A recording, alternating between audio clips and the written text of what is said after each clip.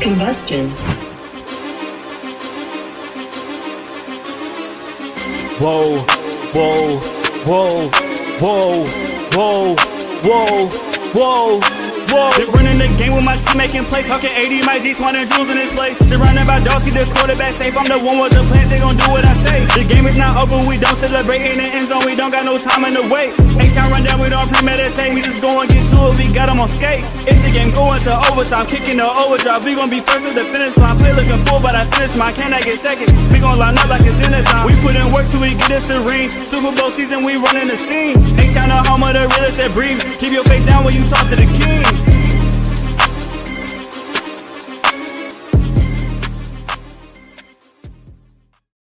What up, y'all? Welcome back to another episode of H-Town Rundown. This is your boy AD, and we got our special guests. We got Texans on 3. They coming in the building shortly, but y'all already know why we here. We about to go ahead and let's go to it. Right here, we're sharing the screen. As y'all can see, we're live. Let's go ahead and we're gonna play a little sound in it as well, because I know people like the sound behind it. Let's see how Cleveland can mess it up some more. First NFL Draft live stream. What's up, y'all? Yes, sir. Let's go. What up, Nitty? What up, Payne? What up, Killer Cal? Coach Dante, Mike G. Going down, man. Salute to everybody. I just wonder how the Browns can mess it up again, man. Hey, Don't fuck it up. Browns going brown. That's why they're the Browns. Larry Payne say, "Little Larry Payne, if you want to come in, reach out. I'll shoot you the link, brother." Oh, Larry Payton, man. Yeah, me and Larry both agreed on the same player, bro. So let's hope that Who comes to y'all fruition. want? Vandross. Oh, okay, yeah. Remember I said that last night too. Yeah. 200,000 fans were here, and millions more watched for Okay. as we welcome another 32 great stars into the Yvonne NFL. say get on that J And Prince. tonight, I'm joined by 32 players and legends. That's horrible, The Larry. next Hey, generation of more stars power to you, in brother. the NFL. Welcome Jesus. them.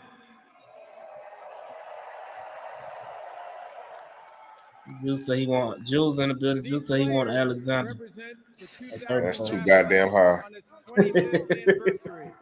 One of the greatest. He wanted one of them. He wanted Harmon and one of them other That BTs draft brought too. us the first and Oh, only Lord. time a club has How do you deal with these people? first-round draft picks, 12 Jesus. All-Pros, So ghetto. 28 Pro Bowls, I wanted one Harmon. Hall of Famer, and a Yeah. Yeah. quarterback who is Shout out to Harmon and his family. Prayers up for him. Yeah, Nah, for sure, sure.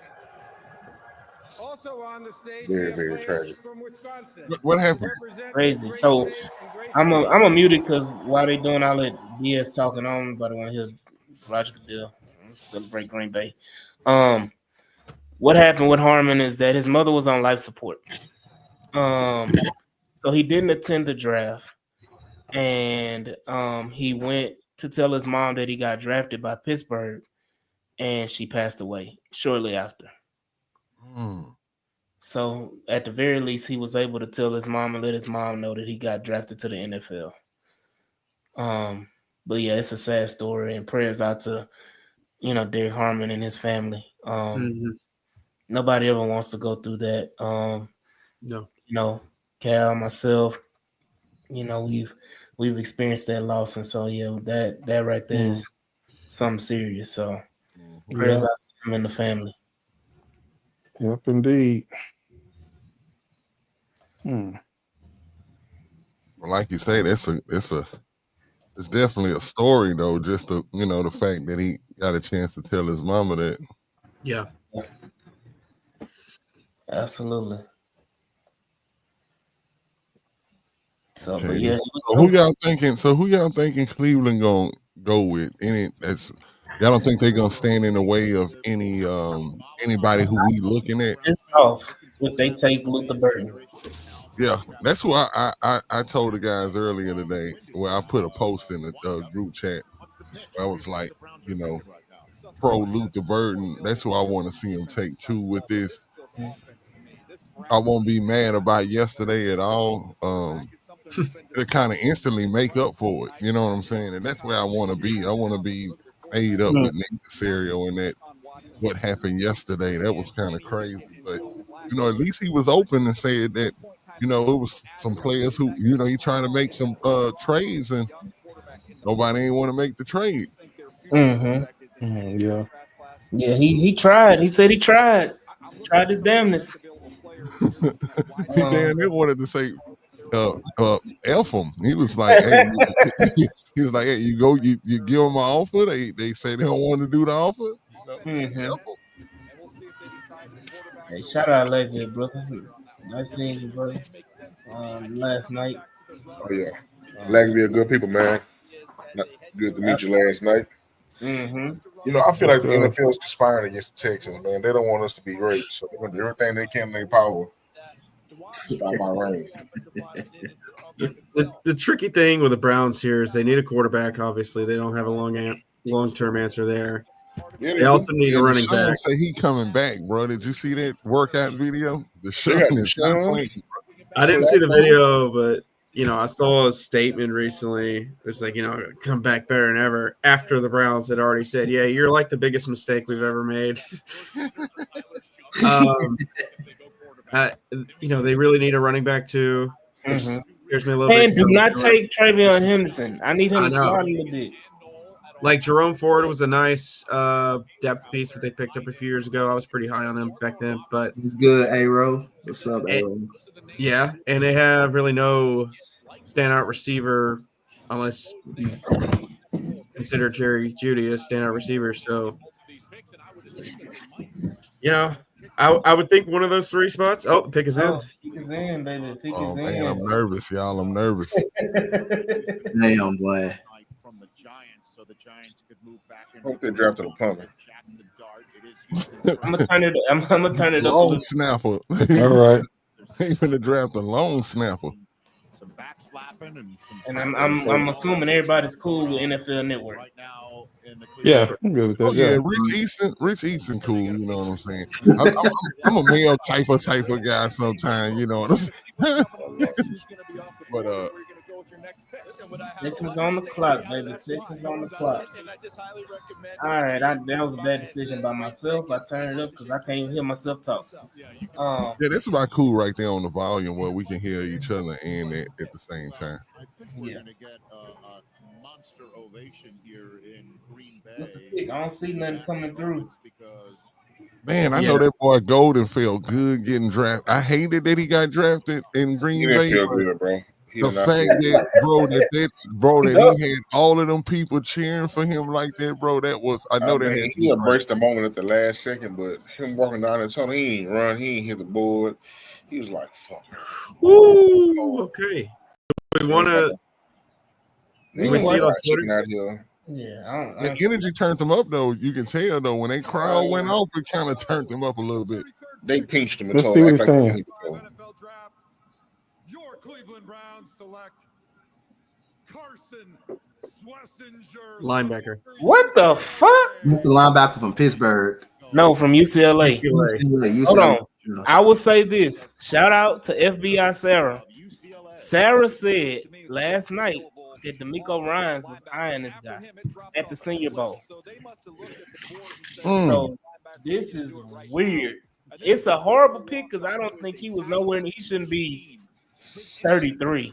They did need a linebacker. He was a second round prospect. He went 33, Mike. I agree, but it is Cleveland, so like could they have made a worse pick? Yes. Yeah. You think Cleveland made that trick? I mean, it made the pick because they think that D'Amico was looking at him. They was like, hold on, we got to get him for the Texans. Get him. I don't know, but Sarah said that at the Senior Bowl, D'Amico Ryans was really like showing, tendencies towards this guy. But I was assuming that would be like a third round situation, not 33, 34. Come on, Houston, man. We on the clock. We on the clock, y'all. If there's a chance that was gonna happen, thank you for saving all of Houston from crashing out, Cleveland.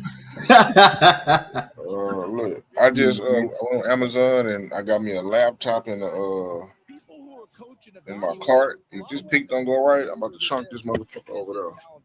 Goddamn. So if you see the laptop going underwater, just know the Texas Damn, he said the pick is in already. Damn, man. Ready? Pick Oh, is the in pick is already. in. Oh, they Hey, not playing, y'all. Nick ain't wasting no time then. That person Yeah. that we boy. wanted We did. already knew. Hey, Okay, He we did made say the pick. He did say the Yeah. person who we wanted at 25 was still on the board, so maybe they really was still on the board. I gotta get off Twitter, dog. Y'all Yeah, I already know. I'm about to be All right, pissed. y'all. I'm not mad at it. All I'm right, pissed y'all. off. Ooh, y'all, man, who is I'm this? mad. Hey, y'all better get y'all final guesses in. I'm going Luther, man. I'm going Luther. I'm going Luther Burton, man. Who y'all think? I don't know, man. I'm just gonna wait and see, man. Y'all Okay. keep y'all emotions to yourself, Oh, they man. happy. Look at that. Look at that reaction, though. Oh They Lord. gotta be happy. No, I ain't happy, man. That was the daps from Nick Cayley and D'Amico. And look at that smile on D'Amico's face, bro. These motherfuckers in drafted. Oh, they still they done drafted what's the name's replacement, man. The long snapper, bro. Oh, John Weeks. Yeah, man, they done drafted Weeks replacement, bro. They happy than a motherfucker too. Oh man. Boy, y'all I be mean, mad than a mother. Boy, y'all see the Hold boys on, that let's listen to what they're talking about. Let's listen to what they're saying. Poor Owen Daniels. That's Owen Day. Hold on. Let me turn it up. Houston, it's our time now. With the 34th pick in the 2025 NFL Draft, the Houston Texans select Jaden Higgins, wide receiver, Iowa State. All right. Okay, y'all. Somebody tell wow. me something. There it Mm. is. Yeah. Of the There is They some did it. Nico elements. We just got Nico Collins. Nico Collins come. They have a type. Sometimes organizations like I agree, Larry Payne. types of players. The size. It's not, So we got two Nico Collins now on the We team. got basically two Nico Collins. After I watched Ted McMillan, and I didn't. It ain't bad though, y'all. I Like, think there's some things he actually does better than McMillan, who we saw go in the top 10 of this draft. shout out to Jules. Prayers with you and your family. He's tough. He'll do the dirty work, working in the middle. hey, I'm a little excited, y'all. Good guy to learn I didn't from. see that coming though. I'm glad we went receiver. Yeah. Because wait, what? So Tennessee, I guess, wanted Higgins, or they really want to trade back? Tennessee traded back. Yes, because they 52 and 82 for 35 Closer than you think. is the trade. Mm. Seattle and Tennessee. Hey, so good. Hold on, let me turn it down on commercials and stuff. Serving Yep. meals. But definitely, hey, let me say this. I'm glad Tennessee ain't take Luther Burton. I'm excited. Let's take a look. That would have hurt my heart. Tennessee. I just said that to Mike G too, bro. Tennessee was gonna take him too. Feel like they won't take him. Cause this shit is wild. Yeah, somebody say we sold. Somebody say we needed a weapon, but that He's a good receiver. Like he's worth that day two investment, but it's like, hey, I would have preferred Burden. I would have preferred Kyle Williams. At least we didn't. Running back. Oh yeah, Trayvon Henderson. But he has a lot of strengths to his game, that's for sure. So we got our.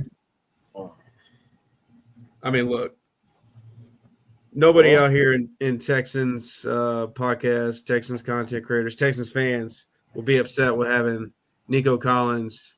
he ain't fucking Nico. He's not, but he's got some elements there. I'll tell you, he's a lot better than Hutchinson, who played at the same school. They got the same measurables coming out of college. Like Hutchinson 6'4". Hutchinson like 6'2". He like 6'2", 6'3". He right up in they're there. the same player, man. Again, I agree, Larry. Casario is different.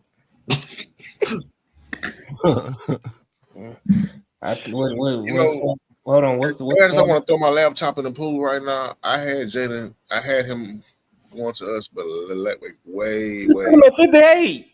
Like he would have been there. I had him going to us like way later, bro. Like way later.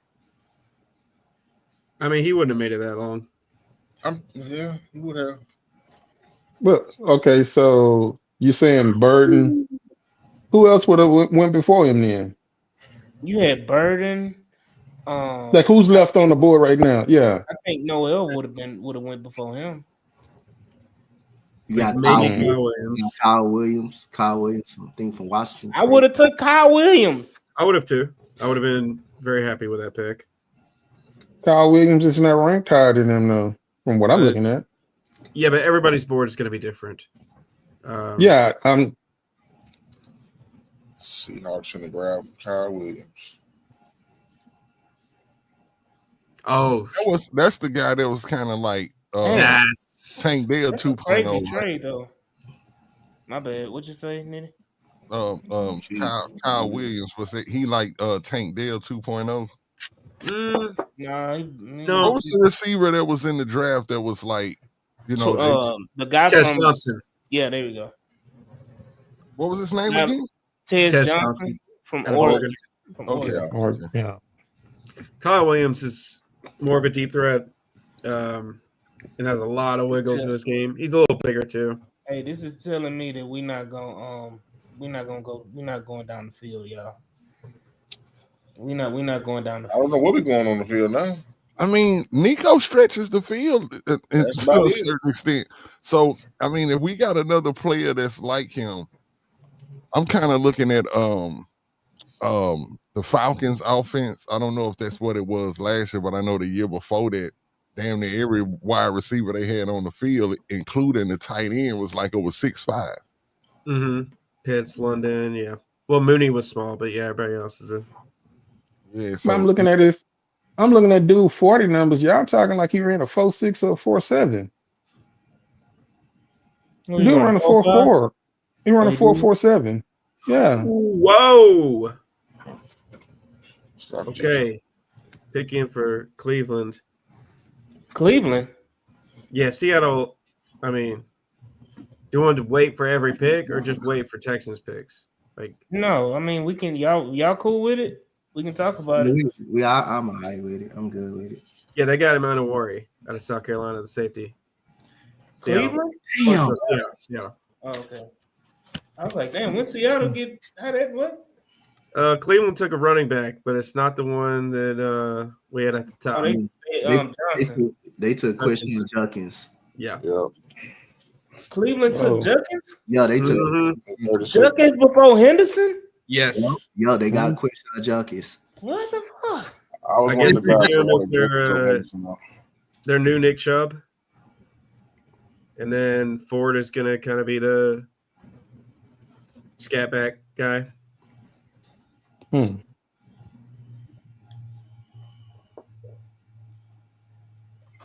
So, wait a minute. So, Cleveland passed on Burton twice.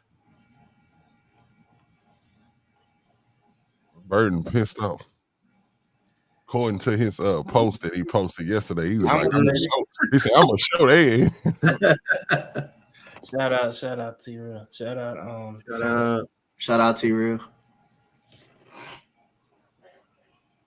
Carl Duggar. That's an interesting comp.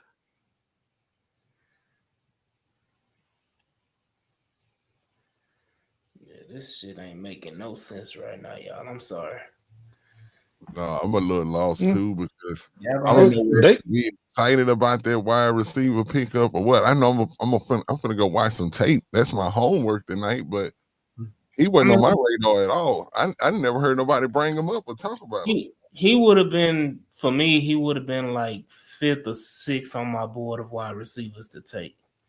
In the top 10, like out of 10 wide receivers, you mean Did you mean of the ones that were still available? No, I mean like in total. Oh, like, okay. Yeah, I'm just saying like that would have been, you know. Well, how many was taken before him? Like, isn't he like the 4th or the 5th?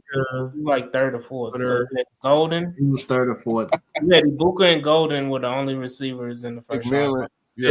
And McMillan and Tech. McMillan with the Panthers. So he's wide receiver 4. Bleacher Report got him. Bleacher Report has Higgins as his pro comp is Xavier Hutchinson. Like, bro. That's a lazy comp. There Mm. he is, man. 6'4", 220. Hutchinson. Why? Yeah, Because they went to the same school. That's it. Yeah, exactly. they play similar a little bit. It's Hutchinson. similar. And what's crazy is Hutchinson was a better college prospect than Higgins, and Hutchinson went in the 6th round. You So that's mean like Hutchinson. going into college? No, I mean Hutchinson's college career eclipses totally of what the hell Higgins did at Iowa State. Hutchinson was damn near Biletnikoff winner. He was there forever, though. I mean, he's an older rookie when he got taken. But you got to realize too, it was COVID. Right. Everybody's No, I know. I actually wanted the guy that was picked right after him to go to the Texans, but See, now I got to do my reaction video. Just give me a second, y'all. Do y'all want this? Hold on. I'm not gonna ruin your draft night, Jules. I'm gonna turn the volume back on. Just give me a second, man. Whoa. 21 pounds really well. He can do a lot of work between the tackles. Just one quick shifty back who gets his pads low to the ground, and those 220 pounds, he's a force. He's got excellent vision and feel. And he's got a little more vision and agility. Shout out the 1K, almost 1,100 watching live right now. Let's go. Appreciate it. Appreciate you. All 1,000 of y'all need to make sure 1,100 y'all make sure y'all follow the Texas on 3 podcast as well as the H-Town Rundown, man. This is where you get this content from. Appreciate the support, everybody. He closed out that Penn State game, and what I loved about last year was he was very team pissed off. From Ole Miss, part of that was that he wanted to share the load with John Henderson to take a little of that wear and tear off of his body that was prevalent down there at Ole Miss, and he came in and he got a lot of touches his first couple of years. I mean, a ton of touches. He led college football, and so he wanted a little of that responsibility to be shared, and he got that. That's just a real football name right there, man. Judkins. Yo, drafting Higgins doesn't let me know what the hell we're gonna do on offense. You know. I mean, we're gonna be deep down the field. You seen the excitement of them boys after their pick was put in. They were. Hey, listen, that's the same shit on Madden. Whoever you draft, they end up praising and jumping. And, man. So is Luther Burden a true outside wide receiver? No. No, he can line up, but like he is more of a slot guy.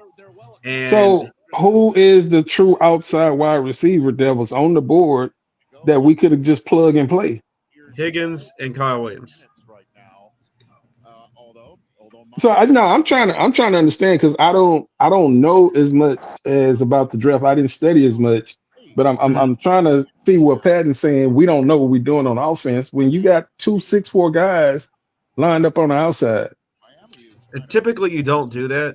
You'll have like a true X like Nico, and then you'll have like a Z, more of a hybrid. And I think they know what they want to do. I just think that we got a new offensive coordinator. I think we just have to kind of like, and I understand the passion on both sides. Like me, I got a wait and see attitude because I don't know. But I'm like, I just, I'm quite sure they're going to address the inside in the slot. I think they're gonna. I'm gonna tell you, man. And AD turned me on to him. Harold Fannin. I love him, and so I think we can get Fannin and the slot receiver that we just picked up, which he can go inside and out. His name's always escaped me. The free agent that we got, wide receiver. Oh, Christian Kirk. Yeah, Kirk. I think that. Man, I agree. I agree with what Cal is saying. Damn, Mike. It's like the reaction of everybody is kind of like, dang, did we not just make a good pick? Like I'm behind the pick, man. I gotta trust them guys. I know that this wasn't just just a toss in the bucket and like, hey, let's just go pick him. They chose him for a reason, and hey, I'm with it, man. He a Texan now, so I'm a fan. Yeah, I'm not upset with the pick. We got to trade there, Miami and Vegas. I'm okay with it. But it's weird that Miami's trading up. But it's a solid pick. Would I have been a little more excited with Kyle Williams or trading back and getting Kyle Williams? Yes, but this is addressed as a key need. And we got ahead of what is likely to be a run on receivers. And, I mean, he can ball out and do it on the outside, and there aren't that many on day 2 that could do that. So, clearly going to be physical, downfield, and 50-50 balls, all that type of stuff. Mm-hmm. Like, that's what you want.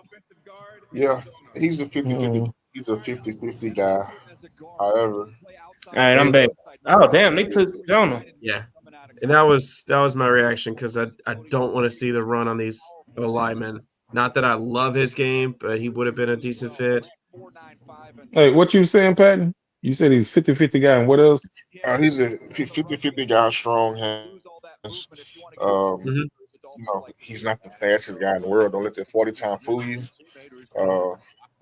Like I was reading my notes just now, and he's, to me, for my calculations, he's just another Xavier Hutchinson. No matter how you put it. Like, maybe he can be what we wanted, X to be, though. You know what I'm saying? Man, I'll put it like this, man. I'm not happy with that pick, bro. He's a similar style, but he's a better receiver. Bro, they could have got somebody else. Like, I understand first round to go the way you wanted it to go because nobody wants to trade with you, which is understandably so. You know what I'm saying? So you trade back and accumulate more picks.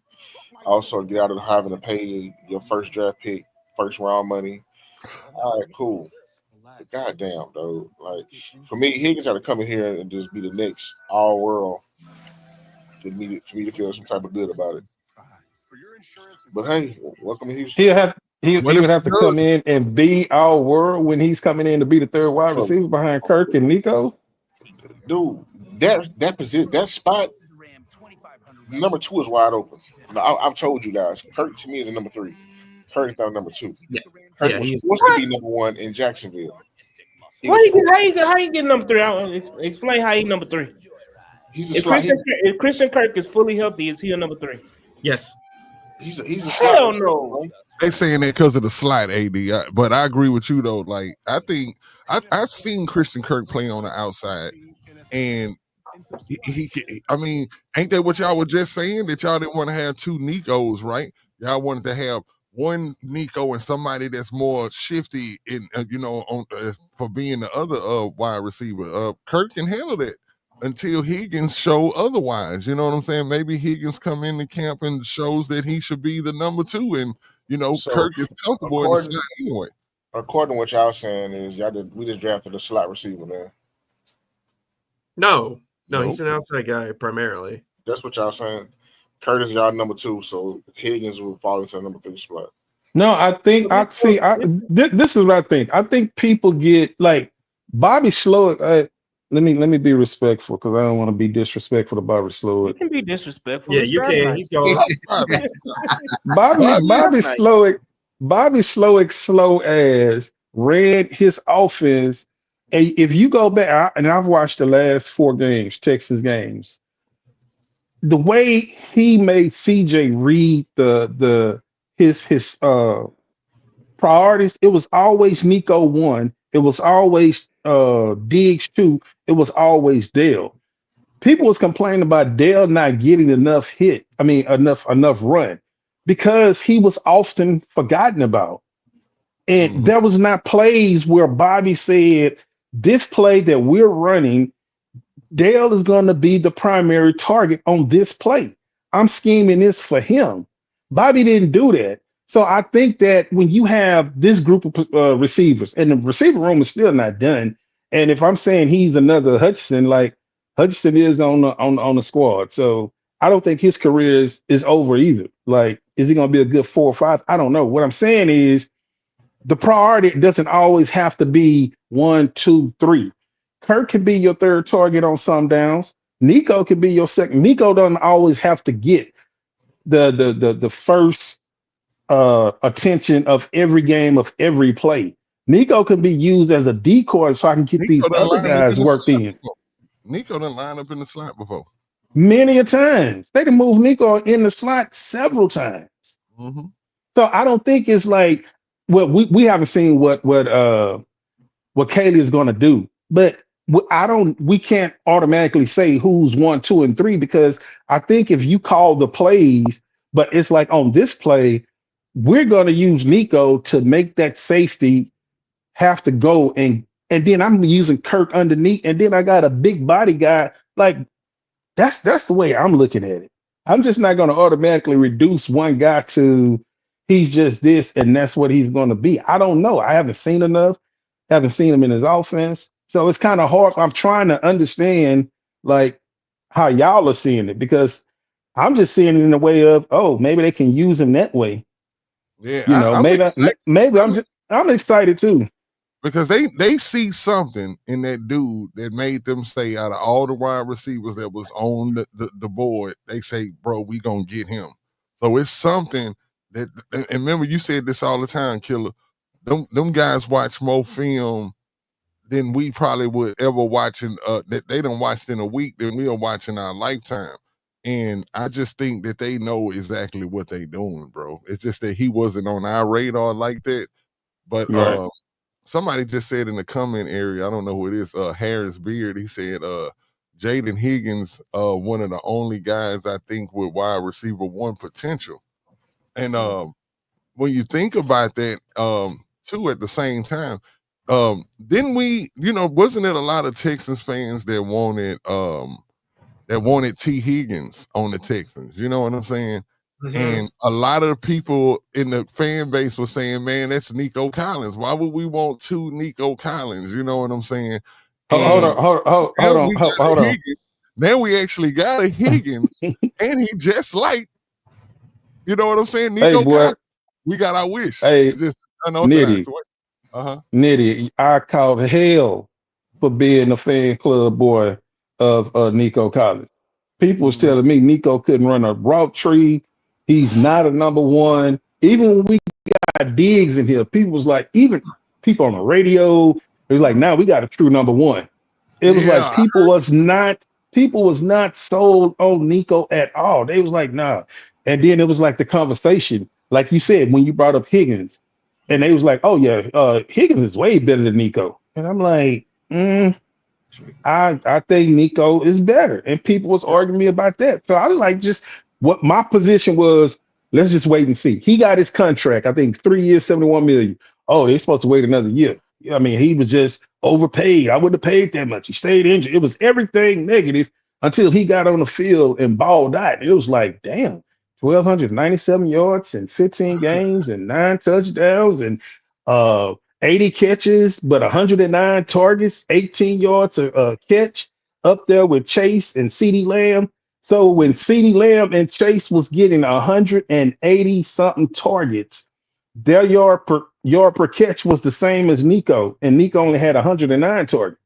Nico would have got the same amount of targets. He's that same wide receiver. So that's why I was like, I just got to wait and see. They keeping Nico around. They paid him. Let's just see what happens. So that's my position on the draft pick right here. Like they see something that we don't see. I think, man, we're gonna be happy with Higgins. I believe after maybe by week 4, we'll be like, man, dog, we actually got one of the steals of the draft.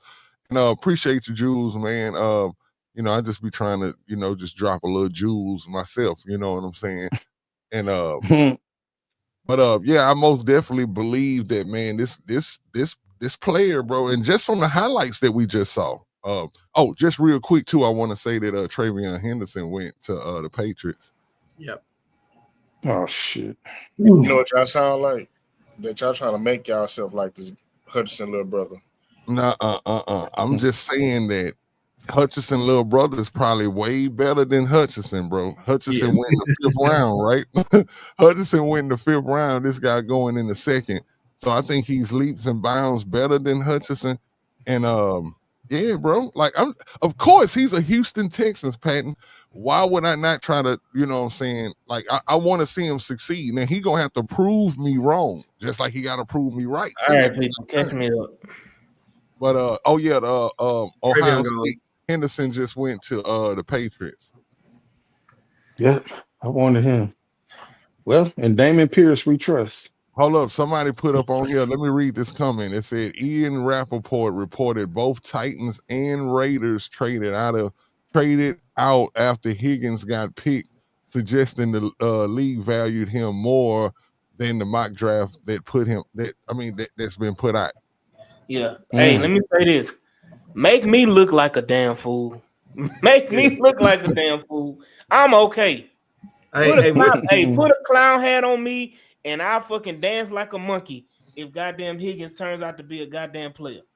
Hey, we just need you to come up with a nickname. Like, no, we need you to come up with a nickname. He'll be all pro. Exactly. Wait, why don't you like T. Higgins' younger brother? Man, he too light skinned to be T. Higgins' younger brother.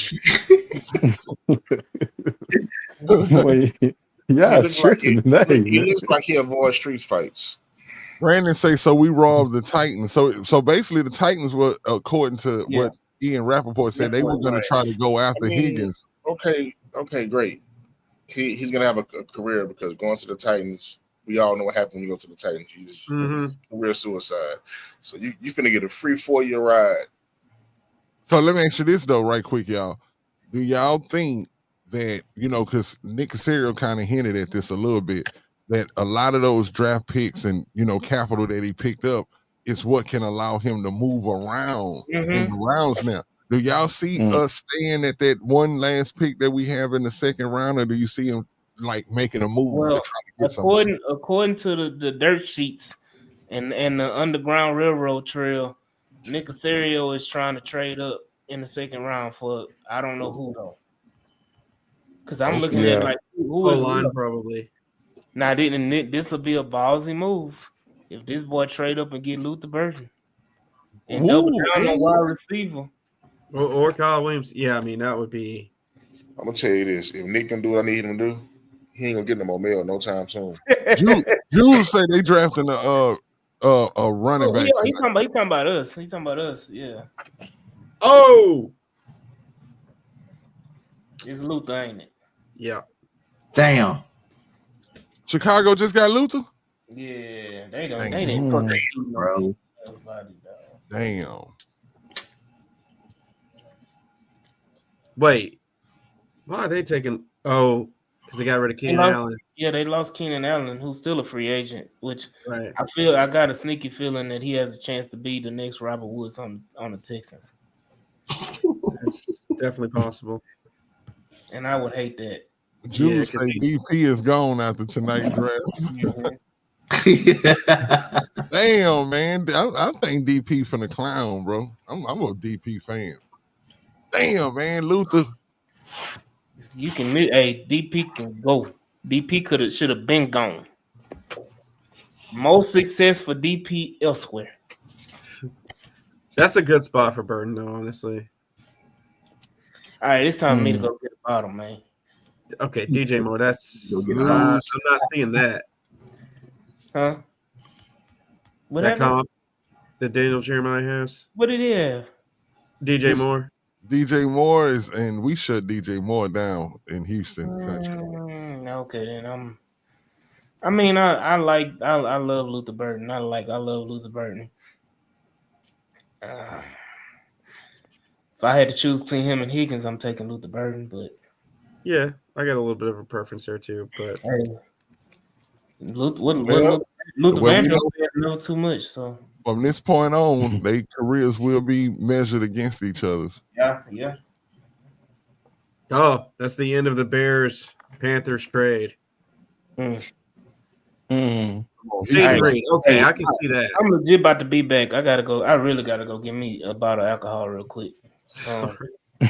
I got a feeling this gonna need this. This gonna need that type of situation. Well,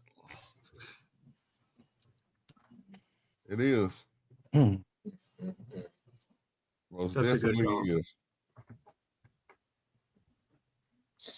Man, Chicago's gonna be nasty. Let it go. Yeah, Chicago should. If Caleb can take a step forward, they're gonna be nasty. Yeah.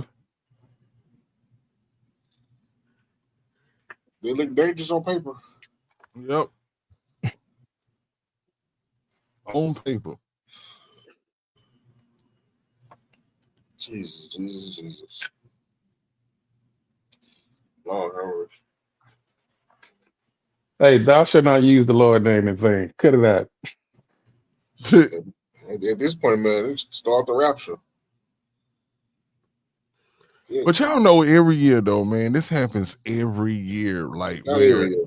we realize, no, this is what I'm trying to say. This is for every fan base across the league. You know, you love for your team to pick one of those guys that's in the top 100 list that everybody's talking about, and it's this, it's that, and he's this, and you know, you got Mel Kiper and everybody going crazy about him. And most of the time, and y'all know this, man, most of the time them players don't even pan out. It's just, I think what would make y'all feel good as some fans is if we picked one of those type of players, and just to be able to say, hey man, we picked such and such, or we picked this such and such guy. Sometimes your team just picks guys that just end up being good, like JJ Watt. Like, man, people booed JJ. Y'all remember that? We ain't, bro, I know I was mad. I was like, who the hell is this month? Like, I didn't want JJ Watt, but ended up being one of the greatest Texans. So, hey man, I'm gonna ride with Higgins, man. Like I said, Higgins is it's something written in that, man. Like I say, we all wanted T. Higgins. Y'all were comparing him to Nico Collins and was saying it would be crazy to have him and Nico on the same field at the same time. Well, you about to get it, man. You about to get your wish, man. Hey man, go start the rapture, bro. This dude is 6'4" and can run a 4.4, bro. That's the reason he's getting the Nico comp, because he's actually tall and can run like a deer, bro. To have two of those guys on the field, and y'all seen this intermediate route running. Bro was hitting the middle routes and them slants like it wasn't nothing. Man, hey, bro gonna be a good player, bro. Especially with a quarterback like CJ. Y'all got to put it all together, man. You know what I'm saying? Just start, see, you zoomed in to Higgins, but start zooming out a little bit, and you're going to start seeing the rest of the team and how it's all going to formulate together. Like, I just think that, bro, it's a good pick, man. I'm intrigued. It gives a defensive coordinator a problem, something to think about. And when, long as you can make them think. This highway robbery right here, bro. You talking about what the Saints just did? Look at this. That's they got you doing. Oh, see. Nope. Tyler Shuck. That's some bullshit. Who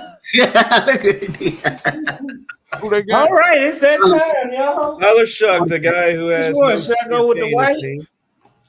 Oh, they took him over Shador? Should I go with the white? Should I go with the Jack? Go eat that Jack, bro. Hey, look, this one right here. look, y'all. I'm gonna tell y'all, man. It's crazy what they doing to Shador. It's crazy what they doing to Shador, man. Hey, you say the Jack or the white? Both of them. Mix them. Shit. You say both. Yeah. They took a developmental 26-year-old rookie who spent 2 years behind Justin Herbert at Oregon. This is ridiculous what they doing to Shador, bro. You mean to tell me y'all couldn't pick Shador over this guy right here, bro? Hey, you know what they say though, man? They say it's a thing, you know, with the owners where, you know, kind of like where they it's almost like a joint effort where they all coming together saying, look, we're not going to pick this guy in this round or this round or something. Like they trying to humble him in some kind of way or something about the fact of how Sanders, Dion was like, you know, all into, you know what I'm saying, this draft process or whatever. But man, it's got to feel bad to us. I watched about 2-3 videos this morning on it, you know, watching him give his concession speech, what they call this speech when you at the end of the night. Concession. Yeah, they was and just hearing how he was talking, you can hear his voice crack a little bit. You can see that Dion was just ultimately embarrassed, you know what I'm saying? Because, you know, he was standing on all types of soapbox saying, hey, my son going 1 to 5. He gonna be a top 5 draft pick. Buffalo traded. What's the trade details? I haven't seen Texans, him yet. come on. Texans on the clock. No, Buffalo on the clock. Oh, yeah. Buffalo on the clock. Oh, okay. Who did they trade for? We're gonna pick 58. Yeah, but we traded up before then, though, bro. We can't sit. Right now, it's looking. I'm hearing the Raiders may select Shedeur. If he doesn't go to the Raiders, then Shedeur may be in the 3rd round, bro. Yeah. Damn, and I heard that too. I heard that. That's a possibility. Don't say that, AD. Don't say it, man. That's horrible if he goes in the 3rd, bro. Like it don't make sense. It don't make sense though, because I'm like, if you don't take him now, why wait to take him in the 3rd? Yeah. Buffalo about to get Mike Green, I bet. Mike Green or Will Johnson. Oh, you wanted the trade details. Buffalo receives picks 41, 72, and 240. Bears receive 56, 62, 109. Oh, there it is. So that ain't bad. No. They still 2 picks ahead of us. I don't who do you think the Bears gonna take before us? I'm scared of everybody before us at this point. Not just the Bears. I'm worried about every team that's in front of us right now. Like, I only think Bears should really be looking at what y'all think the next move is if we sit at 58, right? What? O-line? We going O-line, man? I think we go O-line. What's funny is that somebody said Shook got 10 college degrees. That's how old he is. Damn, that's crazy.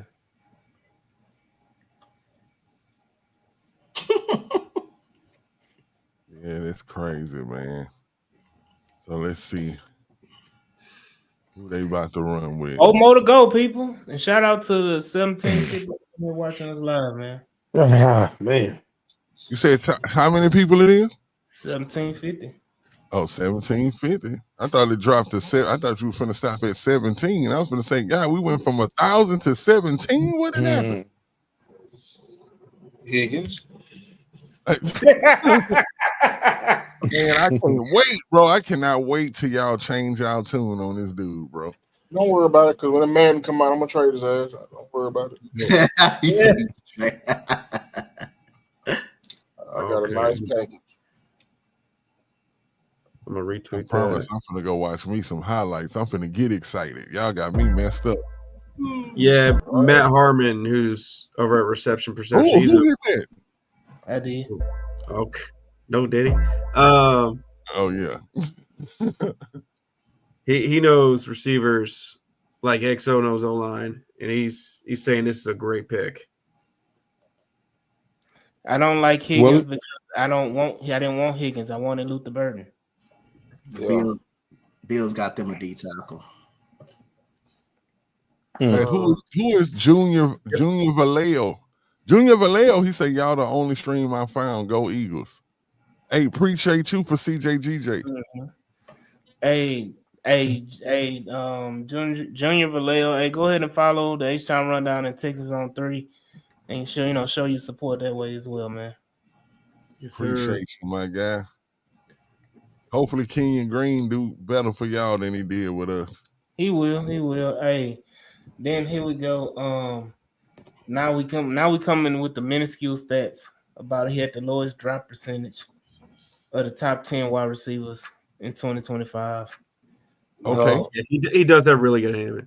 Really good. I know some crackheads ain't never dropped the crack, and they never dropped the crack right before either, man. hey, that motherfucker be falling. Them motherfucker, hey, they find a way. He gonna, man. Let me tell you, he done caught a glass of water with all the water fell just dripped out. He caught every drop. Yep, CJ is a dog, man. Let me say this, Yvonne. My hate for Tortor was strictly motivation for Tortor. Nah, come on. And it motivated Tortor to be great. The motivation works because it worked on Tortor. It's worked on Jalen Green. It will continue to work. I have not decided if I choose to put Jaden Higgins on that motivation plan yet. I don't know if he's ready to sign up for that class yet. I have to wait and see. I'm gonna see him at the mailbox. So I know what's going on. I know at training camp, he's going to be going against some of the best cornerbacks in the league. So he's going to be battle tested before he even start his first rookie game. I'm pissed off with this. Whatever the Texans just posted talking about Jaden Higgins, no matter what. Fuck you, Texans. Man, Texans, they know what they doing, bro. Hey, Cal, they gonna believe, bro. They gonna believe. They gonna believe. I would have been. Look, you could have took T.J. Sanders at 34. No, and I would have been happy. I would have been happy. I don't dislike his game, but that's just not the spot. Shit, Higgins, 34 for Higgins wasn't the spot either. That's Jadeveon Clowney knockoff. Hey, Vaughn say, what y'all do to Cal? He been on silent mode. Cal trying to process this shit. I'm trying to process it, man. Like I'm trying to. Hey, I'm hearing somebody saying he ain't no better than a 6th round pick. I'm like, golly, they forgot how to do their jobs over there on Kirby. Him. Yes. He's gonna be so much better than Luther Burden.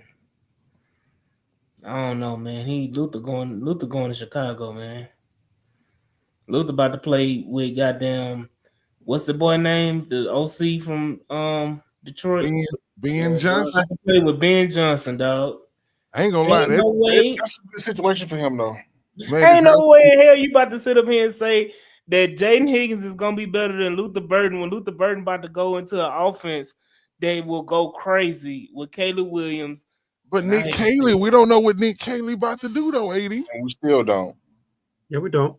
I don't. Yeah, but Nitty just hit on something. Y'all just purposely glossed over this. He didn't say that the boy gonna be going up against Stingley and Locksmith.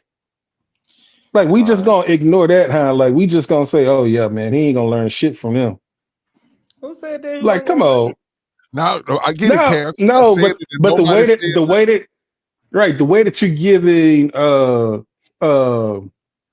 the boy from Chicago, like he's going up there with the offensive coordinator, so he's definitely gonna shine. And my rebuttal is that what Nitty said, that he's going up against 2 of the best corners in the league every day. So he's gonna have an opportunity to learn and shine also. So I'm taking a wait and see mode. That's all. It's a difference. Iron sharpens iron. Yep. It's a difference between saying he's going to shine because he's battling against Stingley and Lassiter and that secondary for the Texans, rather than saying this guy's already talented and he's going to be even more explosive because he's going into a system that already has a multitude of weapons that isn't looking for any weapons. He's just a cherry on top of the whipped cream or the ice cream on top of the cake with fudge at the bottom. That's what damn Luther Burden for Chicago Bears is right now, because Chicago already had DJ Moore. Chicago already has the boy from Washington that they drafted last year. Chicago already had 2 running backs, and Chicago already just went balls to the wall on their offensive line.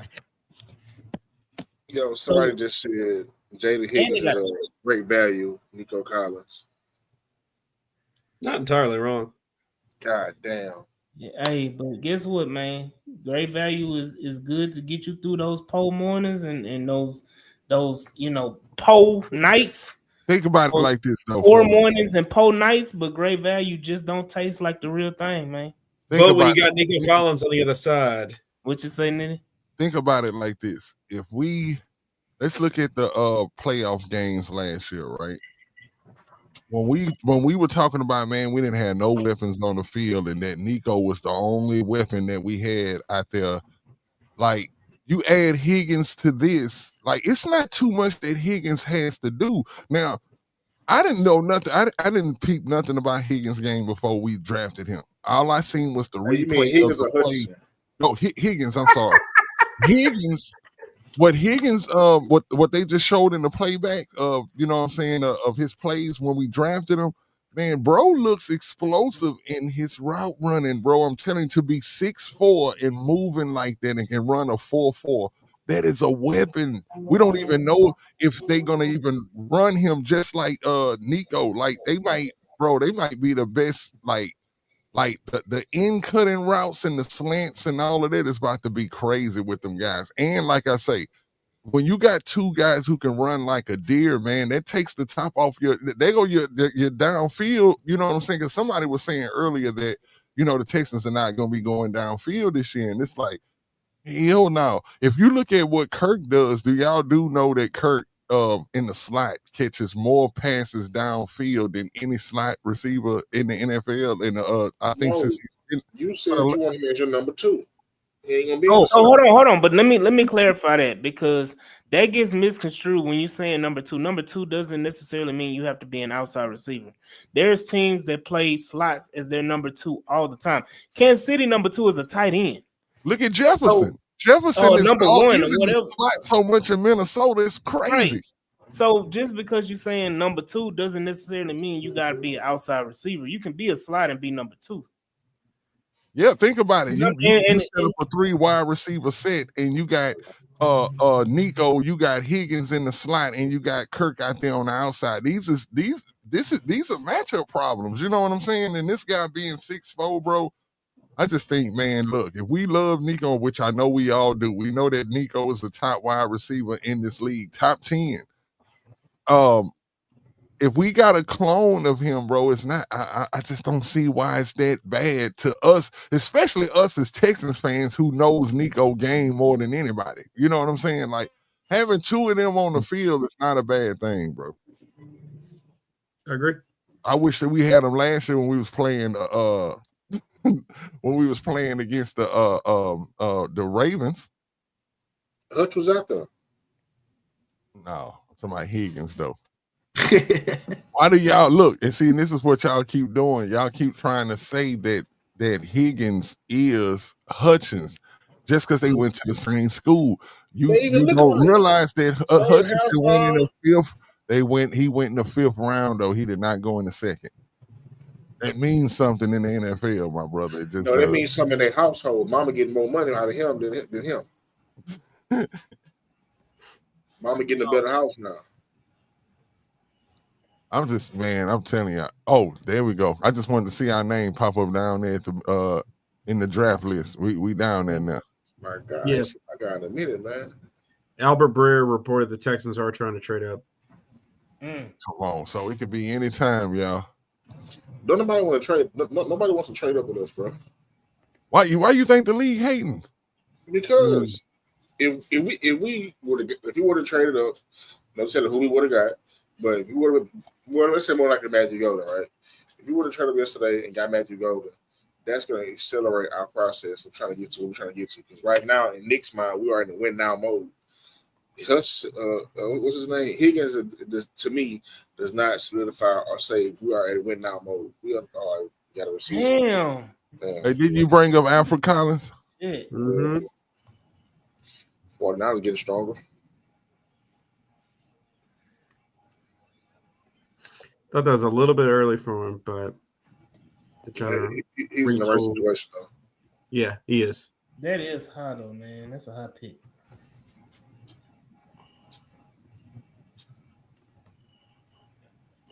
I say this, man. I'm gonna shoot Hutch little brother some bail.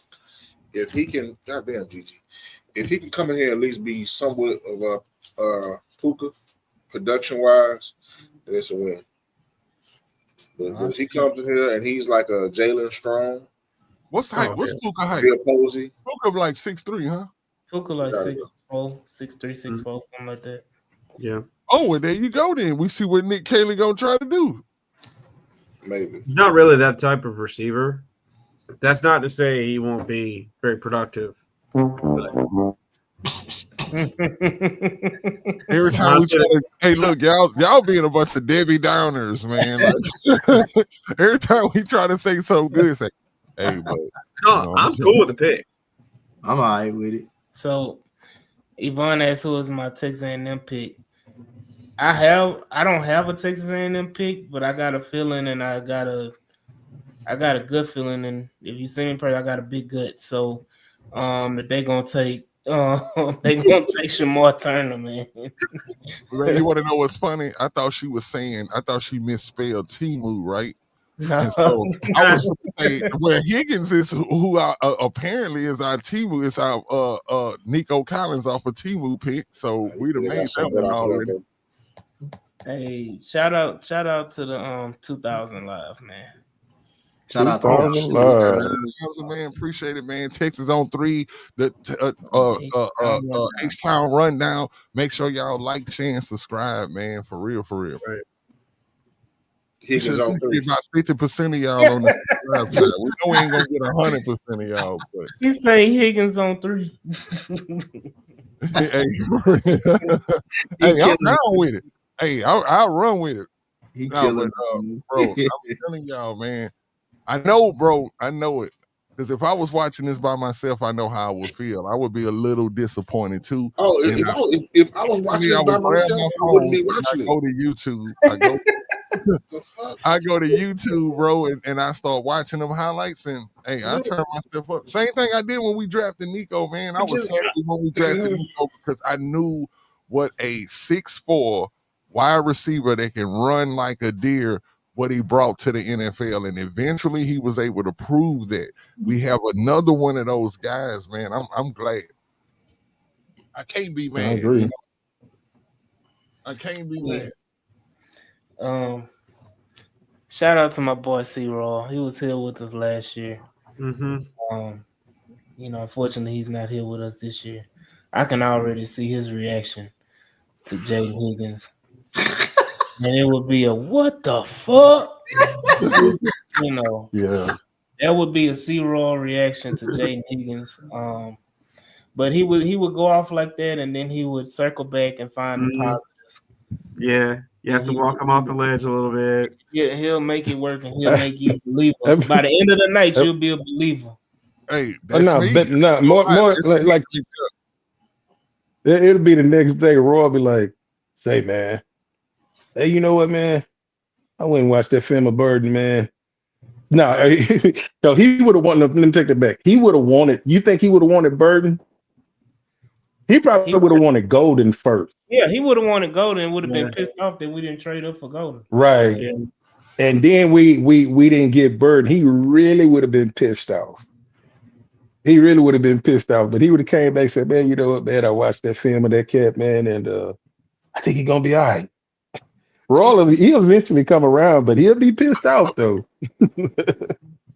Brandon Cooks is R.I.P. my C-Raw, man. Yeah, R.I.P. man. Yes. Oh yeah, the metaphors, man. You can't ever forget. Yeah, and he was so upset with last year's class. And then we took Gerard Jordan, and everything was okay. Yeah, everything was all right. That Gerard Jordan pick made up everything. Yeah. He loved him some Jordan, boy. He loved it, that dude, man. Who the Cowboys? Man. I don't know. Zay Flowers. Oh, he loves Zay. They got an edge rusher, I believe, the Cowboys from Boston College.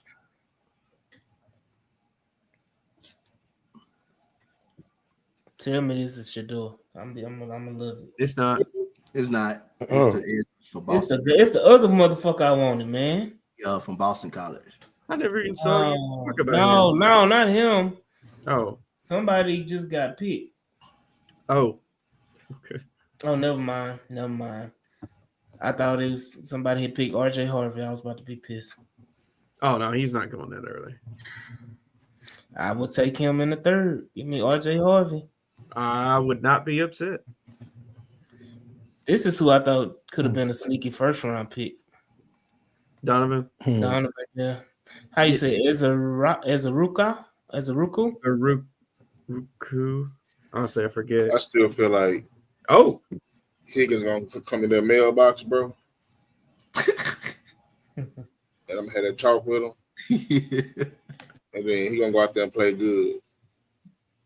But until then, I don't know.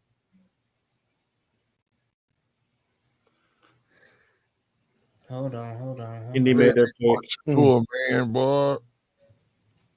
They're doing my boy Shador, man. And the thing is, you want to know what's crazy? I'm not even a super crazy Shador fan like that. Yeah, dog. But it's just the fact that, you got to call it like you see it.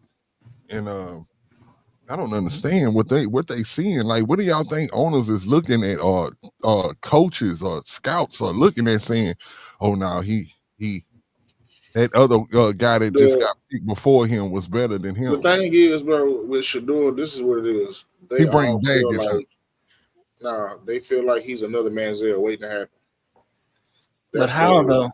But this is the difference. This is the difference. Shadur has never been in any trouble in his life. No. He's not on record of being no drunk. He's not on record being on coke. He's not on record at partying like crazy. Real. Shadur doesn't do anything. And again, I will say this: if Shadur Sanders' last name wasn't Sanders and it was Johnson or whatever, or Higgins, whatever, he would have been a top 10 pick. And I'm gonna be real with you, and I'm gonna say this: there's not much separation between him and Cam Ward, in my opinion. And there is not that much separation. And if Cam Ward, you telling me if it's not that much separation between him and Cam Ward is the #1 overall pick, and Shadur Sanders has a potential of going into the 3rd round. Yeah, that is just blasphemy, and that's just blatant, outright. I don't like Deion Sanders, and I don't like Otto. I don't like the attitude that he has, because he act like he got money, and I want somebody that act like they ain't got money. Because I don't know if it was on the Spaces or whatever. Shout out to group chat, whatever. I don't know where it was, but it was said that people are upset with Shadur because he ain't kissing the ring. Yeah. And Shadur is set for life. Shadur don't need to do it. He doing this because he loves the game of football. Right. You get what I'm saying? Whereas you have a lot of these players, this is their life. If they don't play football, no telling what happens. They may end up being like Justin Blackman, or whatever. I don't know if y'all saw the news about Justin Blackman. I saw that, man. Yeah. And I bring him up all the time on our show because of how he kicked our ass that time. I was glad to see that dude get put out of the league. Like, I'm sorry to see the situation that he's in right now, but how he did us in that game where he's down and had 200 something yards as a rookie, I was like, who the hell is bro? And what I think bro went like 4 or 5 in the draft that year, right? 3. He went number 5, yeah. He was 3. No, he was 5th overall pick, I thought. I know he didn't. I know right now look like he about 400 pounds. Who, Mike? Go ahead and say it. Ferguson. Oh, I know you don't like him, but I was okay with that. I'm okay. And I thought you was about to say Harold Fannin or something like that. I'm good on Fannin. Man, why you good on Fannin? He don't block. Thank you. And he's not nearly as athletic as he looks. If blocking is so important at the tight end position, just put an O lineman at tight end. Goddamn it! No, shit. You need both, right? A tight end with athleticism that can block. So why can't Harold Fannin block when he never was asked to? If he comes here, he's going to be asked to block if he comes here. That's the whole thing. But that's what I'm saying. He went to Bowling Green when he was never asked to be an inline blocker. He was asked to be the playmaker. He was the offense at Bowling Green. He's not even that athletic, though. Listen to what I'm saying, AD. If whatever tight end comes here needs to be a willing blocker. I'm not saying it to be all world. How do you know? But how do you know he's not, though? That's the thing. That's the point I'm trying to make, is that everybody's saying he can't block. He's not a willing blocker. You don't know. Have you seen film of him trying to block? Huh? Have you seen film of him trying to block? Yeah, it ain't. If it is film, it's minimal. Yeah, because there were snaps. It's not like, all right, you're going to run around 100% of snaps. Now, this is another one that I will be very, very satisfied with. You said unsatisfied? You already got Brevin Jordan. I will be satisfied with Arroyo. Okay, I agree. The tight end I'm on, man. Like, I already know. Big team. So he gonna be. We got 2 6 and 3 7s. He gonna be there. Yeah, he gonna be there. I'm trying to have a C. Roy moment right now. I'm trying to be professional, but it's getting hard. hold on. What that button at, man? Getting hard. I like Evans at Notre Dame too. Another late round guy.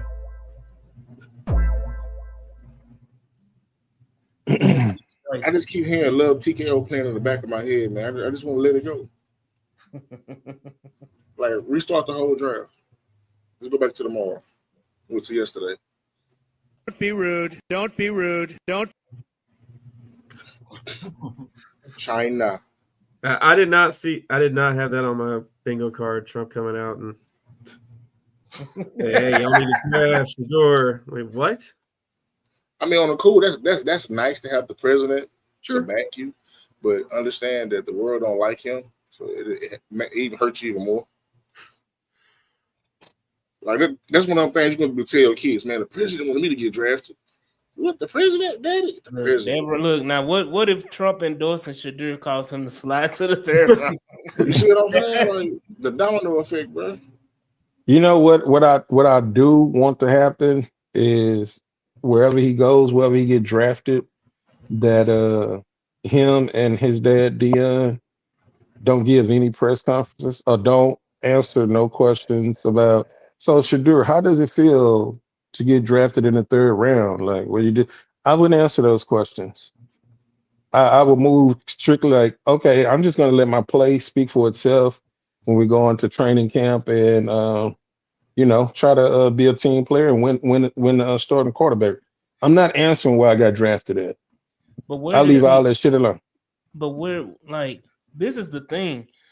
Where does he get drafted at this point? Pittsburgh. One of those teams. Pittsburgh don't have a quarterback. The Jets don't have a quarterback. What Pittsburgh doing is totally. It lets me know that as long as Mike Tomlin been in that building, he has no pool at all. Yeah.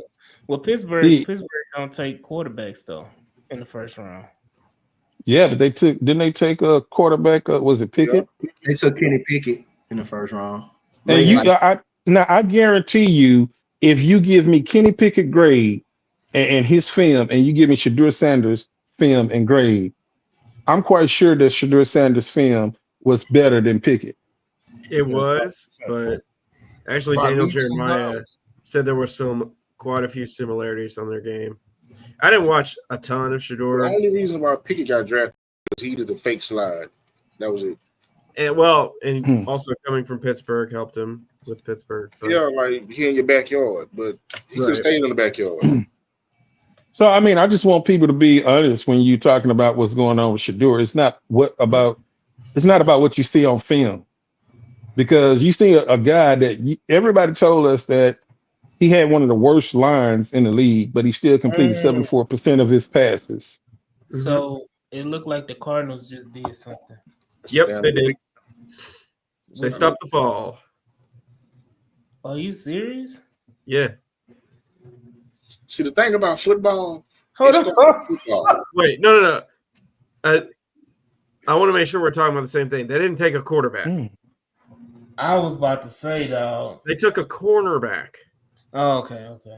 Yeah. I was about to say, man, the goddamn Kyler Murray deuces, brother. They just paid you and they ready to ship you out. To be like that. Damn, I forgot the Rams had Devontae Adams. Mm-hmm. Yep, they just Rams gonna be good, dog. Yeah. Yep. Who the hell is at my house? What the fuck? Somebody at your house? Yeah. Puka and Devontae. Okay. We got delivery or something? No, that was the neighbor. Oh. It was my side camera. Oh, Higgins moved in already. I'm gonna be like Lynn from the turkey leg hood. You gonna smoke him, man? Hey.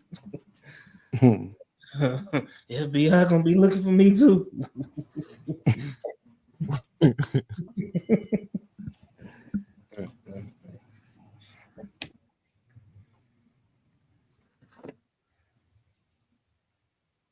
Patrick Peters. more picks we got till we pick. Oh, thank you. It's about goddamn time. They're what? Walking off the goddamn. They got him one. Oh, they got him one. I mean, for him to be a potential top 5 pick and him to fall to 47, that knee, the medicals on that knee must have came back horrible. Mm-hmm. Oh, we have a trade. Who traded? We are on the clock. The Texans traded. Oh, here we go. Y'all got to turn the volume on. Okay, Mike. Listen to me closely. Let's go. Listen. Hold on. Listen to me closely. Okay. I don't need no facial expressions. I don't need no homosensitive. Mike, cut the camera off. Mike, cut the camera off. Cut the camera off, Mike. I don't need none of that, man. Let me enjoy this moment, man. How about the length, which you can use at the line of scrimmage or when the ball's up in the air? It's when he can pop down. Hey, hold on, man. Y'all chill out, man. Hey. Shador got to put the watch up. Hey, chill out, man. You know how? Hey, I want to know what the trade was. Just chill out, man. Y'all know sometimes you just want to land. Sometimes you just want to lay in that wet spot, man. Let me just lay in this wet spot for a second. Hold on one second. Boy, you crazy to the mud, Cam. Boy, you wild. You a wild boy. They want to say sometimes you want to lay in it. I ain't mad at him. Boy, if you don't get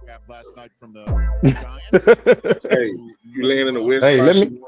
She going to get the towel. You smelling the perfume. Roll over, light a cigarette. Oh yeah. Right now, so the Raiders have moved down twice. Ian Let me see what my boys do. They'll sound like he be smelling the wet spot. Oh, man. I'm nervous, man. I'm nervous and I'm pissed off at the same time. Going in, hamstring, turf toe. It was All right, let's see what we do. Long-term concerns. Okay. Pick is in, so they traded up and got who they wanted. Who is it though? It's gonna be a lineman, y'all. Coming in, he has no Oh man, we traded 58 and 99. Damn, dog, I wanted 99. That's all. I looked at my phone. Everything I seen. There we go. Yeah. That ain't bad. Well, we had that We pick couldn't trade a pick for next year. 24 hours. No. We traded this year's second and third. Their pick is in. Cincinnati's on the clock. Damn. I got damn pick. Hey. On Daniels. David the Texan ain't out there. You know, Damn. whenever you move out, you've gotten intel that the guy that you really want was gonna be moved off the board.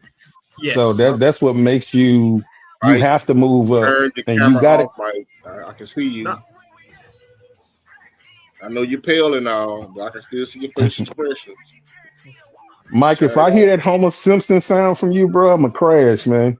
I'm telling I you. already seen it. It's must gonna be a pick that he didn't like. Mike's somewhere in Idaho right now. No. I'm not saying nothing, but no. If you've been diagnosed with metastatic, All right, that's enough, y'all. Hey, I need to take this medication because I'm gonna get prostate cancer after this. I'm about to start drinking out the bottle at this point. Targets PSMA positive cells. It's now FDA approved after one hormone therapy. And Somebody go say it in the comments. Let me turn these comments off over here. I don't want to see it. Yeah, I ain't even want to watch them. That shit out too, man. Somebody gonna say it. Talk to your doctor. Brandon. Mike, I still see Mike. You're at the top of your neck and shit. Mike, what are you doing? I do that regularly. If you watch the show, No, you don't. No, you don't. Yes, I No, do. you don't. Yes, I do. She said he do it all the time. Now look, every time I watch that Mike, I'm gonna be watching to see if he do. Exactly.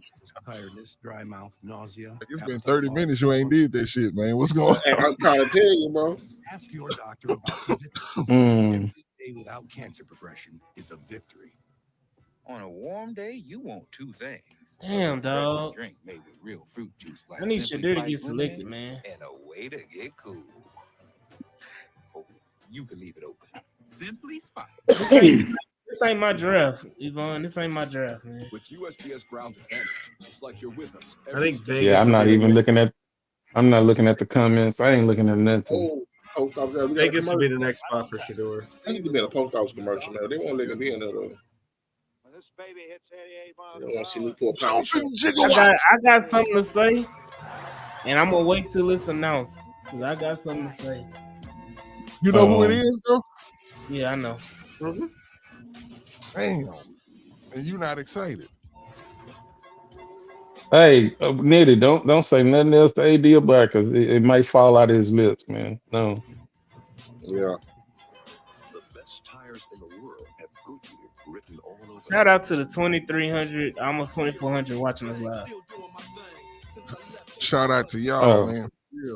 Let's get that 3,000. To y'all. Welcome to Rundown in the Bull Ring. Make your comments be known. Tell us what you feel. When we make this pick, we want to hear what everybody feels. Type in your comments. I mean, if it's a good pick, thumbs up. If you don't like it, thumbs down.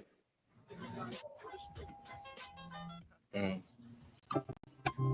representing for the gangsters all across the world. Getting them counters in that logo, girl. 2 minutes and change left for the 49th overall pick in the draft. The Bengals. All right, y'all. Pick for the second time. Man, is that a Dr. Pepper you over there drinking, man? Yup, my favorite soda. My man. You're going to be all right. Appreciate it. You're going to be all right. Your uncle right there, man. Uncle of that goddamn MD 2020. I thought that was Larry in Stanford. No. Brought full of that Thunderbird, man. Let's put the Jolly Ranch at the bottom. And I know y'all know about that Thunderbird, man. Before y'all time. Hey, pump up the volume. Pump up the volume. Houston are making now. The Las Vegas Raiders have traded the 48th pick to the Houston Texans. And with the 48th pick in the 2025 NFL Draft, the Houston Texans select Ariante Ursery, tackle, Minnesota. Okay. There's a massive human being here, absolutely size, and he's got an anchor. You want to try and rush through his chest, you're going to have problems. The issues show up when he goes against the more athletic guys who can redirect him, get him going one way, and have to turn back the other way. You'll see some flashes of his ability there, CD, but I think the inability to bend at times was concerning. Yeah. This is, to me, a guy some people thought had a chance to go at the bottom of the first round. Other teams had third, fourth round grades on. So, to me, one of the more polarizing players in the draft. Yeah, you got to think that Houston feels good about getting him where they did. How they just disrespect Blake Fisher like that? Where did Blake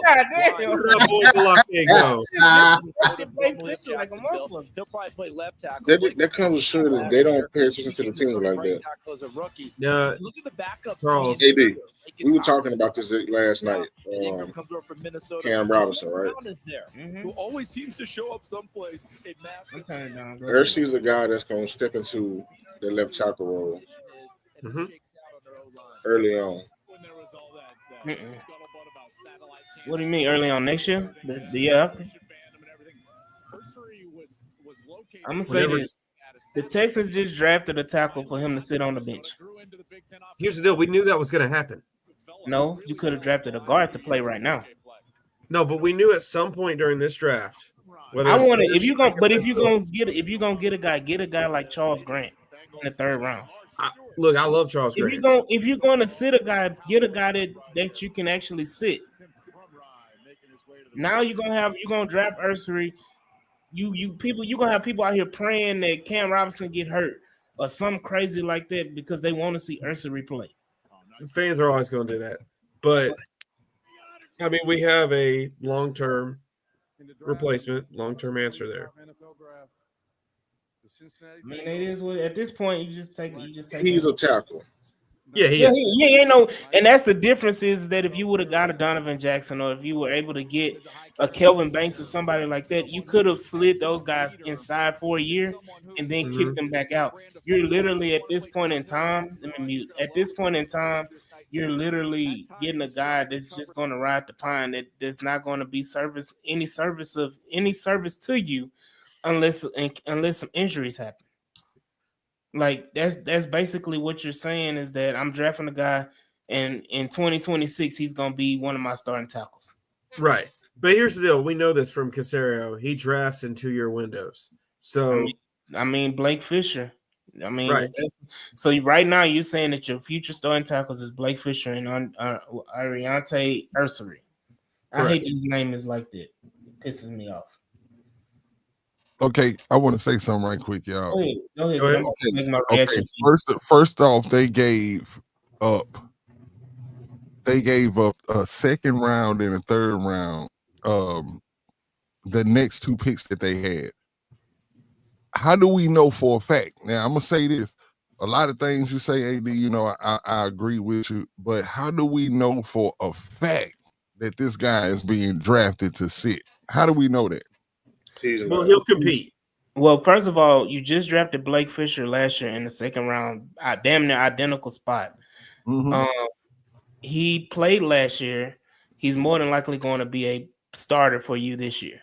Okay. Secondly, you just paid Cam Robinson $12 million. Mm-hmm.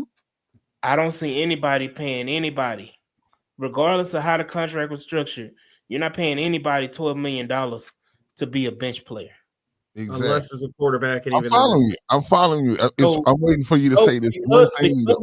Because of those two factors, he's not a guard. He's not a guard. No, he's not going to play guard. So immediately, that's why I felt say that again. I mean, but they do have some tackles that come into the league as tackles. And the man just told you he can't bend his knees. I mean, he can't bend. They just like. Am I tripping? Am I tripping? Because I know I'm you sitting down. So let me say this.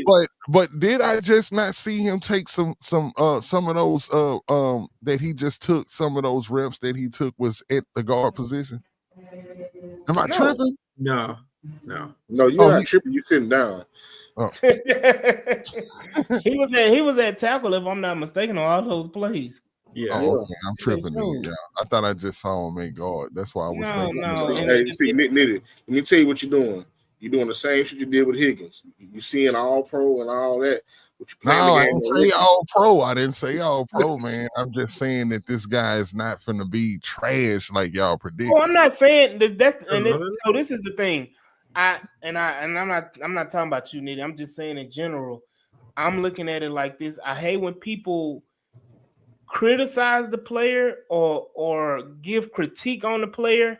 Nobody's saying he's not a good player. I'm not saying he's not deserving of being a second round pick or being picked at 49 for the Houston Texans. I'm not saying he's not deserving.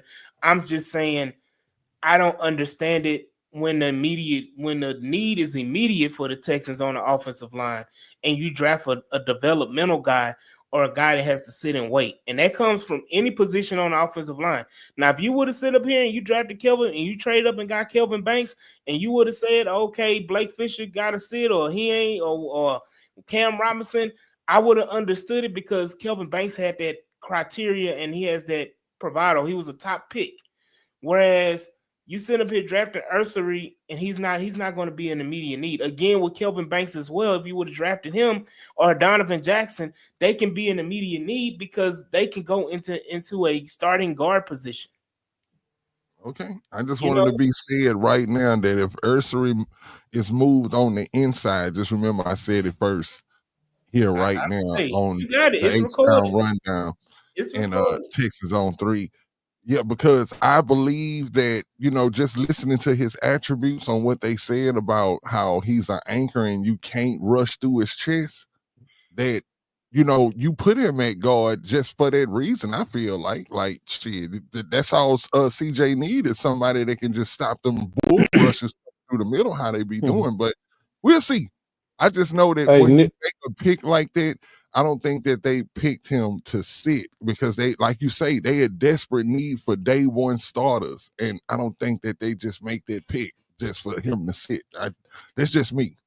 Now, if I'm wrong, that just it's a little bit of incompetence going on over there on Kirby. But yeah, I have to somewhat I'm just reading a scouting report. And so I'm gonna read a couple of things on air. One thing they said, and this is to something that you saying, Nitty. Like the boys over there on Kirby probably see something that we just not paying attention to. But the first thing that they say is devastating power in the run game with heavy hands that can completely wash defenders out of plays.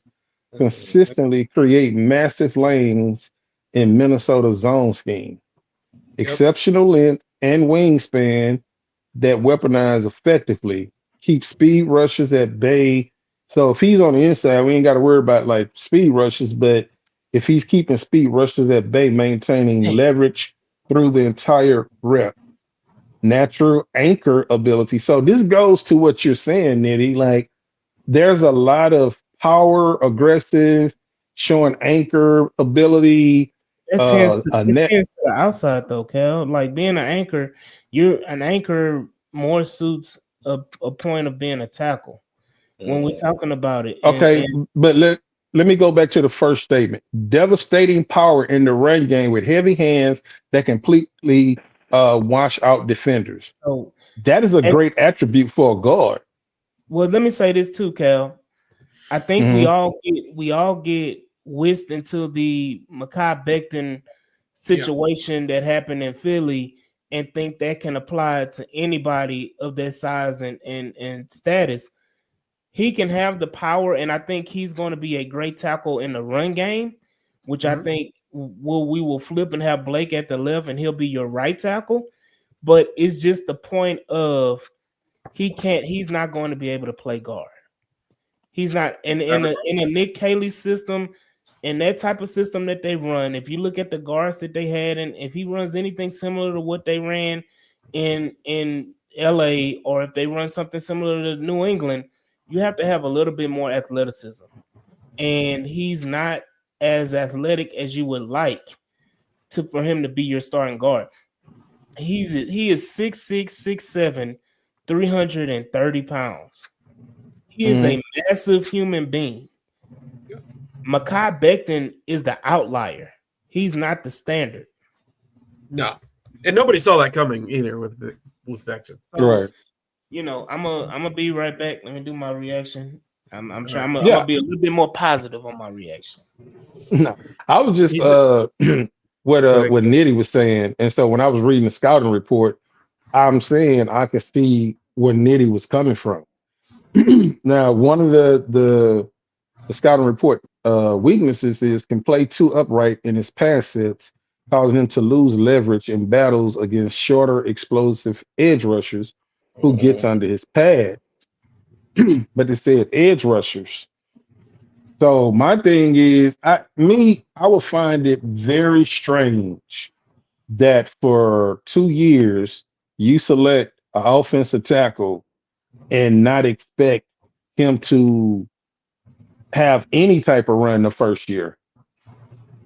Fisher is probably going to be like the way I see it. If he's not, if the guy that we just drafted right now, Ursery, if he's not fighting for a tackle position, I don't see a second round pick just sitting. Like you moved up 10 spots.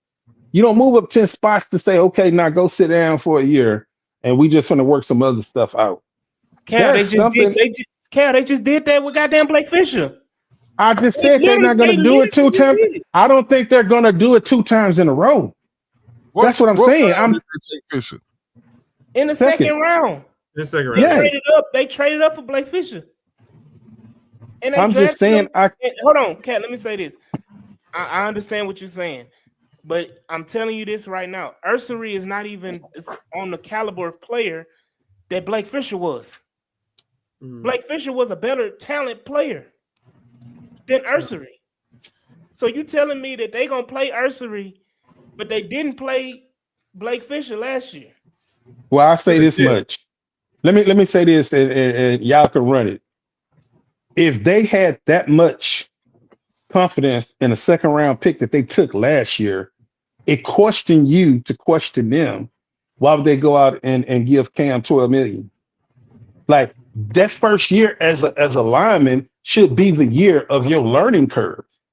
That second year is the time to say, okay, hey, bro, the job is yours now. We believe that you can do it. They went back and got Cam. How many tackles did they have on the roster? How many? No, we were talking about. I can't name it offhand. You can tell me better than I can. What I'm saying, the point I'm trying to make, Cal, is that they have already earmarked Titus Howard as a guard. Yes, Titus Howard for the Houston Texans, I don't think will be a starting tackle unless injuries occur. And the reason why I'm pointing that out is that you traded Laramie Tunsil. And right now Titus Howard is going to be your guard. And the reason why Titus Howard is going to be your guard for the Houston Texans is because they believe Blake Fisher is a starting tackle. So it's not saying you draft Cam Robinson. I might not draft. You sign Cam Robinson because you don't believe in Blake Fisher. You sign Cam Robinson because you can't have a rookie and a second-year player as your 2 starting tackles. Now, people want to talk about C.J. Stroud getting killed. You put a rookie and a second-year tackle on the edge right there on the outside. I don't give a damn who the offensive line coach. C.J. Stroud gonna get hit, and this time it's different. Instead of C.J. Stroud seeing it coming, C.J. Stroud gonna get hit without him seeing it coming. He got hit a lot of times with it right up in his face. He saw it coming. There's a difference. And I'm not saying, and my thing is not to say that these guys aren't talented or whatever. It's just the lumps that these rookies are going to take. They're going to have these moments, and because there's only a handful of Joe Alts in the world that come in and are excellent from day one. There's only a handful of these guys that you get at tackle, and you play them early, and they're successful. When you sit up here and you have these guys that come in young, they're going to take lumps. There's a reason. The plan, and I'm going to say this again, the plan was never for Blake Fisher to play a snap for the Houston Texans last year. If Laramie Tunsil, if you don't have the injuries that you had on that offensive line last year, Blake Fisher does not see the field except on field goals and whatever on special teams. That's when you see extra points, field goals and extra points. That's when you see Blake Fisher. If Laramie Tunsil doesn't get hurt, or Titus Howard doesn't get hurt, or if they don't move these linemen around because of inefficient play, the goal was never to play Blake Fisher last year. And the goal right now is to not play Ariante Ursery. That's the goal in a perfect world. The goal is to not let Ariante Ursery see the field this year. Stop saying his name like that. That is his name. That's how you sound sassy when you say it. It's called a Big E. That's a wrestler. But it's just the point. Like, you know, you're not. I don't think the goal is for a guy to play, and that's what irritates me when people talk about offensive line playing. They just naming these guys, throwing guys out there. If you're going to get an offensive lineman and you're going to draft them high, I'm expecting them to come in and be a plug-in play guy. And right now, your most pressing need was guard, which it has been for years, and you still have not been able to get it right. So, again, Cam Robinson is a stopgap. Cam Robinson is 29 years old. Cam Robinson is going to play his behind off because he wants to get paid again. Cam Robinson is probably going to play well enough. It's going to make you think, damn, do I need to re-sign Cam Robinson? Mm-hmm. You know, and that puts you in a predicament. Now you have these 2 young guys at the tackle. You know, what do you do? Do they have that much confidence in Laken Tomlinson? Do they have, that much confidence in Ed Ingram? Do they have that much confidence in Ladarius Henderson? I do too. So what do they feel? What do they know more than what we know about this offensive line? And I understand drafting for the future, but you also have to draft for the right now as well. Mike Green still on the board, bro. Fucking Mike Green. Yeah, Mike Green. Trey Amos still on the board. Bro, whoever ends up with Mike Green is going, in my personal opinion, at this point, win the draft. All right, let me go. I've been saying I was going to do this damn review. I need to do it. I'm not upset with the pick, though. We knew. I actually like him more than I do Higgins. Yeah? Why so? He's a guy. So he's a shade of LT and Trent Richardson, in my personal opinion. He's not flashy. He's not I'm a wearing Balenciaga this and flashy guy, which he may turn into once he gets some money. But he's what they've been talking about, what they want on the offensive line, period, far as dog, nasty. You know what I'm saying? Mm-hmm. He fits the bill. You don't move him in the guard. He can't play guard. some guys are just too big to play guard. He's one of those guys that are too big to play guard. The question is, what position is going to be at, left or right? And that's what you got to figure out going into camp. There's no solidified starter on the offensive line right now at no position. It's competition from left to right. Nobody's a penciled in guaranteed starter, which is a good thing. So you're going to get guys playing their ass. So it don't matter how much you're paying a guy. Like going back to Seattle when they drafted Russ, when they signed Matt Flynn to a nice lucrative contract, Russ came in, outplayed him. Guess what? Russ started. Right. It's not a far fetch to say Big E can come in and outplay Cam. It's not. It's not hard for him to do that. I feel like. Exactly. Yeah, and good teams. I'm sorry. Go ahead, Nitty. No. I was just gonna say the same thing that Pat was saying. You can go ahead. Good teams face those issues where they go in the off season and pick up somebody in free agency, and you have a rookie that comes in and just totally shock the world and outplay them, and it's like, well, we're gonna have to bite the bullet on this $12 million, but this guy's clearly better. Yeah. And you're supposed to know that, like, as an organization, like you put the better play out on the field, and it's just what it seemed like they should be competent enough to do that. I got something too that I want to read. Something on Jaden Higgins that I just looked up on Twitter. It's some good information on him. It says Jaden. It said first off, he was a round one level receiver. It says Jaden Higgins, wide receiver, Iowa State, age 22, 6'4", 214 pounds. 2024 PFF grade was 90.3. It says Jaden Higgins dominated the NFL Combine. He ran a 40-yard dash time of 4.4 seconds. That was in the 82nd percentile of receiver speed. That's not bad speed, bro. That's not bad speed. It said had a 39-inch vertical. That's 92nd percentile in receiver verticals. Says and a 10-foot 8 inches broad jump. That was also 92nd in the 92nd percentile of receiver broad jump. Higgins then measured at 6'4", 214 pounds with 33.1 inch arm length. All 87th percentile or better for receiver size. So he's you know what I'm saying, he's up there as far as his size goes. Say he started his career at Eastern Kentucky before transferring to Iowa State and becoming Matt Campbell's ex-receiver. He broke out in 2024 with 87 receptions and 1,185 receiving yards and 9 touchdowns and only 2 drops. Only 2 drops. It says he averaged 2.6 yards per route run, had an 87.7 grade versus man coverage, and a 58.3 contested catch rate, and a 12 missed tackles force. Higgins is smooth and can run the entire route tree, and he uses his hands creatively to beat, press, and get space in the end zone. He's also a good blocker. Like, bro, if that don't sound good, man, I don't know what to tell you. I don't know what to tell you, Patton. I know you just dipped out real quick, but if that don't get you excited about what this man can be, bro, that almost sound better than Nico.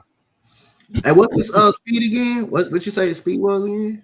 He ran a 4.47 at the combine. That's not bad. That's good speed. Pretty solid, decent speed. Good speed for that height and weight. Yeah.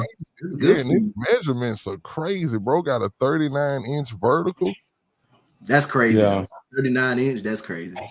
At 6'4", like that's crazy, bro. Almost jumping to 40, man. That's crazy. Yeah. With the wingspans and the hands to go and get the ball.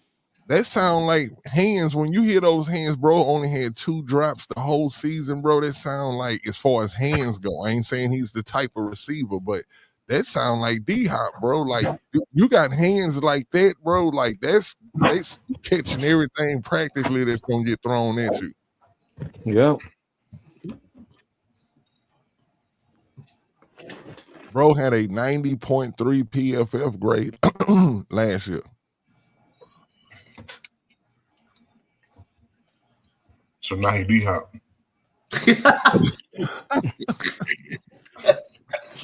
Man, ain't nobody say bro was D-Hop, man. I'm just saying though. You heard what I read. You heard what I read. You read a whole goddamn paragraph and landed on D-Hop. No, I'm just saying, bro only dropped 2 passes last year. I only dropped 2 cigarettes last year. Out of 87 receptions. Out of 100 pack of cigarettes, I only dropped 2 cigarettes.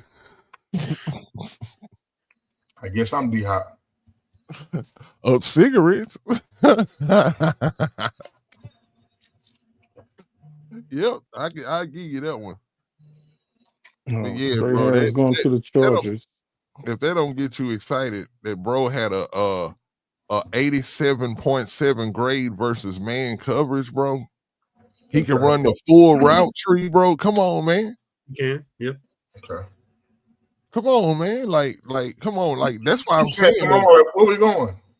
I'm saying that I'm trying to get you involved in the belief. No. What Higgins is gonna bring to this offense, man. No. Bro is a willing blocker. You gotta be. Man, I'm trying to tell you, just watch. Don't believe me, just watch. Just watch. I mean, look, you have to show me. Bro gonna be almost better than Nico in a couple of years. Watch. And I'm gonna tell you why. Because we can all agree that when Nico first came in, he wasn't running a full route tree, bro. Oh, hammers. Jesus. We still don't know if Nico running a full route tree.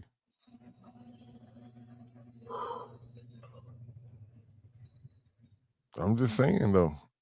I'm just speaking facts. I'm not. This is not even, I'm saying bias or anything like that. I'm just speaking facts. You know what I'm saying? Like, bro is literally coming in being able to run the full route tree, and almost 90% versus man coverage. That's saying something. Because the damn show ain't saying nothing.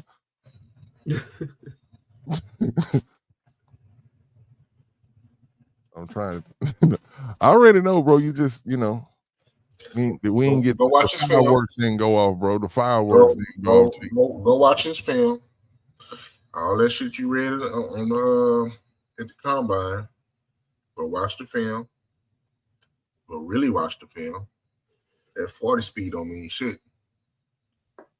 You know how we always say, like with Kamari, right? Slow 40. Mm-hmm. Good football speed. Good 40. Bad football speed.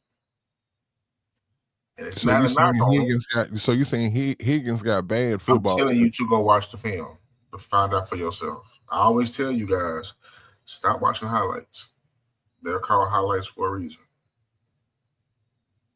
We had highlights on Brock Osweiler. There are highlights for Brian Hoyer. There are highlights for David Carr. Just go watch the film. But hey, man, welcome to Houston. I'll see you at the mailbox soon.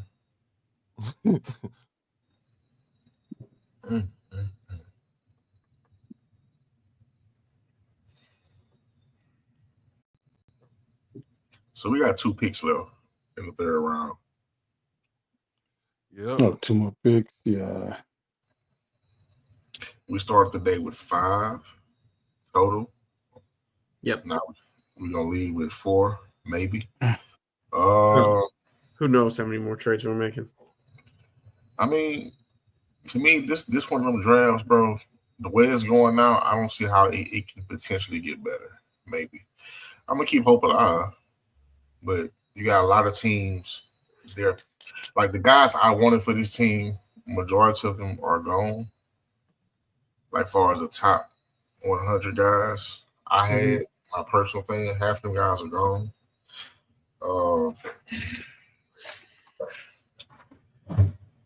You need to get a guard.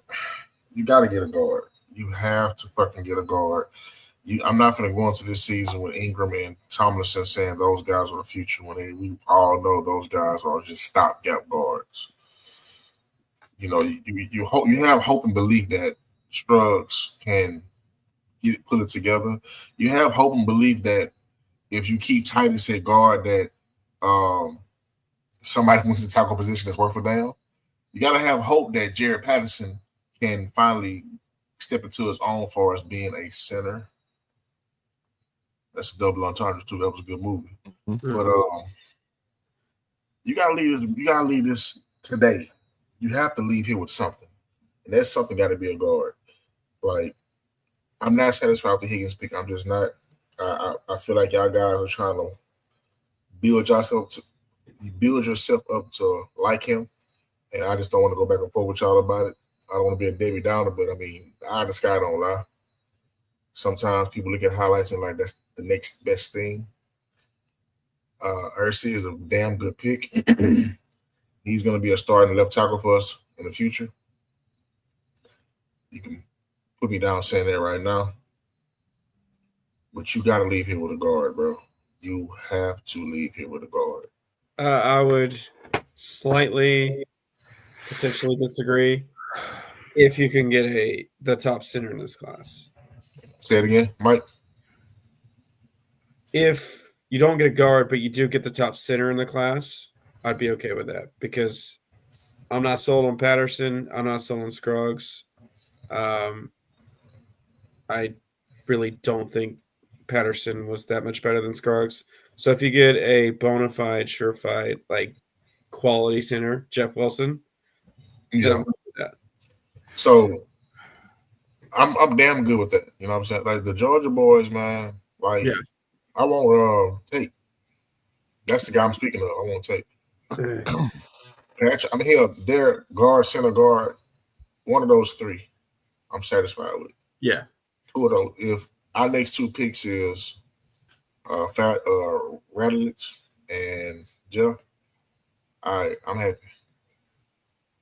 All right, when I go to the press conference, I'm gonna walk out when Higgins walk in and walk back in after he leaves. So I want to hear the big boys got to stay. I think what you were saying earlier though, about how certain players can be looked at. You can go and look at their highlights and stuff like that, and you can go look at a full game. You know what I'm saying, and just single this one player out. I think all players, especially some of the players that a lot of y'all felt like we should have drafted, a lot of those players don't shine all the time on tape. You know what I'm saying? These just happen to be players that I feel like that, came into your view some kind of way or another, and you just had a certain bias towards these players, and you felt like, man, I would be happy if I seen it. And I did the same thing too. So don't think that I'm saying that that's not something that we should do. But I also think that, what I'm saying, when we see the team pick players that be a little bit outside of what we would have picked, that, we shouldn't just automatically because we can use Nico Collins, for instance, right? What game did he play in Michigan when he was there that would have just said, hey, that he was going to turn into the Nico that we seeing right now? If I'm being honest, most of the times Ohio State and Notre Dame, but it was always at that time quarterback play was very poor. So you have to if you're watching that team. And look, somebody, not to cut you off, but somebody just said in the comments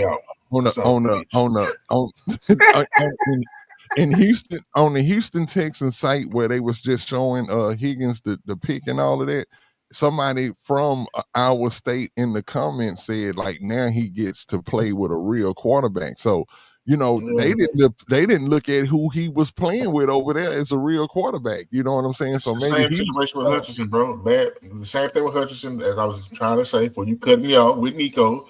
Bad quarterback play. It's one of the things where you got to really just see, okay, the potential. Outside of me being biased towards all Michigan players, I knew Nico was going to be what he was going to be. He just had to come in, get healthy, and just play with a good quarterback. Hey, shout out Sarge, man. Sarge. I'm gonna I'm gonna Oh, okay. address it. I'm gonna address it. I'm gonna address it. He said he came in late. Why don't you like Higgins? I am truly asking. It's not that I don't think. I think it's just me and Patton right now. I don't think we dislike Higgins. I just think that right now it's probably something we don't know, but I think that we felt like Luther Burden was a better option if you wanted an immediate impact. But now, I mean, at the end of the day, it's coming out that teams valued him highly, and he was supposed to be a first round, bottom of the first round pick. Yes, they say Steve Smith got a breakdown of him like he was a Yeah. first round receiver. Right. And so again, I would be more than happy to put on the goddamn clown hat and red nose and the little cymbals and and tap dance like a monkey. If Higgins turns out to be who they all think that Higgins is. I just felt like it was better options. Again, I think that I feel like we missed opportunities because you made these trades moving around this middle of the draft, or second, third round, fourth round, whatever, and you're making these moves around there. Go ahead and get the guy that you're gung ho about, which lends me to believe that they didn't have a gung ho guy, a guy that they were gung ho about. Meaning Kelvin Banks wasn't it, Matthew Golden wasn't it, and I understand Nick said he was trying to trade up. But again, it came out today. Dallas was the place that they wanted to trade up. And you go and you call Dallas, you initiate the trade. Dallas, oh thank God Tate Rallich is gone. Oh my God, thank you. And you sit up here and you go, Dallas, comes back with a counter offer and you hang up the phone. So how bad, even if it was Tyler Booker, if Tyler Booker was the pick, if he's your guy and they make a counter offer and it's not stupid, why don't you make the trade? So that leads me to believe that you're not gung ho on anybody and you just let it pass you by. Because if But don't at the end of the day, don't the trade have to make sense? Because we spent damn near 2 years talking about the Will Anderson trade. Right, but that's what I'm saying. What is that? First of all, Dallas talking about moving down. Dallas, if you're making a trade with Dallas, you're not moving out of the first round. You're not moving out of the first round. You're trading within the first round. So if Dallas came back, if your initial trade offer was like 25, a third, and a six or something or whatever, and Dallas came back and said, okay, give me that plus a 2026 third, and you hang up the phone. Or a 2026 second, and you hang up the phone. Then he wasn't your guy, and that's not a ridiculous trade. Woo! What did we trade up? No, Mike Gringo. Finally, to who? The Raiders? Nope. No, he didn't go to the Raiders. Who did he go to? He went to the Ravens. Oh, man. Mm-hmm. But again, I don't dislike these picks. I think that, and it's not a fault of their own. It's a fault of this draft period. That this draft lacked a lot of immediate help. I think a lot of these guys are good players. I think these guys can be very, very effective. But I don't think that you're going to get pure utter domination from Jaden Higgins and Ariante Ursery. Even if Ursery played right now, or if Higgins was the number 2, he beat out Christian Kirk and he's the number 2 go-to. I don't see these guys being game-changing guys. Jack Beck to the Raiders is crazy. Wow. I don't see him. I didn't see him going to the Raiders. Willie Jackson, we drafted Jaden Higgins at pick 434, wide receiver from Ohio State, and then we also traded up from pick 58 to pick 49 to take offensive tackle Ariante Ursery from Minnesota. But yeah, I'm trying to be positive about it because I'm irritated because I wanted immediate impact guys, and I felt like guys like Kelvin. And this is crazy for me because I'm an Aggie, and for me to sit up here and say that Kelvin Banks and Matthew Golden were guys that are immediate impact guys that can really change the game for you offensively, and we missed out on all that. Even Donovan Jackson is an immediate impact player, and you miss out on all of that.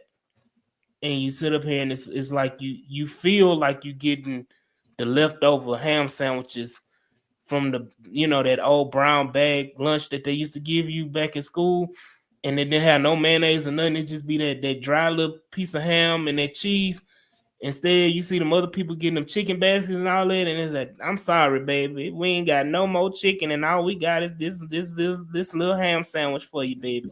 And so that's what I feel like. That's how I feel. It feel like we getting leftovers, and we getting But left in. you getting a guy that on some people board that was graded a first round pick. You talking I about don't think Higgins? that's much. Yeah, I don't think that's much of leftovers. I mean, it might not be hot like it's coming out of the oven, but it ain't cold. So Right. I think you got the fourth wide receiver, and this is the thing that I'm looking at. Like when I listen to CJ press conference, and CJ said that me and Gerard is going to be able to, run offense. What Kaylee wants to do, it's more similar to New England and the Rams, and I can put my swag on it. So it's something that I'm comfortable with doing from Ohio State. That tells me that CJ is probably going to be in shotgun 85, 90% of the times. You'll have Which to I be. also said that gives him better vision on what he see. He doesn't have to turn his back and lose one half of the field, come back and be able to process what the wide receivers and the coverages are already doing because he has to drop back in his pocket. So him being able to see the field with an offense that he's familiar with, able to call audibles. I think Higgins can be a guy that can make it. I mean, from what I'm reading and from what I'm seeing, he can make an immediate impact. And people throwing in words like groundbreaking and generational and all that other stuff. I'm not looking for all that. I'm looking for a guy to be a great compliment to Nico. That when you feel the need that you want to go over there and roll that safety and drop that linebacker very deep over there on Nico, that he has the ability to not drop the ball, like Nitty said, run routes. You're learning from one of the best wide receivers. And you could tell it picked up because Andre Johnson said, I work with Nico Collins and, I see the growth and I see that he can be a guy that can be better than me. So when you walk into that room, you're already walking into a room with greatness of being coached by Andre. So new system, a quarterback that's going to be more confident, and he doesn't have to be groundbreaking to all world. All he has to do is be able to play his part. And he had a first round grade on from a lot of teams. I don't think it's more. I think, and what Nitty was saying is when we don't see the guy that we want and we had in our mock drafts and it goes another way, we tend to say, man, I just don't see how it can work. I have the tendency to say, okay, well, I didn't see that coming, but he was in my notes. Let me try to think about it, how Kaylee them would utilize him. Okay, people say you already got a Nico. I think that whole offensive side of the room see that they already got a Nico, but they want another Nico. So it's like, damn, what are they trying to do? I take it that position of not Look just at look saying, at Puka, man, look at Puka Nakua. Like, no, he wasn't on nobody radar. Like, and look at what they turned him into. Right, and that's You and that's know, what, and that's the hope that you have to have, and that's the hope you have with every draft pick is that your coaching staff sees something that you don't see, and they're going to execute and put them in position to succeed and be a dominant player or prominent player for your team. I'm sorry, I was laughing at the video of the Miko calling Ursery, and because the comments in chats are talking about how Ursery is just this vocal leader, and Ursery gets the call, and he's like, "Hey, coach, what's up, coach? You gonna get the best tackle in the draft, coach? Thank you, coach." All right, coach. And you want to don't put shit on him that he ain't right now.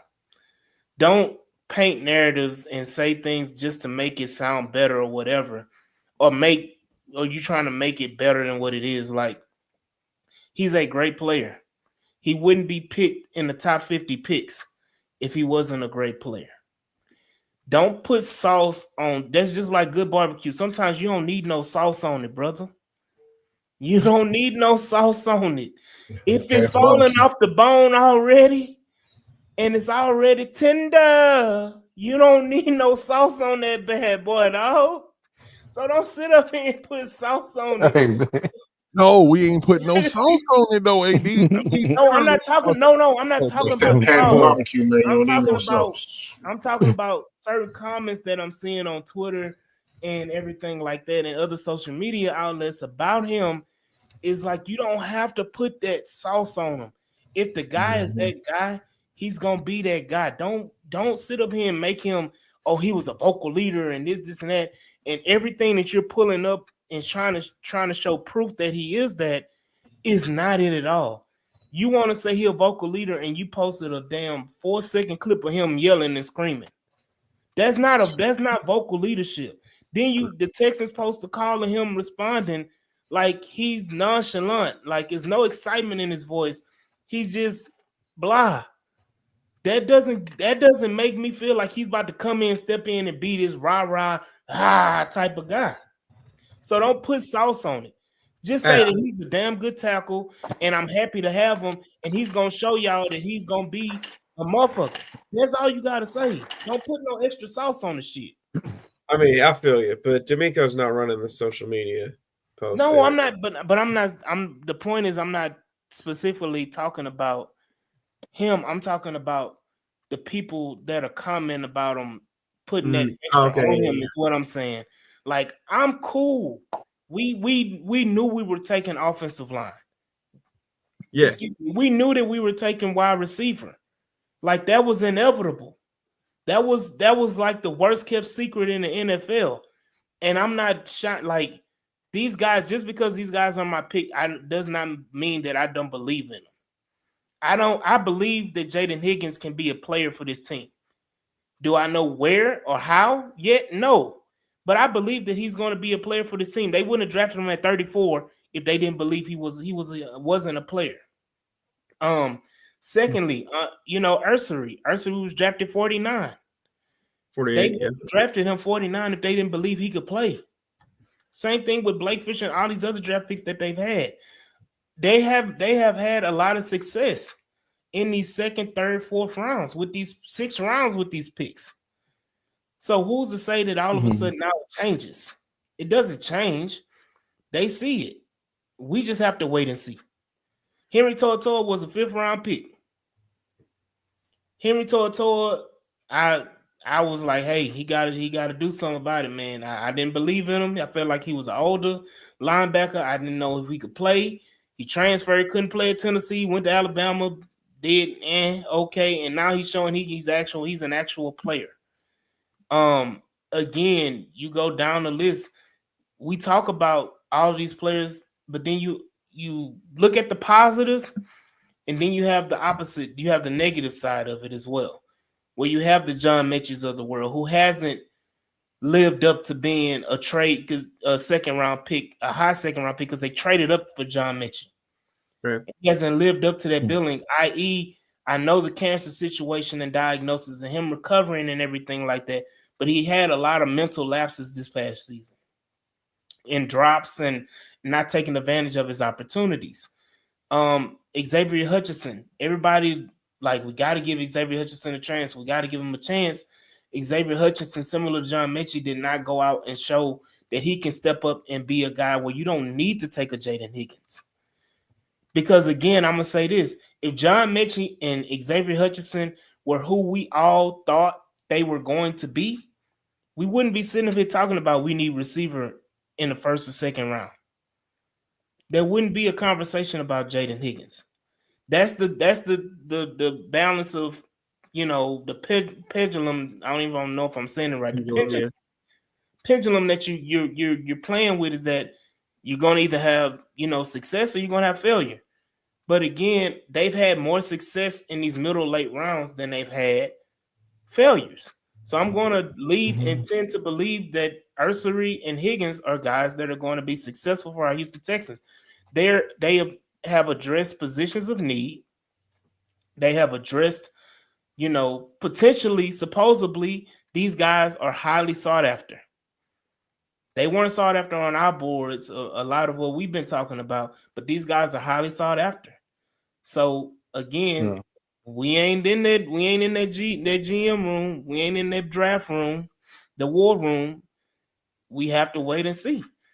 Now, what else do the Texans do? We have 2 more picks in this draft. Or do we have 1 or 2? 2. We got 2 more so today. I know we traded 99. Didn't we trade 89 too? Just 99. We trade 59 and I believe 99, I believe. So we didn't trade 89. I don't know where I saw it. We traded 89. No. 99. Okay, so we got 79 and 89 left, right? Yep. Damn, they got RJ Harvey. Yep. That was a reach. I don't think so, man. RJ Harvey is going to be a sneaky good pick, especially for the Broncos. Yeah. Well, if they can block, they should. Their run block was pretty atrocious last year. But they should be able to do something. AD, you was preaching. You sounded like Samuel Jackson of Deep Blue Sea. I was waiting for somebody like a shark to eat your ass. You know what I'm saying? It didn't happen. Hey, but nah, man. That was a good sermon, man. Y'all passed the plate around. But it's just like you gotta. He gonna catch the ball. He gonna run a route. Big Sarge gonna interview him. Let me say this. You don't need to. Again, I'm gonna say this, man. For everybody that's watching us live, the damn near 3,000 watching us live, you don't gotta put the sauce on it, man. These guys are picked high for a reason. Don't sit up here and put sauce on it. People are gonna critique. If we would have taken Josh Simmons, there were gonna be a contingent of Texan fans complaining, man, why we take this guy with this messed up knee? If we would have taken Donovan Jackson, there were people that would have been complaining about Donovan Jackson. Oh, that's a reach. Yeah. They would have said we could have got him in the second round. Why we take him in 25? Damn, he went to Washington. Then if we would have taken Matthew Golden, you got people out there saying, "Oh, I don't see that 4.29 on the film. I don't see that on the film." You got it would have been people critiquing any and every pick that we would have made. So just because people are critiquing or saying negative things or considering negative things, that doesn't mean that that's the end all be all. Everybody is happy because we all Texan fans, man. We all love this team. I don't think there's a player that anybody that we could ever take that anybody's like, hell no, except what's that boy from that was 19-year-old defensive tackle? Mobile Okoye. I think he about the only one that everybody was like, nah, bro. But I mean, look at Dwayne Brown. When we drafted Dwayne Brown, you had a whole contingent of Texan fans saying, why would we take a tackle that just started playing left tackle? He was a tight end. Oh, they booed JJ Watt. They booed JJ Watt, a first ballot Hall of Famer. So I understand, what's going on, but you don't have to put the sauce on it to try to make people like the pick. Guess what? If they come out and they play well, everybody gonna love them. They're gonna love them regardless. So just let it be. Like, you don't have to go and defend nobody, man. He on the team now. They on the team. You ain't got to defend them. You ain't got to defend them. It ain't I know you're not talking about us particular, but the only reason that I was defending that pick is because y'all were disappointed about it. Like anybody that's been sitting here watching this stream knows that when that pick came in, y'all were disappointed. And all I was doing was just trying to, lay down some facts, some stats to y'all to let y'all know, like, You called hey, the man D-Hop. I'm look, not letting that go. bro. Look, I'm telling you, bro had 87 Who else these receptions. receivers open, nigga? Let me He tell you was how I really feel. 87.7% man coverage, and the man only had 2 drops the whole year, man. That's Hey, all I'm saying. what was D Hop? What was D Hop chosen? 27. I think you chose 22nd, 22nd, 26. Was 26. 26? Okay, 26, 34th. Like, we know D Hop to be D Hop right now. Yeah. And he was cool coming out of Clemson. I'm not saying, like, bro, I'm not gonna project what a guy not going to be when he ain't stepped foot on a blade of grass over there on Kirby. Exactly. I can't do that. Bro, we didn't, like, come on, man. D Hop turned into one of the best wide receivers. But all Nitty said was, what Nitty was making the comparison was, he didn't say he was going to have a D Hop career. He was using the analogy of drop catches. D Hop is known. Passes. He's known, but I was about to say he's known for sucking the ball in. That would have came out totally wrong. Balls, man. He was known for having great hands, catch the ball. That shit, it tore up my train of thought. But come on, man. Listen. I challenge both of y'all to go do this. Go watch this film, right? Go watch the highlights. Niggas watch highlights. No, watch the Steve Smith thing where he breaks it down. Because Steve Smith do a good job at breaking down wide receivers. How many times he catches the ball with his hands, then count how many times he catches the ball with his body. Go do that. But it still count against your drops, though, right? If I bring the ball in successfully, so wide receivers not. So let me ask you this, Peyton. You saying that you was doing research on Jaden Higgins? That's what you're saying? This is what I do. Period. I have nothing else to do but this. Yeah, but he was somebody that I brought up on one of our shows. I brought him up on a show 2 weeks ago. Bro, let me say this. Yes, I'm very biased. I wish Michigan had more receivers to come out this year. I've been looking, but they ain't got them. I don't like Jaden Higgins for the simple fact that number one, this is gonna sound bad, but this is how I feel. You got a guy coming from it's a D1 school, but they're a bottom tier D1, right? So you have to get a little hope. Like, all right, cool. You got this one receiver over there. He's cutting up. Why is he cutting up? Well, is he all they got? Is he going against bad competition? What's going on? It's not that they're going against bad competition. Even though they're a D1, they're a lower D1, but they're still D1. The quarterback play was piss poor. They also had another receiver next to him. I forget his name. I can see it right now, but it wasn't just him. Then a lot of times, if you watch the highlights, they're targeting him. The plays are going through him. It's like what they call it in the NBA, padding stats, right? I look at the stats like this being padded. Now, he's not as fast as the 40 time would dictate he is. Not a problem. If you can get open, you can get open. Guys who get open get paid, right? So, another thing, he is a willing blocker. Willing blocker. I know one thing for this offense was since D'Amico's been here, receivers have to block, right? He's a big body guy. He's going to block or should be able to block. Now, where does that fit him? Where does he fit in with what we got going on? I don't feel like the guy's going to be a day one impact player.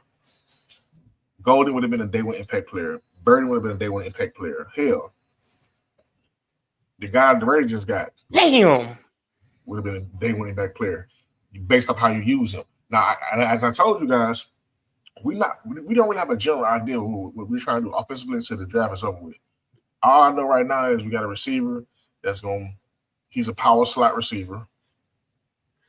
You got your future left tackle, and I got to figure out the rest. Well, we got to figure out the rest. They ain't drafting everybody yet. Draft is still going on. I have to be critical on the guy, bro. Like, I have these things where I like a player, I love a player, don't like a player, I strongly dislike a player. And I don't strongly dislike him, I just don't like him for us. Let me ask you this question though, Patton. how do you? What's your percentage as hits or misses? Like, that's one question. Then another question I want to ask you too is about 3 years ago, right? When Zay Flowers and all of those wide receivers, Addison, all of those guys came out, right? It was a run on wide receivers in the first round. How many of those wide receivers that was took early that actually seen success in the NFL? I'm talking about in the those first round wide receivers. How many of them actually like turned into something? And I'm pretty sure people were thinking like, oh, yo, those guys are day one starters. They gonna go to the team or whatever team they gonna do, and they gonna be bam, bam, bam, this, that, and the other. And they don't end up being that. So it's like it's not an exact science. Like you can't say that, okay, and this is what I meant about the fireworks, right? Because see, a lot of times when we hear about these wide receivers and they go high in the draft, if you happen to be a team to get one of those players, you tend to be like let's just say the Raiders, right? Let's use Genty for example. I'm pretty sure the Raiders fans, when they went to sleep last night, just the fact of knowing that they got Genty, as much as he been talked about during this whole draft process, as much as during the whole season of college football, they've been talking about him. Man, it's people went to sleep good in Las Vegas. Like, man, well, we got Genty. Genty might end up being not nothing. Might end up being something. We don't know, but it's the fireworks, man, that's what gets people excited sometimes. But all I'm saying is, for as long as I've been watching football, man, it's those players that actually have something to prove sometime. And those are the later round picks that, your team, those players that you didn't look at. Like I say, like I brought up earlier about J.J. Watt. We wasn't expecting that when the Texans had picked that number 11 that they was gonna pick JJ, and when they did, we was like, who is this? He was nowhere on none of our radars. Went straight into training camp and was like, it was tagged unblockable. They were like, bro, nobody can block this dude. You know what I'm saying? From day one. All I'm saying is, and I'm not saying that Jaden Higgins is going to come in and be this certain type of player, but I'm just saying from the attributes I just read about this dude's size, this dude being able to absolutely run the route tree. He can run the whole route tree coming in. To me, that makes him, and I'm not saying because I know he's still, and I know you're going to try to make a joke and say he D-hop, or I'm saying that he's going to be better than Nico. But I'm just saying coming into the league right now, he's more polished. He's a more polished receiver. Now, whatever they can get out of him is cool. I hope they can get a Puka Nacua type of season out of him. But and Puka did this as a rookie. You got to understand this, right? You know what I'm saying? He almost broke if he did, or he was close to breaking the record as a rookie. You know what I'm saying? So it can happen, and that's all I'm saying. I'm just saying I know it's somebody who is not the fireworks, so it's not. I know it was easy just to be like, man, bro this and bro that, and hey, to ask you a question, bro, and that's your choice. That's your choice. Hey, but it's ask you a question about my percentage. What's your bro? percentage? What's your percentage? Before COVID, it was piss poor. I'll take you back. It was a cornerback from Boise State, Kyle Wilson. I don't know if you guys remember him or not. Yeah. I was stupid high on Kyle Wilson. I wanted us to get him so bad. I think we ended up drafting, I forgot who. I think maybe Kareem, maybe. Was it Kareem? We got somebody else. Mm-hmm. Kyle ended up going to, I think, the Jets. Kyle's out of the league before he get that second contract. After COVID, once I started taking like what I do now seriously, that's a very high percentage rate, bro. Okay. I'm good. Never took my own horn. I'll be humble and say like good 80-85%, bro. So just for the record though, when it comes to Jaden Higgins, are you seeing his fit with the team? Because you're a Texas fan just as well as I am. You part of Texas on 3. I don't what do know. you think? What offense? Okay, I know you don't know. I know you don't know. I don't know. I don't even know. He may be the perfect guy for what we're running. Think? And right now, I can't tell you what we're running because I don't know. All we know is this guy has New England background and he coached with the LA Rams. that doesn't say that. That doesn't tell me a lot. You know what I'm saying? He was happy in that draft room when they selected him. And I said I shouldn't even take that seriously. I was like, man, they do that in all the they do. They do. Not all the time. Only time. No. Sometimes they be chill as hell in there, bro. I done seen a draft room where everybody in there sitting down. Ain't nobody standing up. Hold on. The only time, and that's usually in the later rounds, the only time I've seen somebody be visibly upset is when Mike Vrabel got pissed off when they traded goddamn AJ Brown in the draft room. That's about the only time I've seen some the draft room or somebody in the draft room go crazy. Hey man, look here. I understand people not gonna agree with me on my Higgins take. So what? Brandon say, would you rather have Jaden Higgins or Jameson Williams? I'll go with J-Mo. I know what I'm getting. Now could that Damn, they got my guy, bro. My dude, Andrew Makuba, man. Philly getting scarier and scarier. Hey, where did Mike Green end up going? Damn, that's my dude. Ravens, yeah. To the Ravens. Oh my god. Well, Philly them got a good pass rusher too earlier.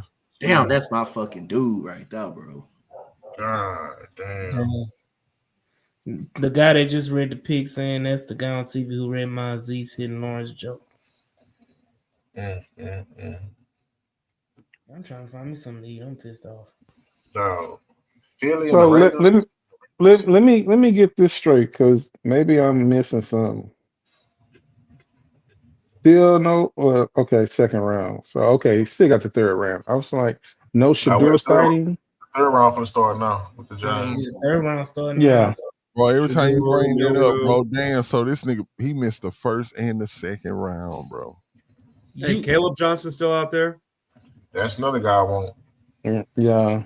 They are talking about Milroe and Ewers getting drafted before Shadur. Milroe is one thing. At least he was invited to the draft. But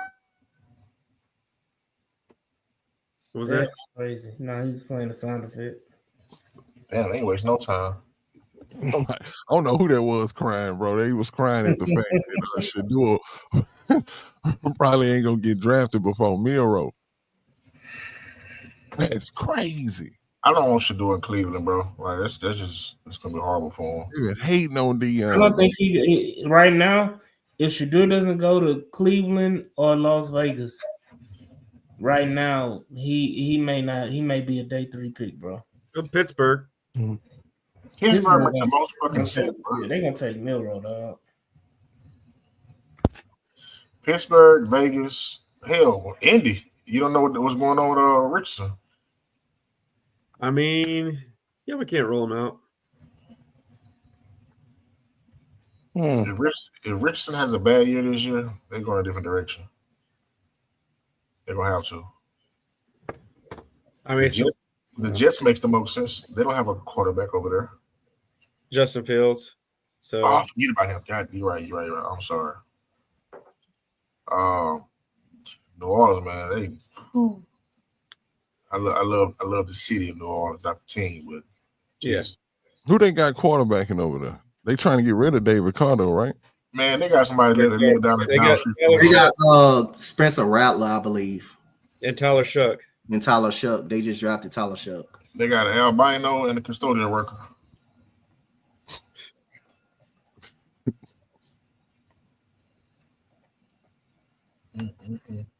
Hey, Kyle Williams is still on the board, man. I know.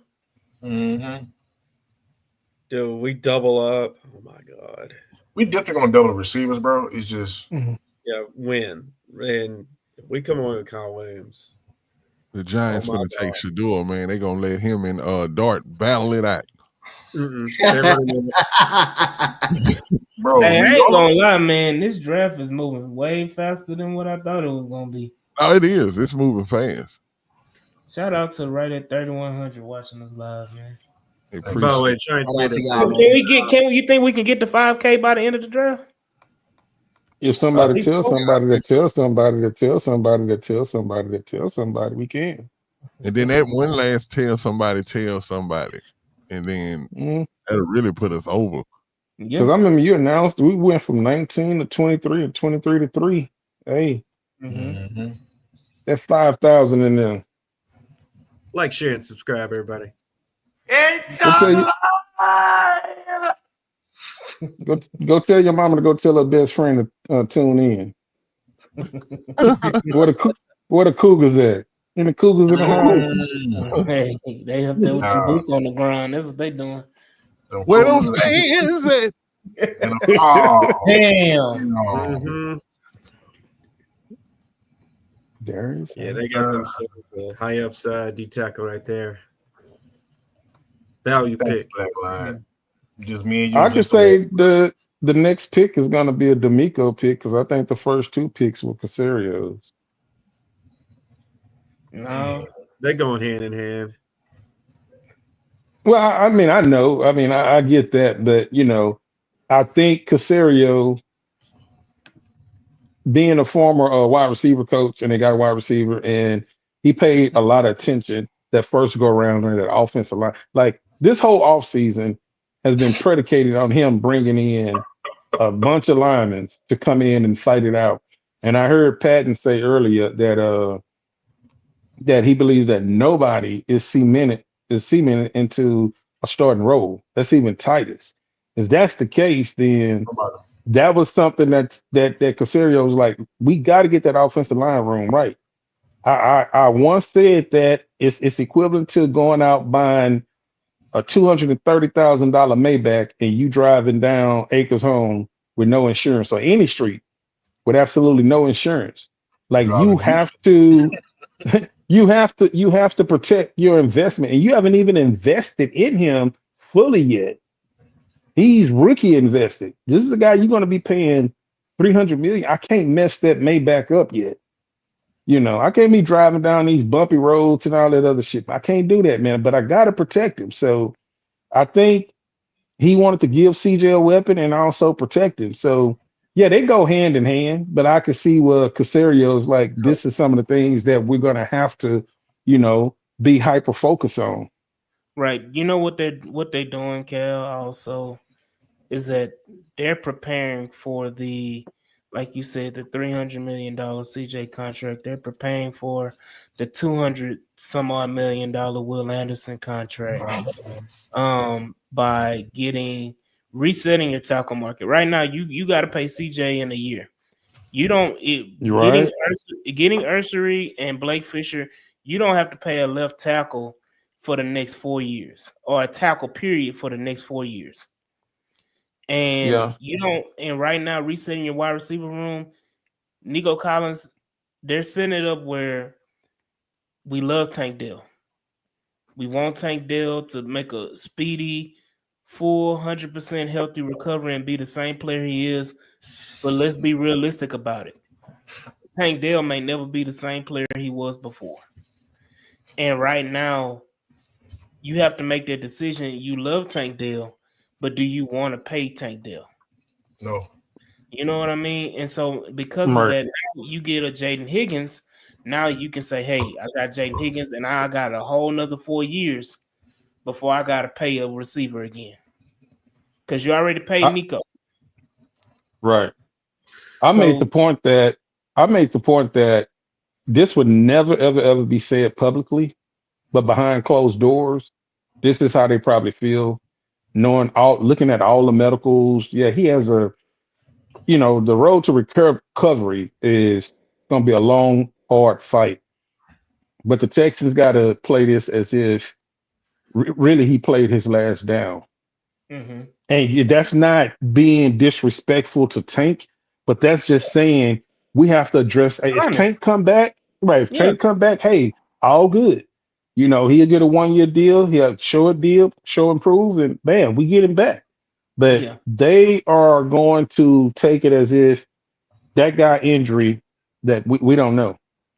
So, and that's not a bad thing, but I'm glad that they are. But you said something that was key. Addressing that offensive line room, knowing that you got Will and CJ coming up, you do have to start looking like Nick working 2-year windows. Mm-hmm. Hell, this seemed like a 3-year window. Really, a four year. Blake, like I said, Blake Fisher and now Ursery are now you've reset your tackle market. Mm-hmm. In a year or so, Titus Howard will come off the books. Or so, Right. or you be able to move on from Titus Howard. If you don't address another interior offensive lineman in this draft with what was it, 4 or 5 picks we have left, if you don't address another interior offensive lineman, I think if you don't take one with this next pick or these next 2 picks, I don't think you're going to get a guy for the future in your interior offensive lineman. But now you're saying, okay, next year let's go get a guard.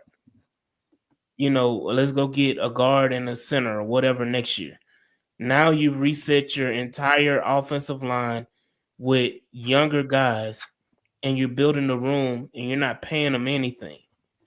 So now you can allocate those funds to saying, let's trade for another receiver, or let's trade for a D tackle. Let's trade for whoever. Where instead of paying $23 million to Titus, you paying 8 for or 6 for a rookie. Instead of paying Tunsil damn near $26 million, you paying Ursery and Blake Fisher combined $7, $8, $9 million. Instead of paying Shaq Mason $11 million, you paying another rookie guard $4 million. So you just taking $30, $40 million off your plate and put it either towards CJ or Will. And now you're able to take that money that would have, you have in the coffers, you can go and upgrade at another position. You can, now you pay CJ Gardner Johnson now. You just paid, Jalen Petrie. Can you motherfucker? God damn. I should go off in Cleveland too, boy. That mean the Joker on the board there.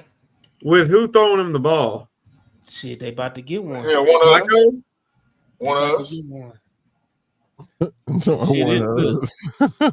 Deshaun Watson love tight ends. Whenever he come back, he gonna have Fanning right there for him.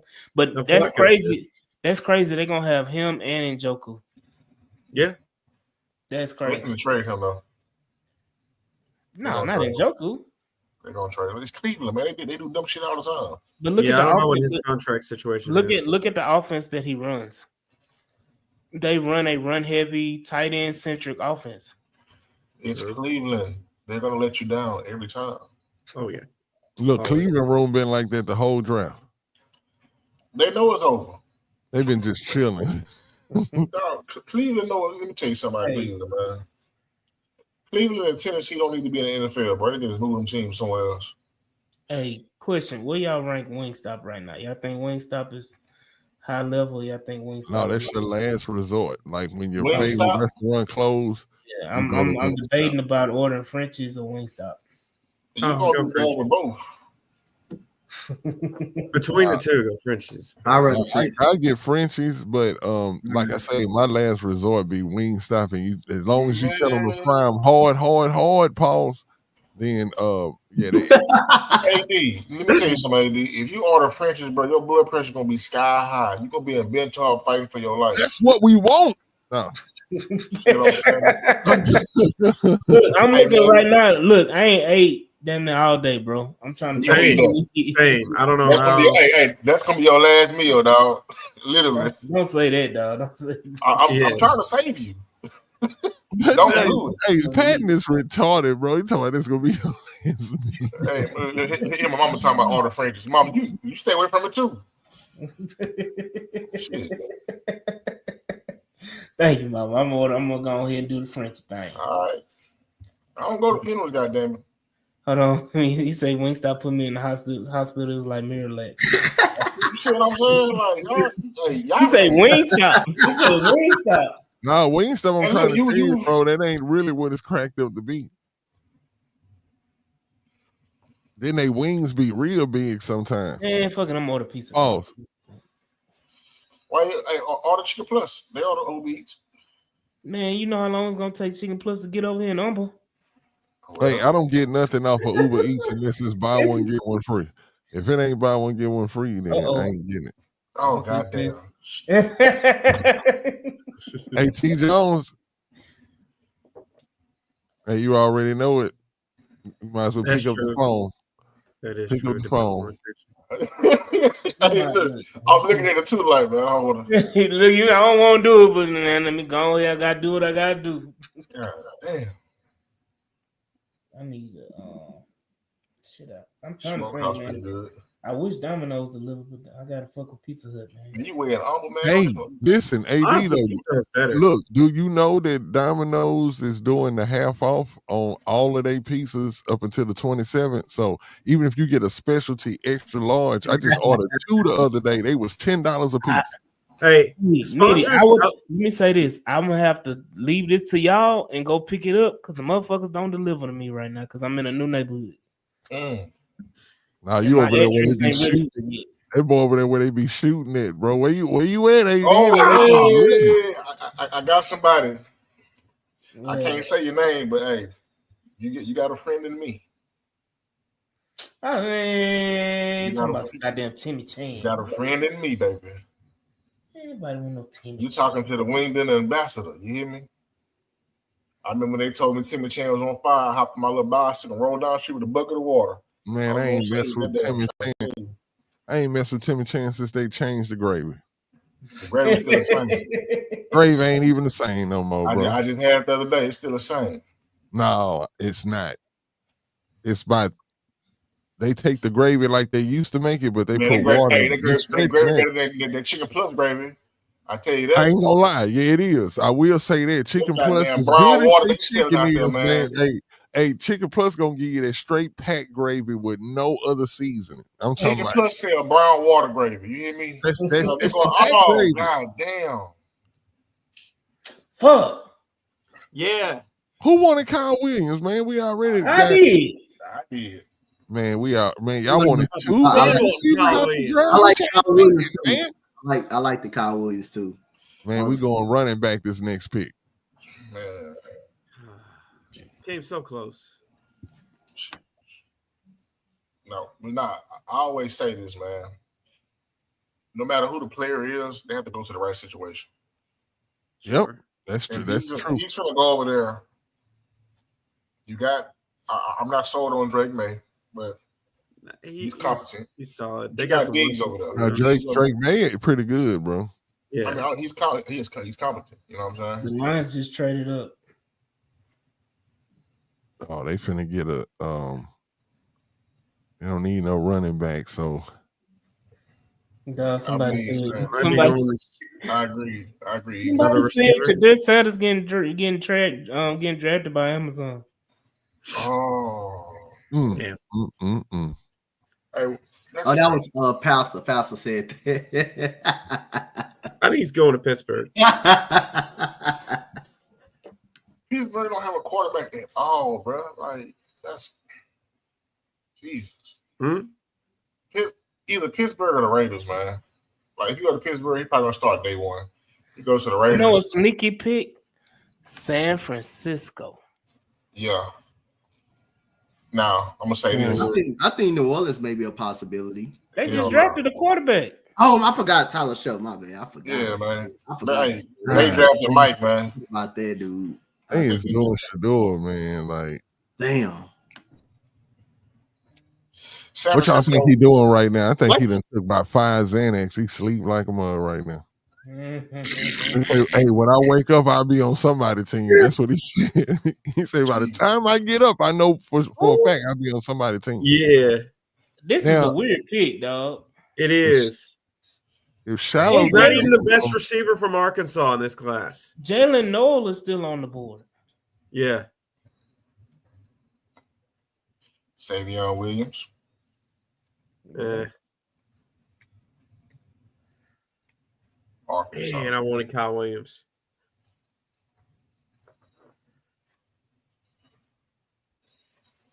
A boy named Tesla. They traded all that for that boy. They traded up 32 spots and gave away 2 future thirds for this guy. I know he playing. I know that dude better be playing, bro. Got to 32 spots. He got to be playing. He got to be on the field, bro. See, sometimes these scouts see they man and they be like, bro, we got to go get this. Not You who like what you everybody like, else man. wants to go get. Luther Burton was right there for the Texans, man. That's a bigger surprise to me than Shador falling to the third round. That trade right there. Yeah, that is kind of crazy. Like they must He really, say he better really be like Randy him. Moss. That dude gonna be hitting the field. He gonna hit the field, bro. Ain't no way in world, bro. That's crazy. Special team ace. They didn't do that for Amon-Ra St. Brown. Wow. Jacksonville got some picks for next year. Yeah, Jacksonville got to load up, man. It's gonna be a long time. So they're gonna be at the bottom. Yes. Which they gave up a third this year, dropping 30 plus spots. They already traded 36 as part of that trade for Travis Hunter. So they're a little short on picks. Wow.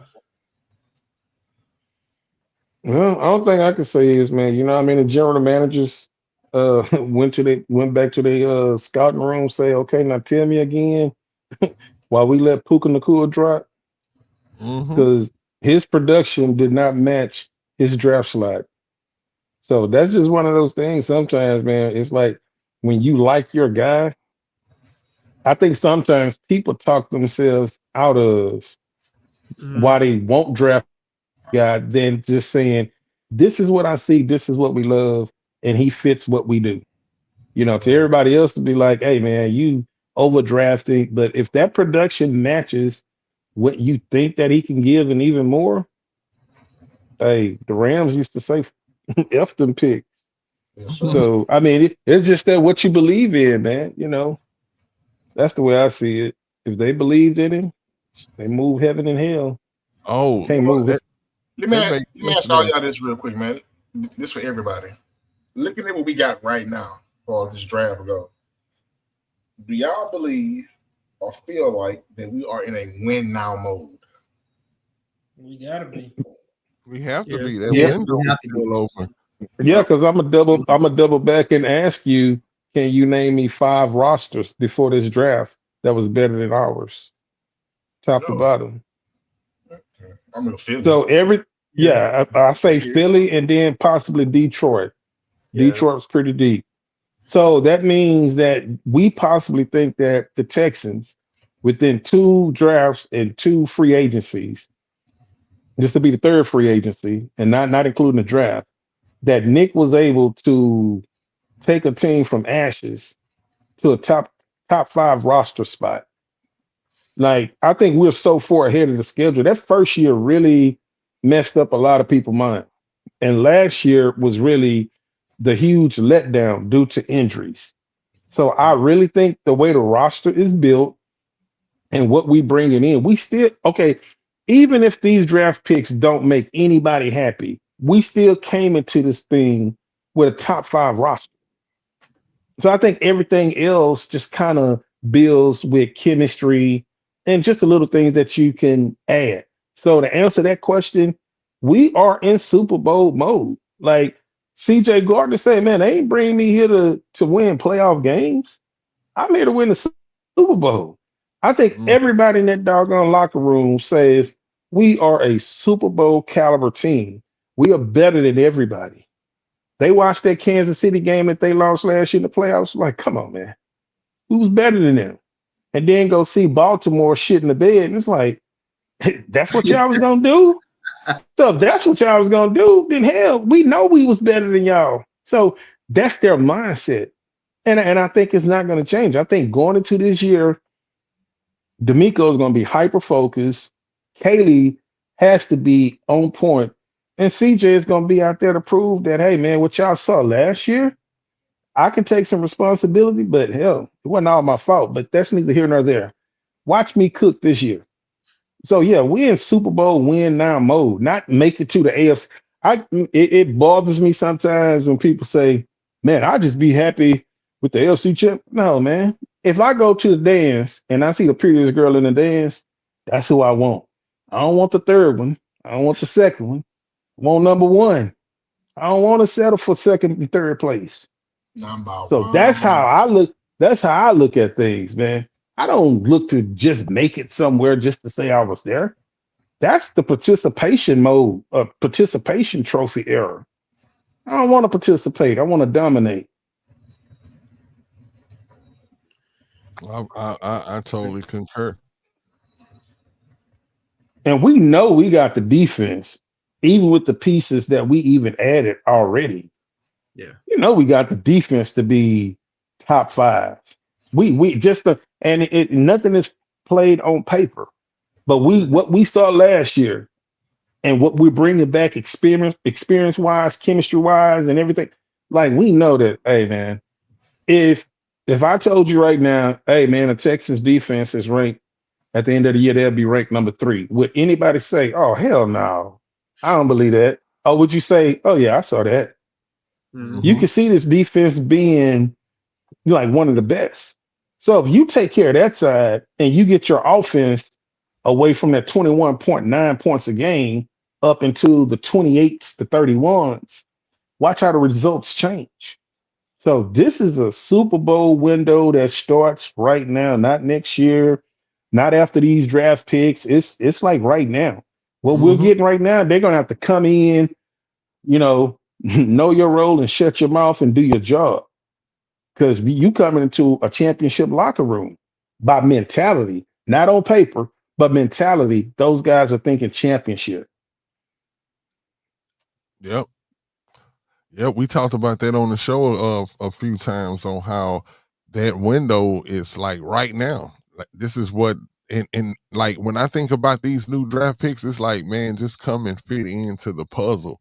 When I've seen good Yeah. teams, when I've seen good teams throughout the years and they would add these players, man, you just needed to be a puzzle piece and come fit in this slot that we need right here. We need you to be a role player. We're not having you come here. We don't need you to be the number one guy. We need you to just be a weapon. We need to be able to put you in the position to be the best that you can be. And I believe Right. in the coaching staff can do that.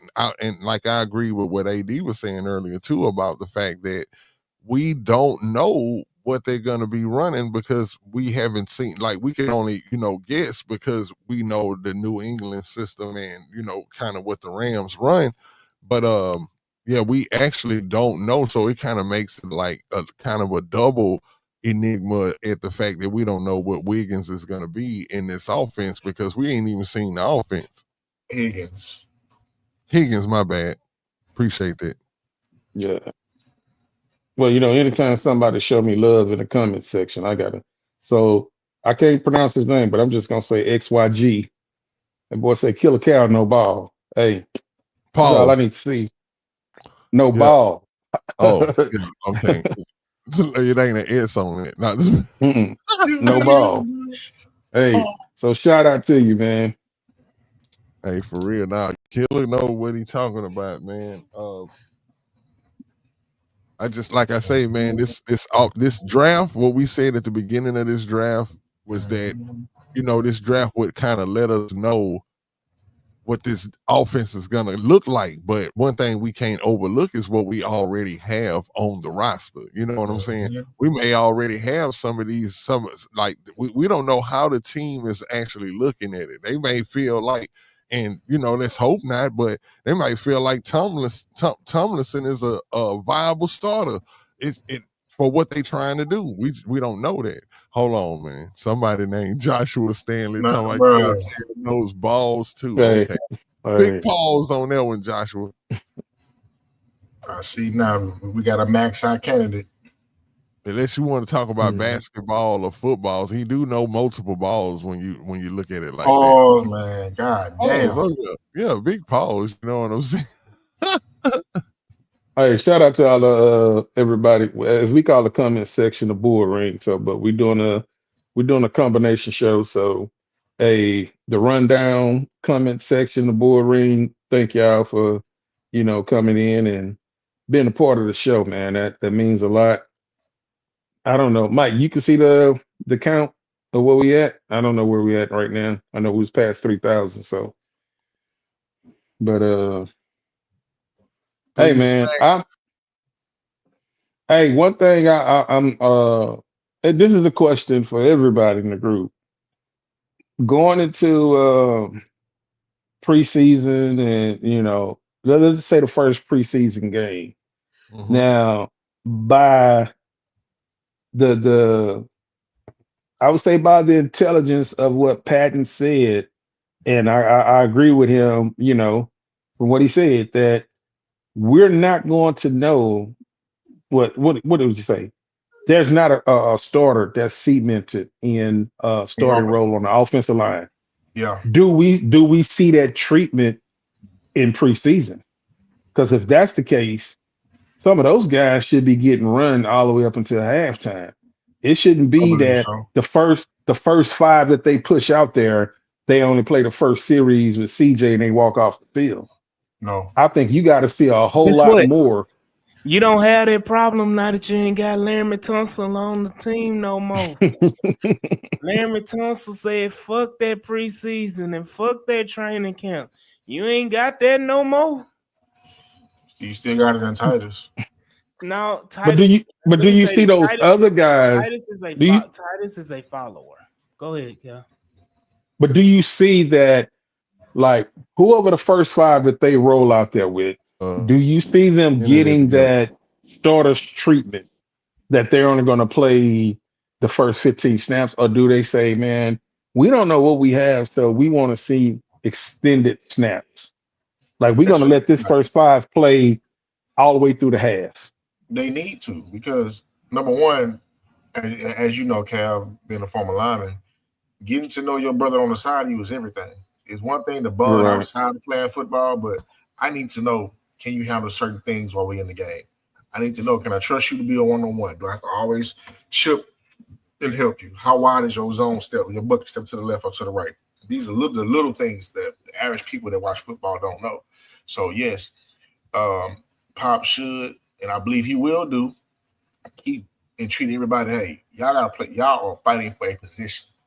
There are no guaranteed starters, and knock on wood, barring injury. You know what I'm saying? But this is football. Injuries happen, but Right. they all need to play, man. Like I don't care. Like and hey, hell, mix it up. You know what I'm saying? Let Cam start a series, and what's Big E? Cam start left tackle. Big E next series he be a left tackle.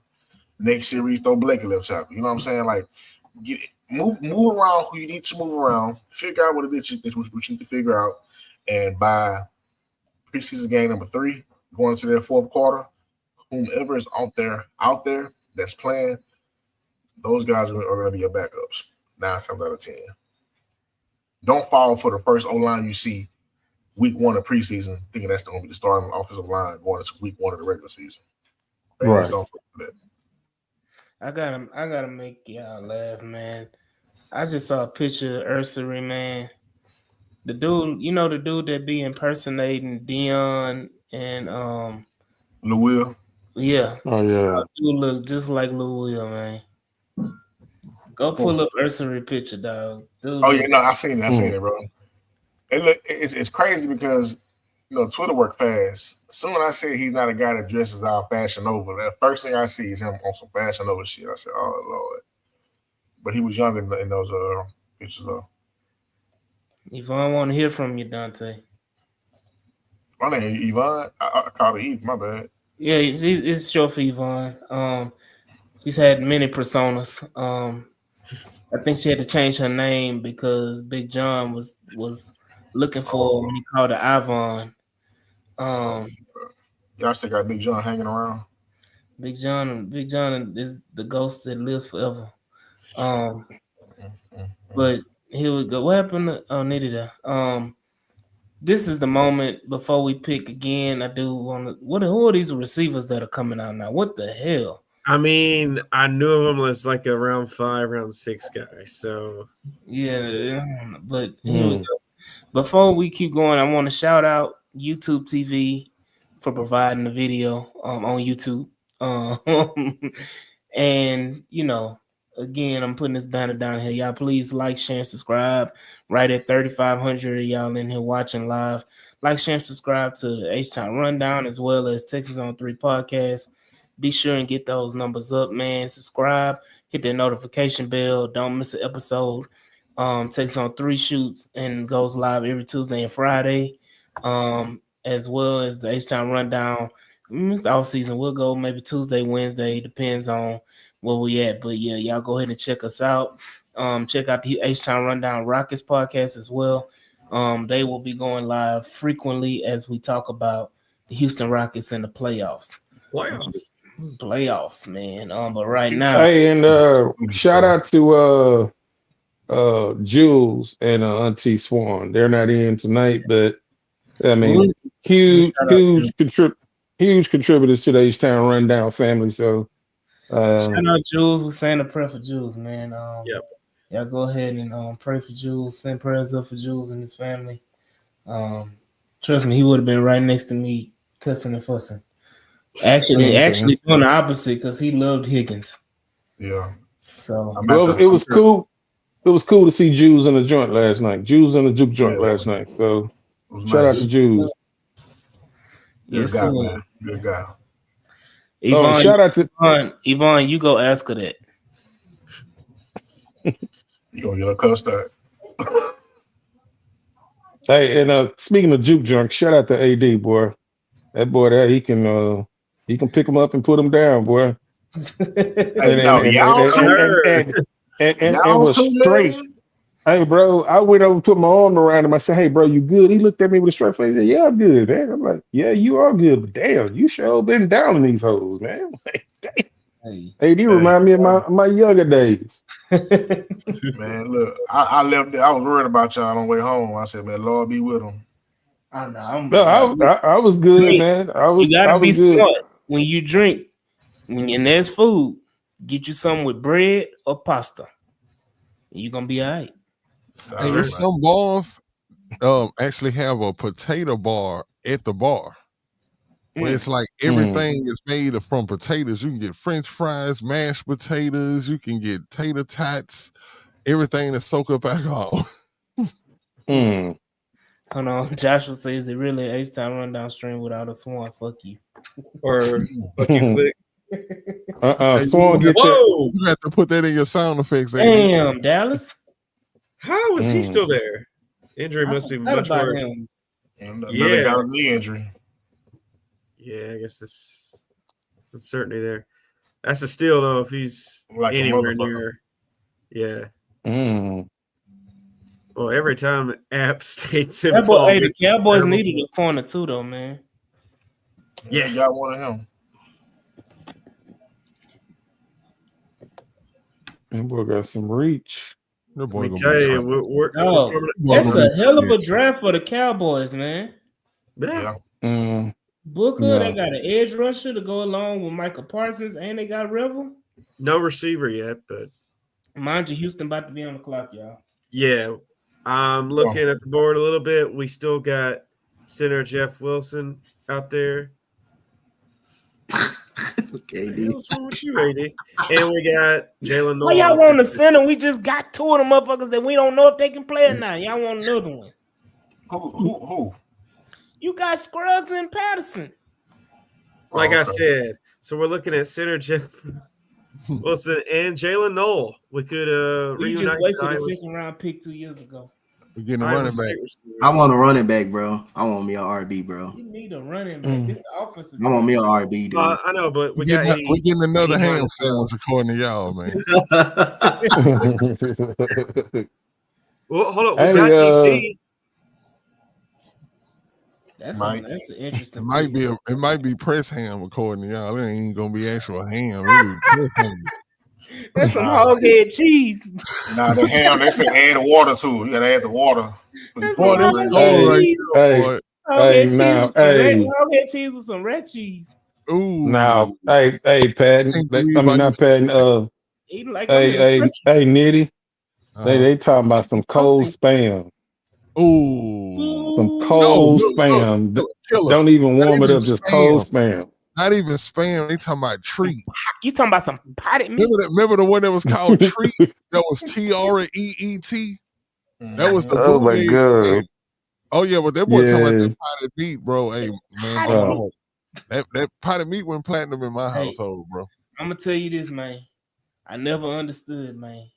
My dad used to love it. Pause, man. Pause for my dad. And dead and gone. Pause. He used to eat them damn. Wait, how you pausing your daddy? He used to eat them damn. Eat them Vienna sausages, dog, with some saltine crackers, dog. Hey, no, Vienna sausage good, bro. Listen, bro. My daddy used to make some. I don't know if y'all ever heard of this. It's something called crackling bread. Yeah, that's old school, right there. My daddy make that all the time, bro. And then he used to get real funky with it with some buttermilk. Eat it with some buttermilk. Like couscous type of thing. He would make the cornbread. He would make the crackling bread, and then after he would make it, he would break it up or whatever, put it in the bowl and pour some buttermilk on it and eat it like that's that couscous. That's my grandma. Yeah. My grandma never did that. Boy, your dad was in the trenches. He from the country, Brian, Texas. I had a coworker man named Little John when I was Little J, and he eat Vienna sausages, right? So like we would get on his ass so much about it, he would like walk around to the trash can trying to pull the juice out so somebody see him. So when we all not looking at him, he'll flick it in the air and eat it. We was like, bro, what the fuck are you doing? He never had a Vienna sausage before like this. This is good. Wow. My bad. Go ahead. Nah, that's it. The sidebar story. It was just certain companies. I'm so sorry, my bad, bro. I'm so sorry, bro. It was certain companies that made them that wasn't good. Like I think you had Hormel. Wait, is one company that make Vienna sausages? Yeah, it's about three or four of them, and about 4 of them. I mean, 3 of them is bad. It's only one that's good. But if you probably ate one of the bad ones, and then if you got one of the bad ones first, it'll probably turn you off from them joints. You got to get that. I can't remember what that good. I think it was Hormel, if I'm not mistaken. Hey, just so y'all know, man, it's coming up. We picking 79. Yeah. See, I just been looking at. I'm trying to enjoy the draft with y'all in real time, but real time ain't working for me. I hope we can get Caleb Johnson. Get Caleb Johnson. Oh, you been on the what's the name? You been on Twitter looking at who we already? No. That's what I'm saying. Nah. I'm trying to enjoy it with y'all, but this ain't working for me. Hey, D, you did hear that point I said a minute ago, right? But I do want Caleb Johnson. Mike, you ain't popped your neck in a minute either. Yeah, I want Caleb Johnson, bro. He's still there. He's still there. I bet he is. Mike wants Jared Wilson. I've just been looking at some stuff on him. So yeah, I mentioned a couple players. I'm gonna just say that. Mike ain't popped your neck, man. He's the number 1 ranked center, but the 17th ranked overall lineman. Houston sports fans say they just saw who we getting, and all I can say is wow. I'm about to turn it up because it's coming, y'all. Okay. Wow, in a good way or a bad way? Hey, no, don't ask no questions. Did he just hold on, bro? Don't ask no questions. As them old people say, hold your horses, baby. They might be on that list, right up there. Right.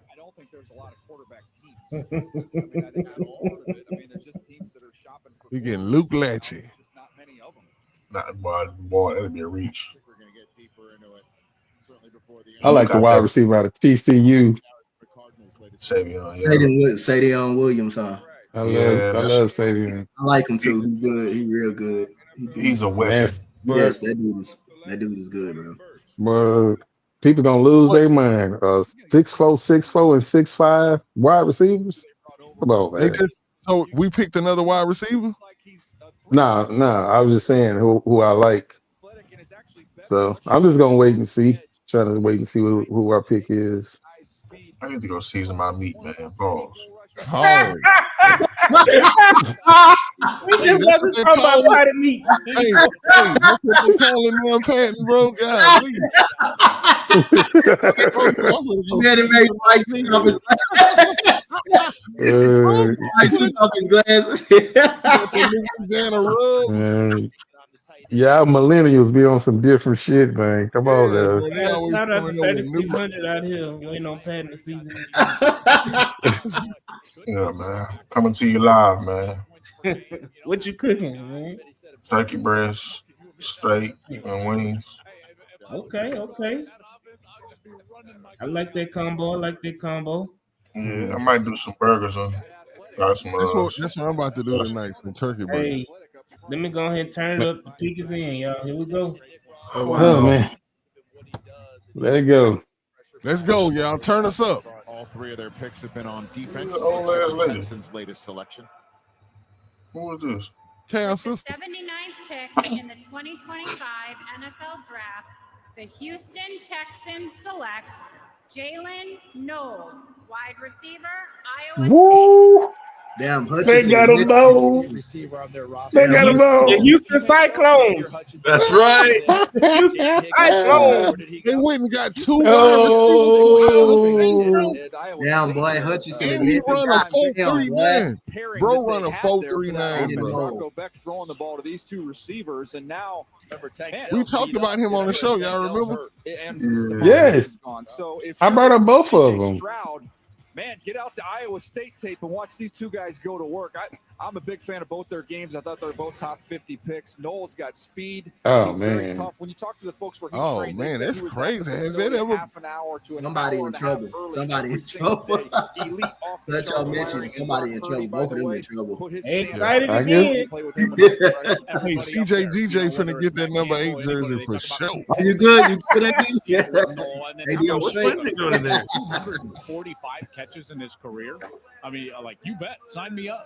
Who's the Big best, Senior Bowl week, too. best available Big Ten player? Maybe go to. That was a great value pick, and not in that sense.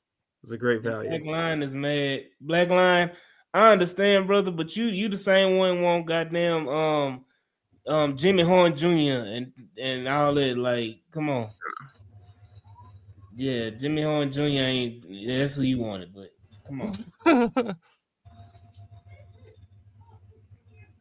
Brandon crazy talking about mention at home like So look, Tank. Yeah, I think we talked about it earlier. Tank Dell is not going to be playing for the Houston Texans this season. Correct. So you have to address the wide receiver room, and adding those two guys from Iowa State, you've upgraded your wide receiver room tremendously. Yes, yes, you have. we got another pick coming up too, yeah.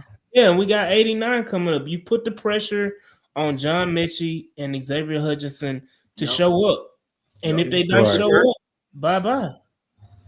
You know, so you gotta do what you gotta do, man. And right now, I love the aggressiveness. I love the fact because we were just talking about Jalen Noel. I was like, why? Who are these wide receivers? You still got Jalen Noel on the roster. Hold on. His name Jalen, right? I'm saying it right? Yeah, Jalen Noel. Yeah, Jalen.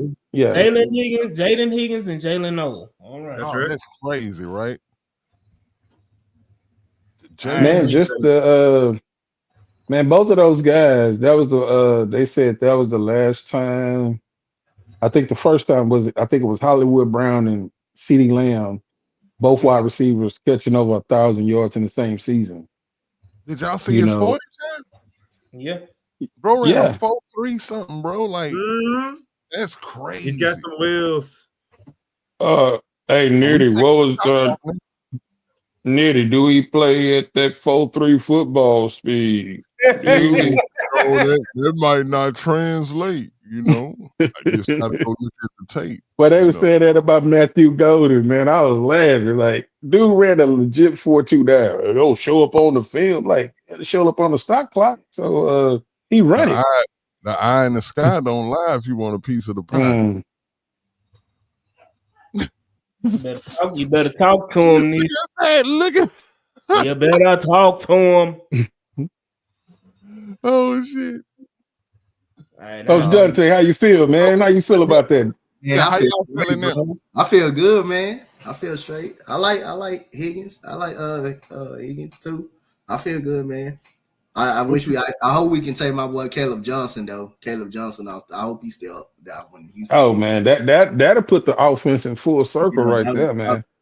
That's weapons I hope he galore. don't nobody snag him, but if Caleb Johnson there, I hope the Texans get him. But I have to know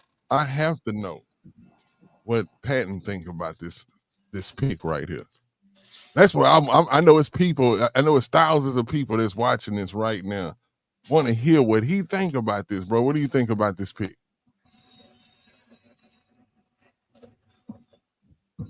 You frustrated? Stomp the Patton. I didn't stomp that boy, man.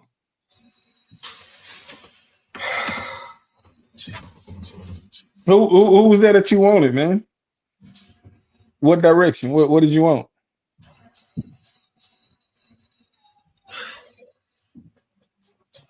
He gonna cry when he get in the car, y'all. He gonna cry when he get in the car. Hey, that running back from Tennessee still out on the board too? Samson? Yeah, Enemies on the clock. Enemies on, and they pick is in. How many receivers we got on the roster right now? All of them. 12. Right now, we got 4. Hold on, 12. Hutch, Baby Hutch, Mitch. No. Knee killer. Terrorist, yes. No is Baby. That's Baby Hutch. Oh. You didn't draft the same player 3 times. You got the big Noah ain't one of them. No, he's not at all. But for the sake of this conversation, he's gonna be today. So let me be positive. We know Tank Dell is not gonna come back, and this year anyway. Texan fans, let's just be real. I'm not saying his career is over, but you have to prepare and move as if that it is. What he's going through injury-wise is very difficult to overcome as far as a daily living, moving around, yet alone come back to play a very physical game. Football. I don't like it. I'm not. Not that I don't like the pick. Hey, Pat, you sound like you filibuster. Can you go and get to the point, man? Let's get to it. That boy filibuster. Hey, that boy reached way back with that one. That boy doing a Cory Booker. Go speak for 26 hours. Come on, man. How you feel, bro? I left you and Nitty ass here. Shit. Look here, man. Let's get down to it. Motherfucker, I don't like get down to it. That's what you want to hear. I don't like the pick. No, motherfucker, I don't like the pick. I don't like him. I don't like his goddamn brother. You know what? Fuck it. That's how I feel about it. So you don't like the fact that they addressed the offensive wide receiver room? Yeah. Whatever. Come on, man. I'm trying to get a. Hey, man. I ain't trying to jig at you, man. I'm trying to get a honest opinion, man. This is the round circle, man. Like, yeah, I know I'm looking at a dude. Listen, man, I'm not happy with it, dog. I'm not. Well, what does it tell you about where we're going? Where it tells me? Yeah, what it tells you about where we're going as far as the offense and stuff like that. Oh, man. Explosion. Dude, 5'11", 200 pounds with a 4.39. You're going down the field. You that's what it tells me. Yeah. You're gonna be vertical. Or you trying to be vertical. That's what I get from that. And that's a good thing, right? Yeah. Also tells me that we're gonna be a shotgun a lot. That's a good thing, right? I guess. And with the size of the linemen, they're telling us that they're gonna be very physical up front. They're gonna. You mother. Because we didn't get because we haven't drafted a running back yet. Pittsburgh took all goddamn pick, bro. Are you fucking serious? They took Caleb Johnson, dude. God, bro.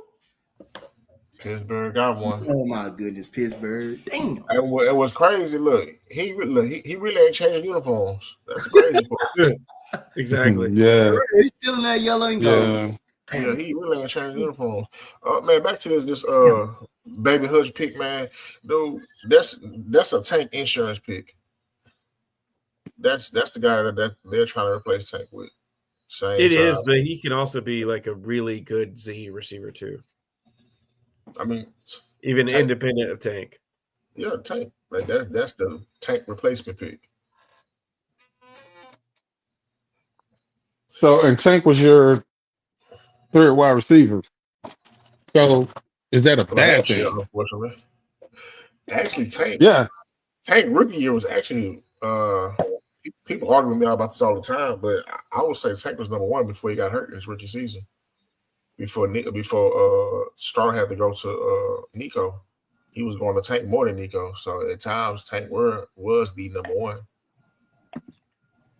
They took Caleb, dog. Damn, dude. They took Johnson, bro. God. Boy, the rich keep getting richer. Now he look like B-Hop. They got rid of Najee, so they need another running back. Yeah, I mean, look at this Photoshop of him in a Steeler. Oh wait, no, that's not a Steelers uniform. No, he keep the same picture. Yep. No Black Lion, respectfully.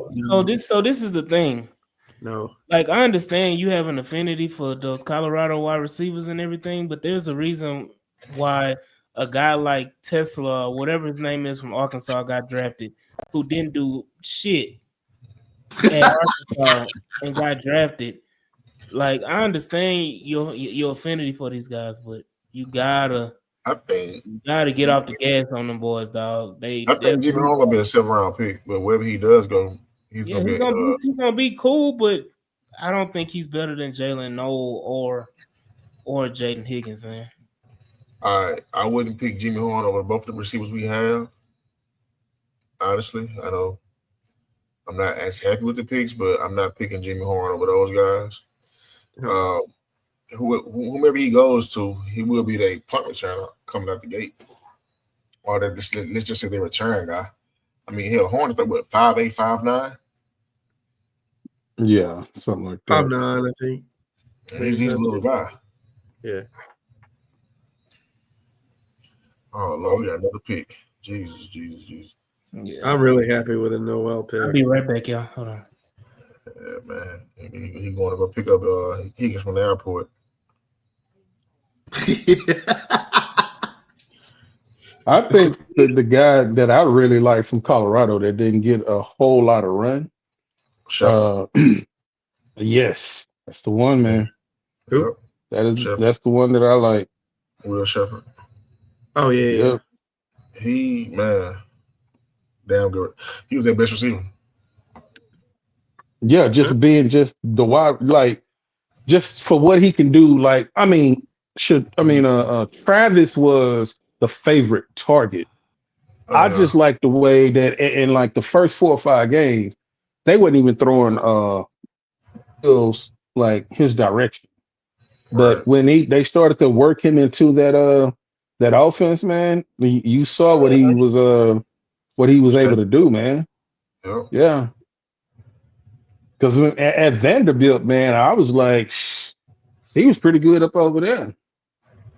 But I think he wanted to go to a more high profile type of team. But I think he could have played anywhere around the nation, and but they had a lot of wide receivers over there at Colorado. So, and that was his only year playing with Shador. Mm-hmm. With Travis playing receiver and cornerback, of course they're gonna force him the ball. Yeah. I mean, because the narrative was to get, Travis the Heisman. So, I mean, and it worked. It works for the whole program of Colorado. But, I just like Will Shepherd. If he's an undrafted free agent, that's one of those guys that I offer a 2-year contract guaranteed. I don't offer them the traditional 1-year free agent contract. I think he has, I think he has something. Hell, the Texans gave Xavier Holiday, the running back from Arizona State, a 4-year deal as an unrestricted They gave him a undrafted. 4-year deal. Yeah, I never seen that before. I know the first deal that was ever done like that was Aaron Foster. And Rick Smith gave Aaron Foster a guaranteed 2-year deal. And Aaron said that was one of the deciding factors because he was like looking at the Cowboys. And Rick said, "Nah, I'll give you guaranteed money." And that's what made him sign with Houston. But, Caleb Johnson, to me, reminds me of Foster. That one Yeah. cut and go. He does. yeah, that's what you was telling me. Right. And see, he's going to thrive in Pittsburgh because Pittsburgh is a run first team anyway. Yeah. And then they traditionally have hogs, like space guys that take up a lot of space on the offensive line. So, and those big receivers, you got Pickens, assuming he stays there, and Metcalf, they're going to open up some running lanes. Oh, yeah. The only thing now is you don't have a quarterback to throw the ball. We all know who's going there. I hope Aaron Rodgers, man. Aaron is going to sit his ass down somewhere, man. Like, go take some goddamn some mushrooms and go lay down. The way that this process is going about it, that's why I said what I said about Mike Tomlin. Mike Tomlin seemed like the things that Aaron Rodgers is doing and how he's playing it out. From what we were told, Mike Tomlinson is a no nonsense type of guy. It seemed like that would be one of the type of guys that he really wouldn't want to acquiesce power to. But I think it's above Mike, man. Yeah, I do too. I think if it was Mike rather go ahead and try to look. We missed on Pickens. Like let's go back and because I thought that I thought Milroe would be going now. The way that they were talking him up. I had Milroe going to the Saints, but they can shit the bed with that one. Did I miss something? You picked him up from the airport? Nah, I thought somebody was trying to break into my damn house. I thought I had to hit regulate. Oh Lord! What you do? Pull out your slingshot? You pull out your slingshot? Something else. Get back to you, David. No, what happened? So damn people delivering my damn food banged on my door, knocked the picture off the wall. God damn! Oh, and shattered the glass everywhere. Oh, are you fucking serious? Yeah. I hope some good ass food. Damn, you ain't got a doorbell? I do got a doorbell. They run the doorbell and then banged on the door. God damn. Damn. So, you hear glass shatter, and I'm like, this ain't Stone Cold Steve Austin. So what the fuck? For real. Don't. I'm telling you, man, you don't smell that fresh beer? Huh? You don't smell that beer? Then goddamn hear them cuss words coming? Like, no, I don't see no hell yeah or none of that. I'm trying to tell you. All right. So who got picked? What do I miss? Chiefs and Pats traded. Chiefs took Noel Williams corner. Bucks took Parrish corner. So that's where we're at. Yo, it's a corner run right now, huh? Jalen Noel pro comp is Christian Kirk. I mean, do with that what you will. So it's not Baby Higgins. That's not what it says. Noel? Yeah. That's still Baby Higgins to me, man. You got Big Hutch, Little Hutch, and Baby Hutch. I think here 80. Yeah. The Hutchisons. I mean, I think here 89, assuming you don't trade down, which they might, you're looking at the guard from LSU, Frazier, the center, Wilson from Georgia. He's still and then some running backs. So take your pick. Hey, look here. If these motherfuckers draft Scatterbo, yo, I'm gonna go downtown and start a riot. Nah, I think you're gonna be happy. No, you gonna be happy. Scatterbo. Mark Vanderbilt gonna be happy. I feel for Scatterbo to the left. Rock and roll. Scatterbo. I forgot about him too. Scatterbo gonna retire with the most touchdowns in league history because all they're gonna do is bring him in on the one. Goddamn, Mark Vanderbilt will have a whole heart attack. Scatterbo. Rock and roll. Rock and roll.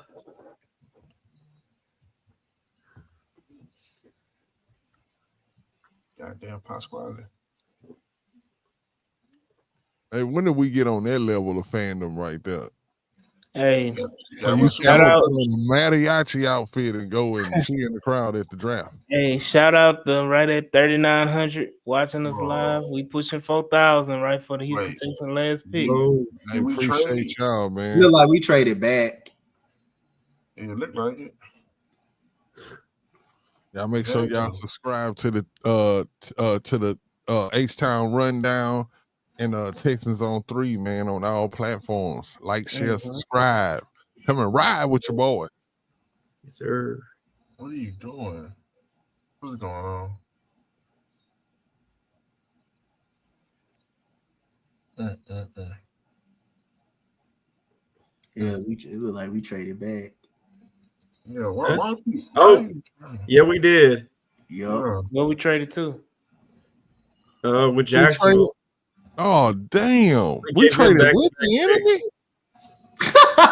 You see, that's why I said. That's why I said unless we trade back, because our next pick is 66. So, we traded out of the third round. Probably. Oh no, there we are. We still in the third round. We just traded back right after Atlanta, the edge of the screen. Just trade back by 30 picks. So pick what? No. Pick 102. Is it pick 102? Yeah, pick 102. Well, I mean, guess that number got some kind of resemblance in Houston.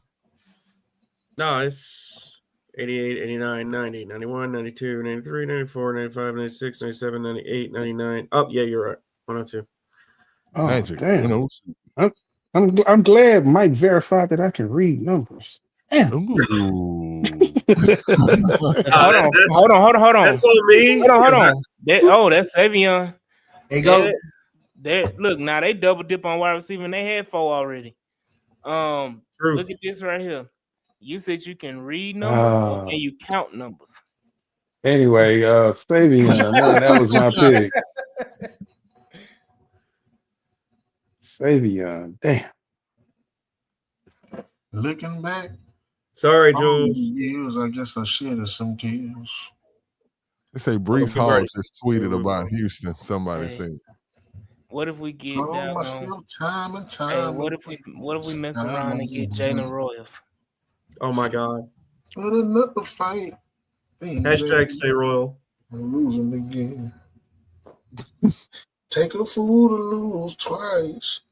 Starting all over again. I think I better let it go.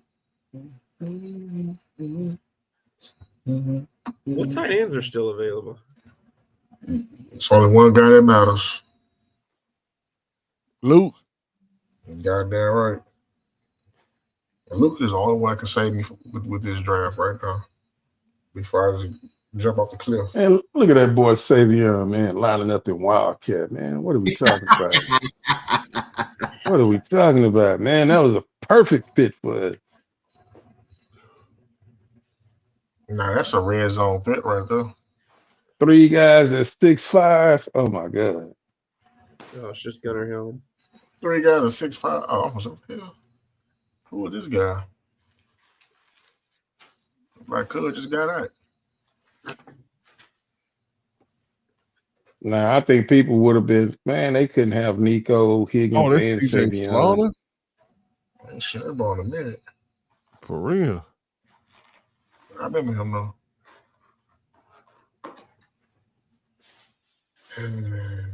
So really, Jacksonville got Caleb Ransaw. Hey, so just so we all on the same page, all of y'all are happy with the receivers we got, right? Yup, I am. Yeah, certified. Yup. Okay. Potential on paper, I'm cool with it. Okay. We ain't got no choice. They on the team, man. I mean, I ain't gonna lie. When Madden come out, I'm gonna trade there. I'm gonna go get Burden. I'm gonna get Ibuka. I'm gonna make it work. Get out of here. Let me ask y'all this: out of the two receivers we just drafted, give me y'all early projections. Who has the most catches, yards, and touchdowns? Nico, you saying who we drafted or who on the roster? Yeah, no, Nico number one. Period. Like I'm talking about with Higgins and Noel. Who has the most catches, receiving yards, touchdowns out of those two in year one? Higgins has the most catches and touchdowns, and Noel has the most receiving yards. I think Noel has the most catches. Higgins has the most touchdowns. And yards, I think it'll be around the same. I think Higgins has the most touchdowns, and Noel has the most yards. What about catches? I'm gonna go with Noel.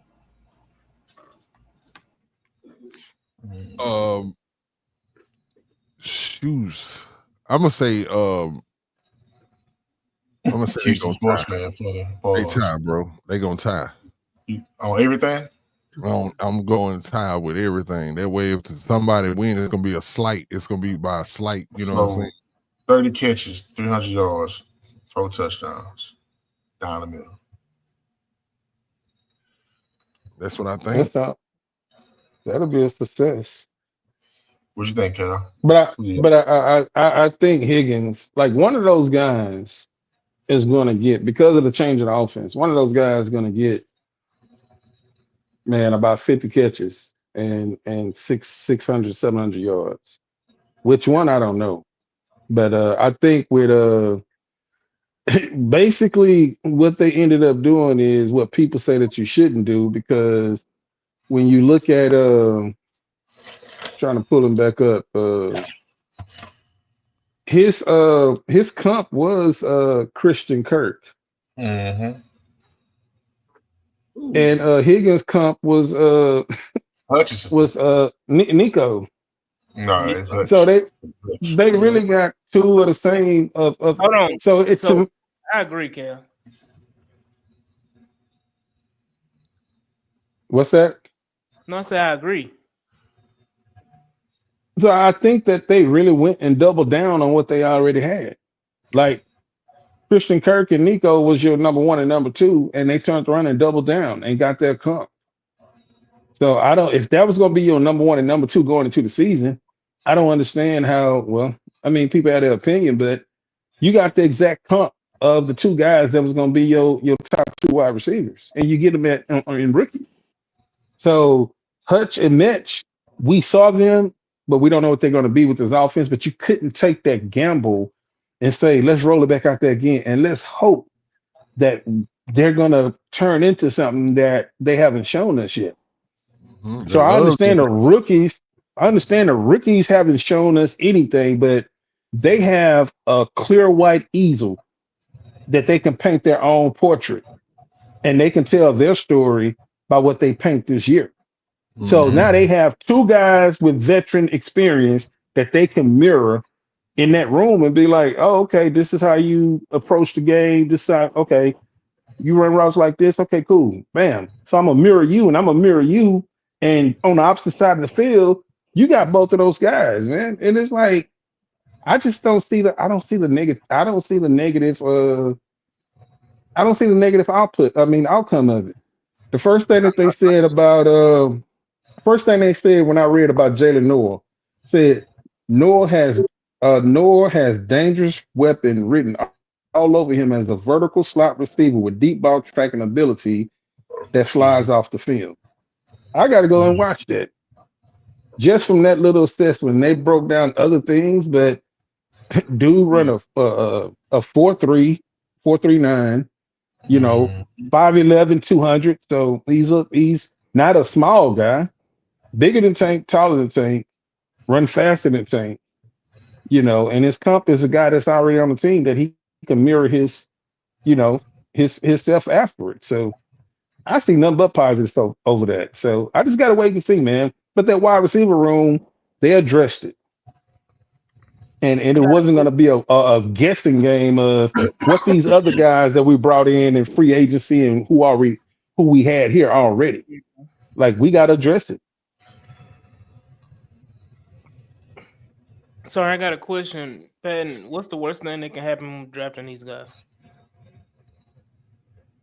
If they don't pan out. That's what every pick, though, right? Yeah, but this is I consider a premium position. Worst case scenario, injuries or just can't get on the same page with CJ. Best case, you have a potentially two-headed monster just with those two. If those guys, and I'm leaning towards Noel over Little Hutch. I'm leaning towards him more than Hutch. I feel like if both guys can be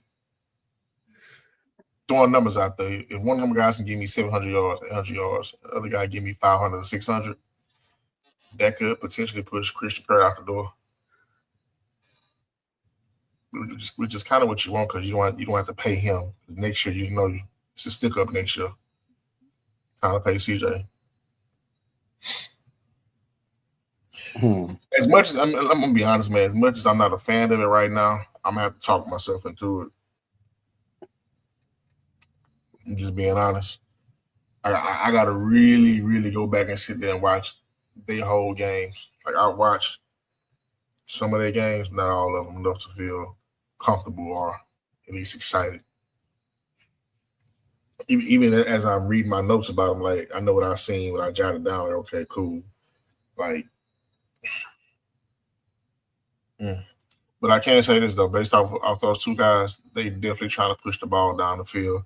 Now, we did sign a fullback, so now I'm a little iffy, or not iffy, not worried, but concerned about the running game. I'm not trying to go into the season with giving the rock to Joe 400 times, and I'm not trying to split that with Pierce. We need another running back. That's clear as all day. Do you draft him in the fourth? Do you get him in the fifth? Like, do you trade him to go get your running back? Like, you only drafted one lineman. Do you go get another interior lineman? You go running back. You're gonna go on defense. Will this draft be all offense? To be seen. What about the running backs that's on? What about the running backs that's on the roster already that didn't get a chance to play last year that were rookies? I mean, you got Jaws, you got Brooks is they moved Brooks to fullback, but you signed a fullback. So I don't know how they feel about Brooks as far as a running back. Oh, go blue. Hey. That made my day. Hey. Back to the running backs. You got Joel Jordan, Joe, Pierce. Did they bring back Agumawale? Did they bring him back? Yeah, they brought him back on a year. You got the great value of Alvin Kamara. Who I miss? I'm missing one person. J.J. Taylor. Yeah. Like, come on, bro. That room don't scare nobody. If you take Mixon out of that room don't scare nobody. Like, literally. You got to add something to that room. I get it. You adjust the wide receiver room. You've compiled your picks in that room, but goddamn, you got to do something around the back room. This Pierce last year on the contract. Like, you telling me Jordan's going to come into this year and be running back number 2? Like, bless you. Like, what are we doing? No, I think if they don't address the running backs in the room, I think it's going to be Pierce. But my sleeper, and when we say they moved British Brooks to fullback, no, it's only one. It's only one idiot that did that. British Brooks was playing tailback when he was in college. Yeah, they put him in there, and he was effective as a fullback, which he made it work. Yeah, it's just like when they put the tight end, they use him as a fullback. So we're going back to the way that the offense should be running. And, I like British Brooks' size and speed. He's not a burner, but his size, 5'11", 225. I don't have no problem with that. So I think with the way that the scheme is going to change, We just gotta I think they're gonna address it. Like I think that I know will probably make you happy, but if you just take a stab at and you might be able to hide him on the practice squad, but Donovan Edwards in the seventh round. That's what they got him slated at. Maybe you if you really like him, you go get him in the sixth. But I think that running back room with the linemen that we're signing now and the scheme that we're going to run, I think you're going to see different production. So I'm not ready. Mm-hmm. I'm sorry, I mean, look, on my Go knee, ahead. I didn't mean to cut you off. But look, I'm gonna be honest. Donovan is a power run running back. He's not a zone guy. He's a power guy. So bringing him here, and as people know, or they're getting to know, I love Michigan. I'm always be biased towards my Michigan guys. But getting a guy like Edwards, man, if you're not running power, what you got him for? You don't try to put a square. How y'all say it? Put a square in the circle peg, or how the saying go? You know what I'm saying? He's a power guy. He's most successful. Aren't we going away from the zone blocking scheme to more of a power assertive scheme? I Like, believe so. Look at what New England has done, and I think you're going to be this offense is going to be, and I think he said it in his presser too. This is going to be more of a game plan offense. So you're going to see games where they do run a lot of zone. Then you're going to see a lot of games where they run a lot of power gap scheme. So it's going to be a lot of flexibility in that offense. It's not just strictly one or the other.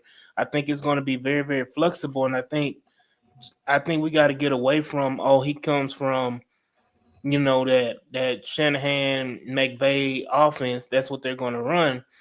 When the Rams don't run it like that. No. So if you do get a Donovan Edwards, then it's a possibility that they have plans on running a power gap scheme. Joe Mixon can do either, but damn, they took Jalen Milroe. Mm-hmm. He got drafted before Shadur. He got drafted before Shadur? Okay. But to finish my statement, we got a 4th round pick in that trade too. I'm saying, who was the quarterback in Seattle? What's the name? Bar from Minnesota. Sam Darnold. Sam Darnold. Good situation. Yeah. Yeah. Sorry, but going back in, like they, taking Donovan Edwards wouldn't be a bad pick. Shout out to the 4,000 watching live. Appreciate it. Looking at the running backs though, there's still a hell of a lot of talent at the running back. You got Brashard Smith from SMU. I like him, man. You got Dylan Sampson. I like Dylan Sampson. I love that. You got Devin Neal from Kansas. You got Brashard Tootin from Virginia Tech. You got Trevor Etienne. You got Blue. Jaden Blue. You got Allen. Huh? Don't leave out Scatterbo. Yeah, Allen out of Syracuse. Hey, yeah. Hey, that Brashard Smith, I love that, man.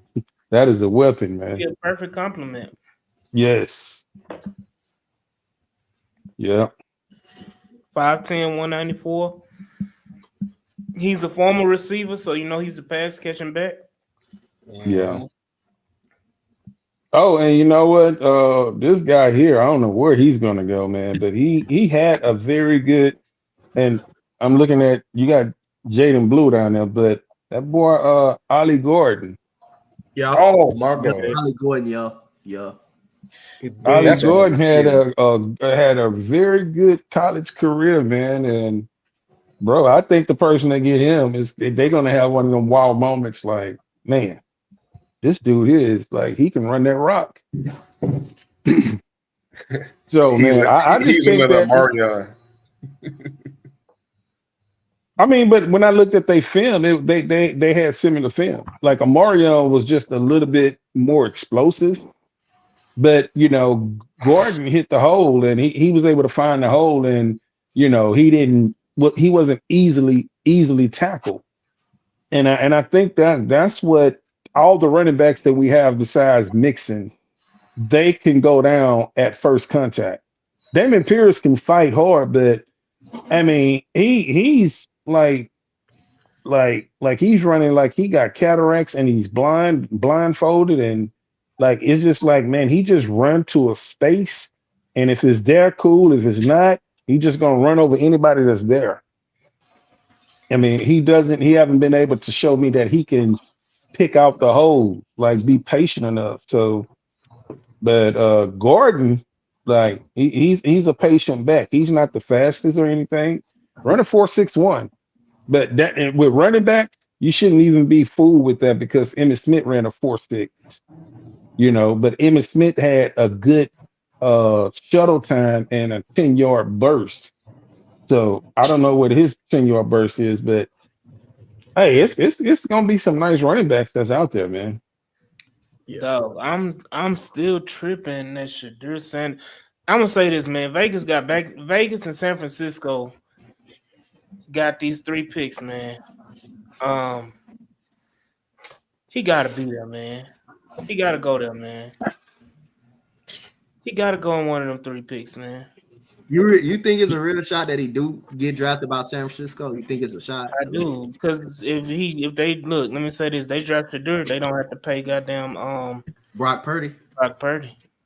Oh, come on. They're gonna pay Brock Purdy. Whether they should is a different conversation, but they're going to. Man, Kyle is so good that it's not gonna matter. I'm gonna say this, man. There's an investigation that needs to be had into the fall of Shadur Sanders. You think Cleveland does it? It could be Cleveland too, but it's I just think Cleveland is good. I think Cleveland could do it too. I know people want to say talent and all this stuff, but I'm gonna be real honest with you, man. Like this is more like vengeance on Dion, and I don't know what did Dion do to everybody that pissed everybody off. No, he left NFL Network. Other than being a black man, a proud black man of his and proud of his sons, and a follower of Christ. Look, I love Dion, and I like Shador, but Albert Breer kind of broke it down.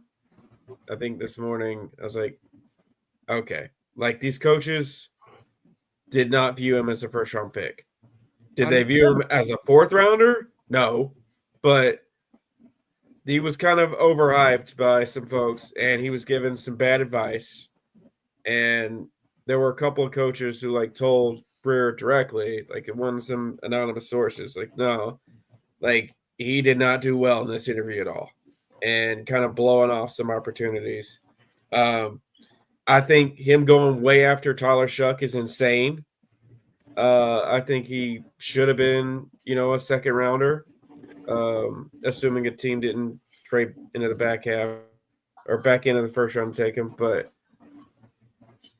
yeah, this is way out of pocket for him to be falling this far. The last person that I heard, like I've never heard any guy that was, and look, I watch ESPN just like anybody else do. And, whether we like him or not, Mel Kiper is been connected for probably 30 years.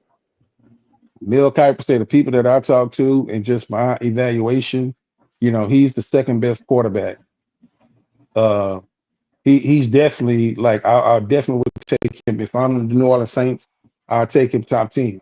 From what I hear that, a couple of teams were turned off and whatever. But here's my point. I've never heard a 1st rounder fall this far because he didn't interview well. The only other person, and he still don't have a job, that didn't interview well was Eric Bieniemy. So I just think it's a bunch of bullshit. And we know that these leagues, they can collude if they want to. We'll never find out. But you can't tell me that Colin Kaepernick was strictly a football decision. It was collusion. It's look, man, we're going to show you that you can't come here and be bigger than the Shield. Right. And so whether you have to slide down to the third round, fourth round, you're going to come in and we're going to quote unquote buck break you. We're going to humble you. We're going to make you bow down to the ring and kiss the ring. And I think when he walks in that building, I think he's still going to be the same confident guy. That's why I say I don't give the microphone no words, man.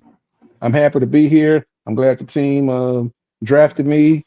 Hey, let's get to practice 2 days and let's see what happens. Well, Shadur, how does it feel that you dropped down to the third, fourth round? Hey, I'm an NFL player. That's my dream. I've always dreamed of this day. But did you go? You think you was gonna go in the first round? Doesn't matter. It doesn't matter where I was picked. It only matters what I do on the field. Next question. I'm through talking about my draft pick. Let's talk about real football. Let Go me say ahead. this right now. This pick right here. Oh my God. If this don't say this, the fix is in. Yep. I don't give a damn what y'all. Hey, Oh my God. This pick right here. Dylan Gabriel. Yes. They got down. That's crazy. Okay, Damn. That's too far, bro. That's It's an agenda out there, That's too man. far, I don't bro. care what nobody say. That's an dude. agenda. Come on, bro. That's That's too a far, fucking dude. agenda. And I don't want it to take away from these prospects getting taken. Like That's Gabriel, too he deserved to get taken at some point. But the fix is in. This is. There's no way Dylan Gabriel is in the stratosphere. He's not. That's too far. Come on, bro. That's too No far. way. That's crazy, bro. Like I'm pissed off now, That's bro. crazy, Like I don't give it. Like the Crazy. Texans, the Texans didn't draft who I wanted them to draft. They didn't do that. This right here, this shit right here with Shadur Sanders is fucking blasphemy. Where's Stephen A. Smith and all them other motherfucking talking heads? I need them on Monday morning. He's different. Crazy. Steven was on it when the little bit that I did watch today. Steven said, man, you can't tell me just if we looking at film and we looking at what we saw this guy was able to do, that this is all about football. It's not about football. And Swagoo and Dan Orlovsky was like, hey man, the evaluation begins when the season is over with. They don't care about what you did in college. He said that's cool. He said what I'm saying is, y'all. His problem was, and I think Acho, he had broke it down also. He was like he just didn't come in and was like, hey, and I don't want to go there on the live stream. We can do this behind closed doors, but it wasn't like, yes, sir. Whatever you want me to do, sir, that's what I'm gonna do. He just came in and say, hey, man, this is who I am. If you draft me, I'm gonna change this whole franchise.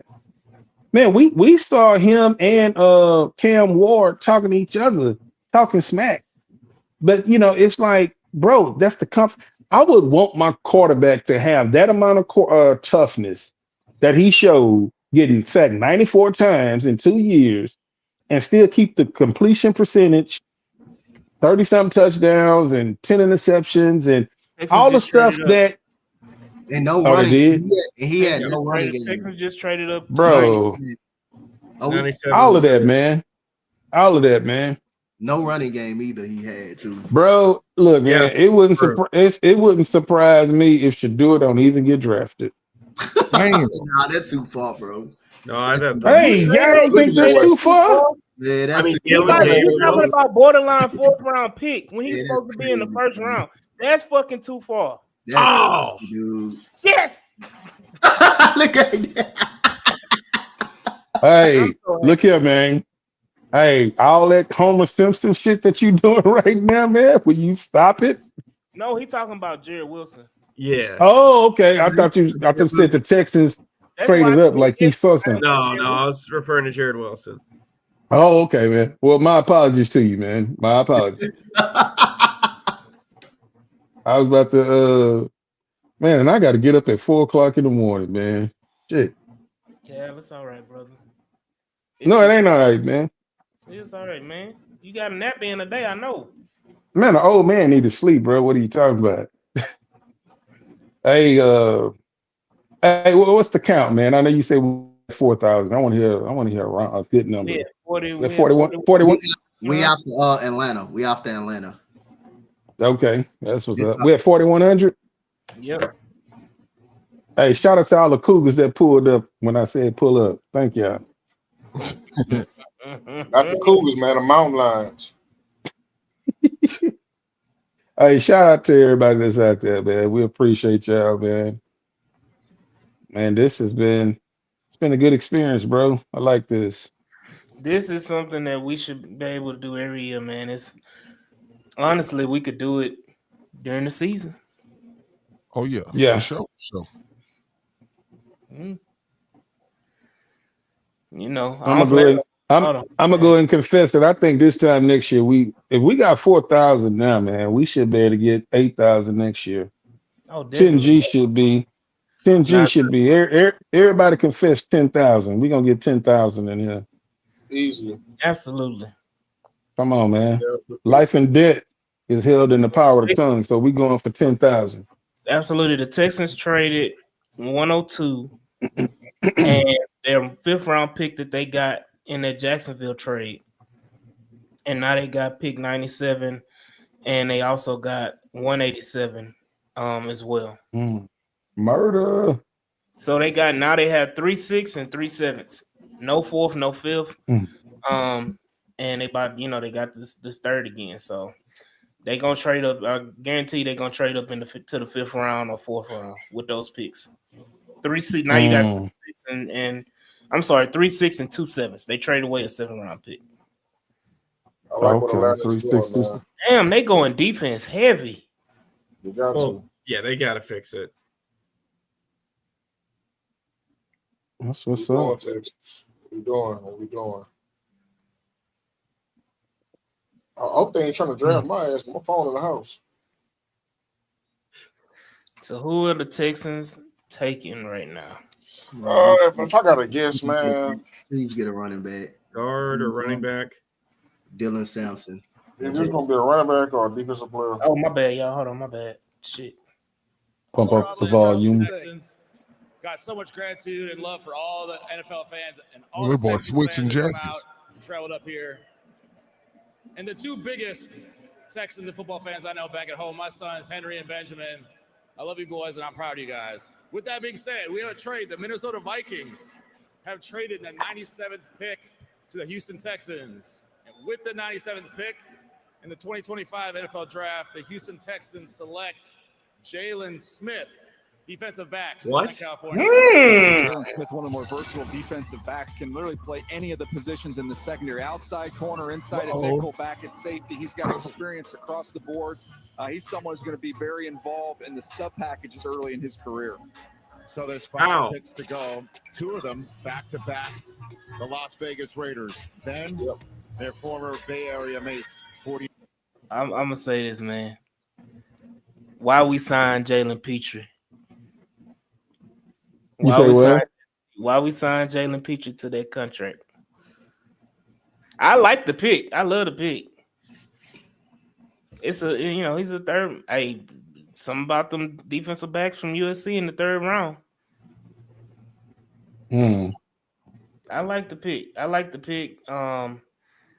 Would I wanted a running back? Hell yeah. But that is a D'Amico pick all day, every day. Absolutely. That's gotta be, yo. Now, I don't know when you put him on the field, but I'll dislike his game. Hold on. People up there celebrating, talking about he had new nickel. Then what the fuck is Jalen Petrie? What the fuck is Jalen Petrie? They know we can't put 13 on the field, right? It's only 11.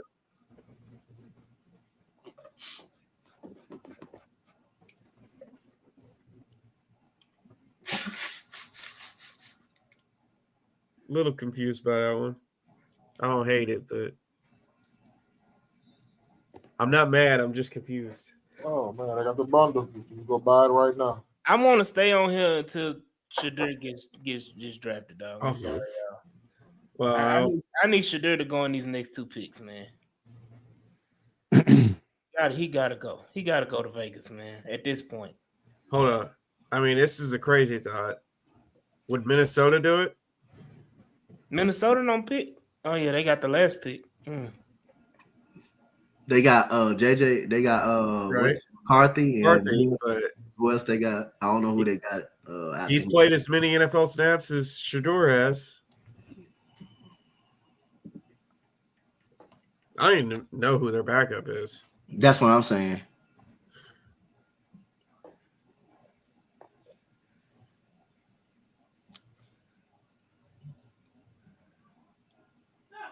I just got a feeling Vegas. If Vegas don't get him, he not gonna go this round. He not gonna go at all. He not gonna go. You know what the crazy part about it is we've been told like for the last 2 years that Tom Brady, was a mentor of his. Yeah. So it's like if they don't pick him now, like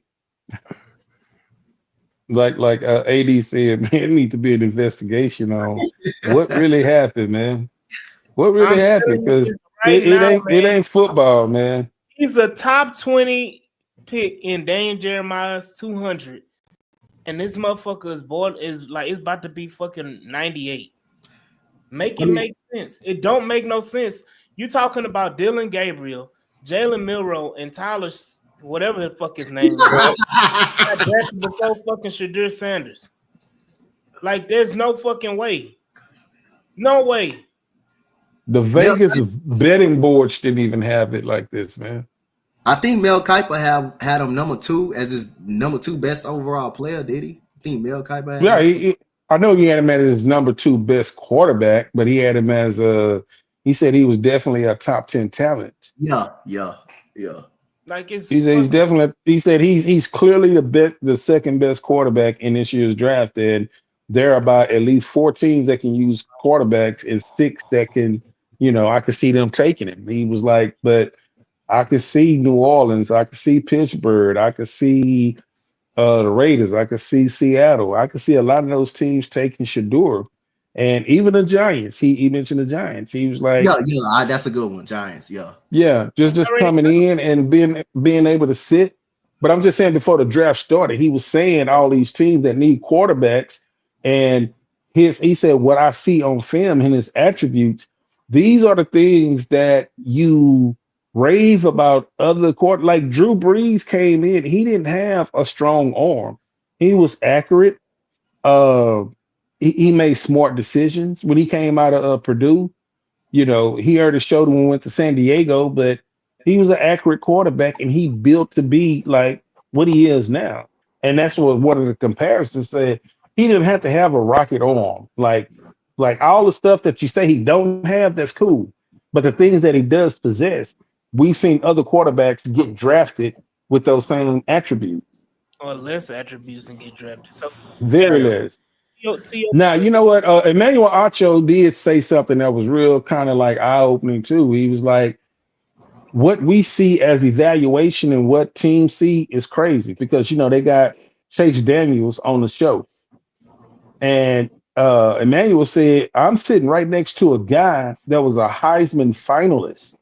That Biletnikoff I don't think it was Biletnikoff. It was one of those quarterback awards that he was a finalist to. Davey O'Brien. Davey O'Brien. He said this guy was sitting on the stage, doing a Heisman. And he said what he did in college was like, it was great. He said he went undrafted. He said, so sometimes it's not an exact science of what we think or what it might be. He said, but I'm looking at a guy that was a Heisman finalist that didn't get drafted. Now, I'm not saying Shador and this guy is the same, not even saying that. He said, but sometimes what we see on our draft boards, but we've seen everybody say that Shador, like Lance Zierlein was the only person that I saw when he came out with his first mock draft and said Shador wasn't going in the first round. And I immediately say, oh, come on, man, where you get that from? Hey. And Swan would say, hey.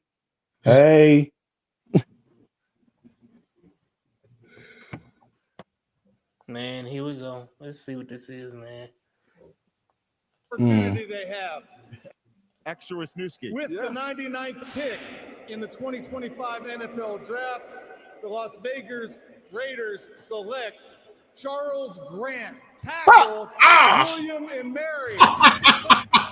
Hey, This is a really, really athletic edge protector. Dog, that's who I wanted. Me too. Damn, dog. Casera just don't like small school guys. Man, somebody say Shadur may go after Shiloh. Dog, Damn. Dog. This shit is Oh my fucking god. crazy, dog. Hey, I want to ask y'all though, who goes first, Shador or Isaiah Bond? Damn, I forgot Bond is still out there. Damn, boy. Hey, y'all seen that video of Shadur and Shiloh yesterday? And they was laughing. And Shiloh say, "Damn, bro, if they did that to you, what the hell they gonna do to me?" Yeah, I seen it. That was funny, man. Oh man. I know he's sick though. Hey, Oh man, I dog. don't think you're gonna see any video footage of Him getting him in the drafted. living room. Nah, they ain't gonna show no video footage, man. Somebody just said, look, you got Jalen Petrie, Jalen Noel, and now Jalen Smith. The Jalen's, because the Cowboys got 3 Tylers. They got 3. Yeah, they got 3 Tylers, all offensive linemen. Yeah, That's crazy. So right now, it looks like the Texans may have to trade up for if they want a running back, unless they're gonna wait for somebody to fall. But I'm really pissed off now. I'm really pissed off right now. Like, I'm a firm believer that they're not gonna go get a running back. well, It's gonna be a running back in the 7th round, I think. I'm talking about Shadur, man. Yeah. Yeah, that's I'm pissed off, dog. Because I'm like, no, that kid don't deserve it, dog. That kid, him being cocky, him being sure of himself, him being like that type of guy, like that, didn't his talent is better than that, man.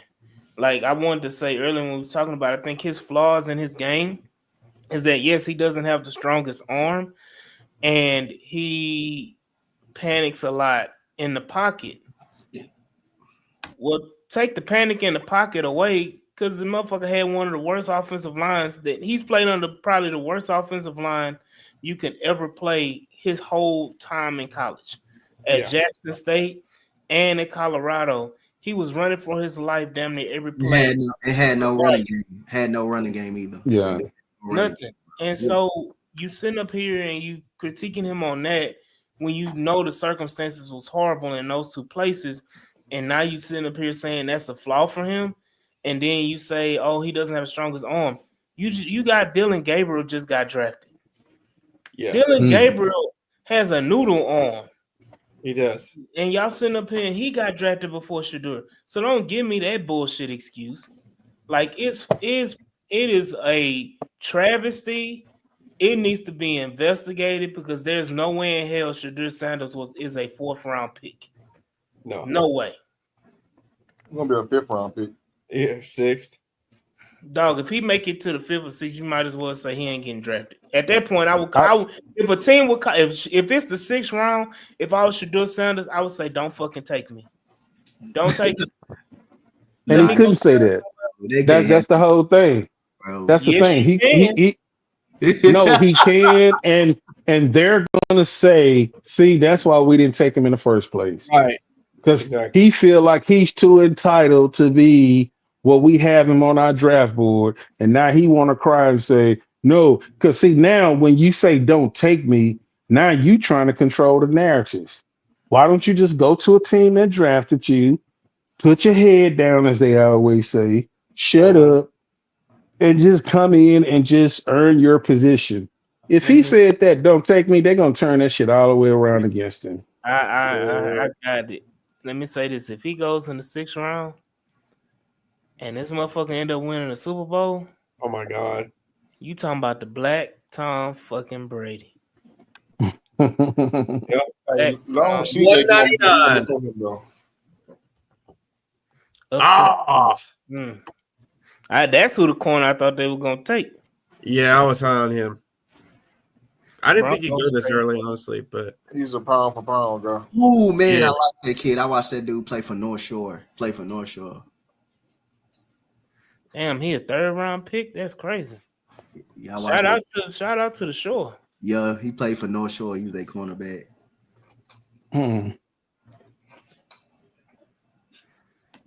East Side putting out them, producing them players, huh?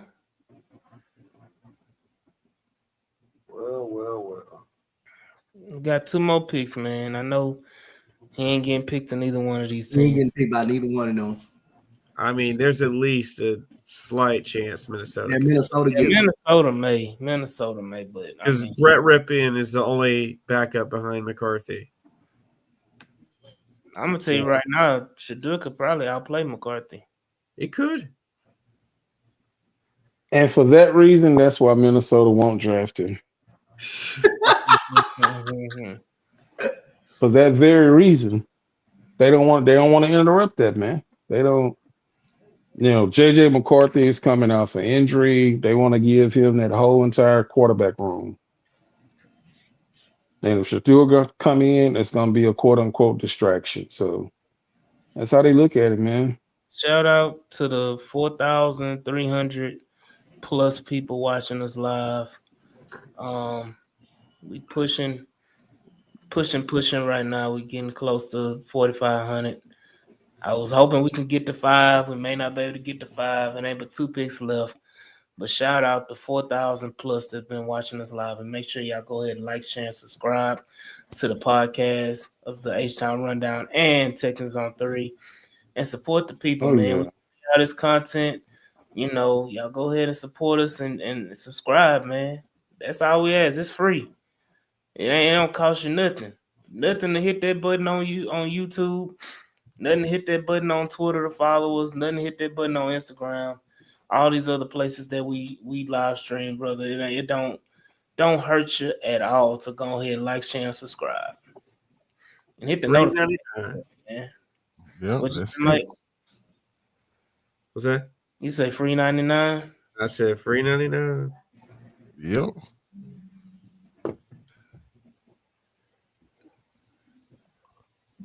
Okay, so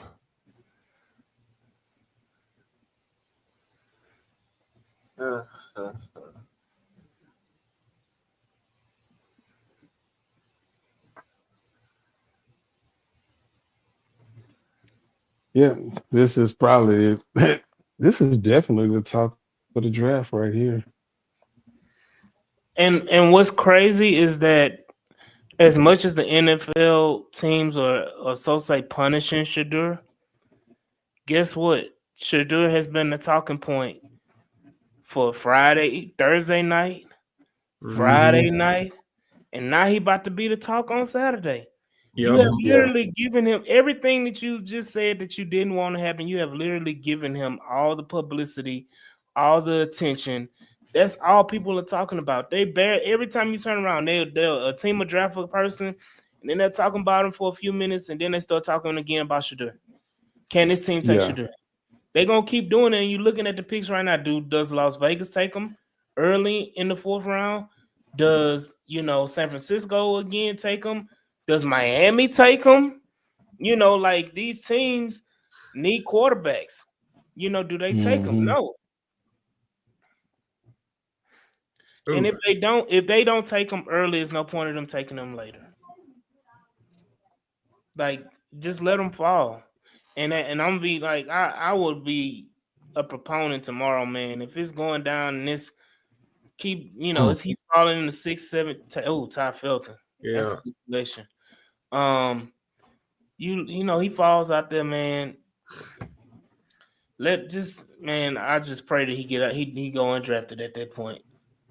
Let him sign with whoever and go out and beat whoever out there and go crazy. Yep. Yeah. Because the kid don't deserve, like, the kid is a good kid. You can say he cocky, confident, whatever, but a lot of that people are putting on him are from his dad. Yeah. And let's be real, man. Shadur has not gotten any trouble. The way he's portrayed, he's portrayed as if he's like a troublemaker. He's gotten arrested multiple times. He got a record. He got all these things on him.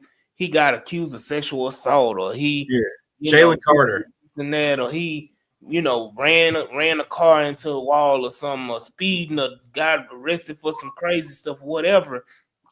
At the end of the day, it's foul what's going on with Shadur Sanders, and that's gonna be the talk of tomorrow. But again, man, it's right at 43, almost 4,400 people watching us live, man. We appreciate each and every one of y'all that have come in and watched this stream with the H-Town Rundown and Texans on 3 collabing to live stream the second and third rounds for the 2025 NFL Draft. We appreciate y'all all for coming in. Those of you all who are in the comments, we appreciate y'all as well.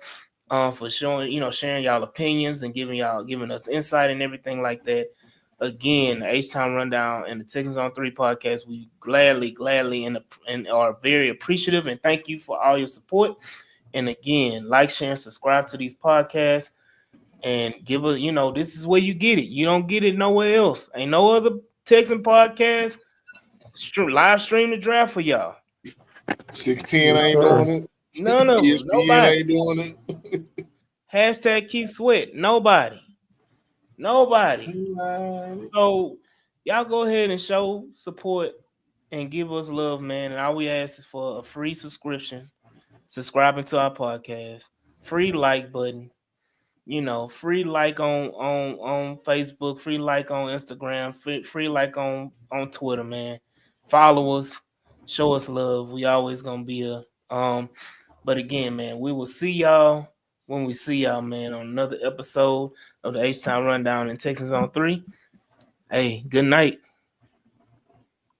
We out of here, y'all.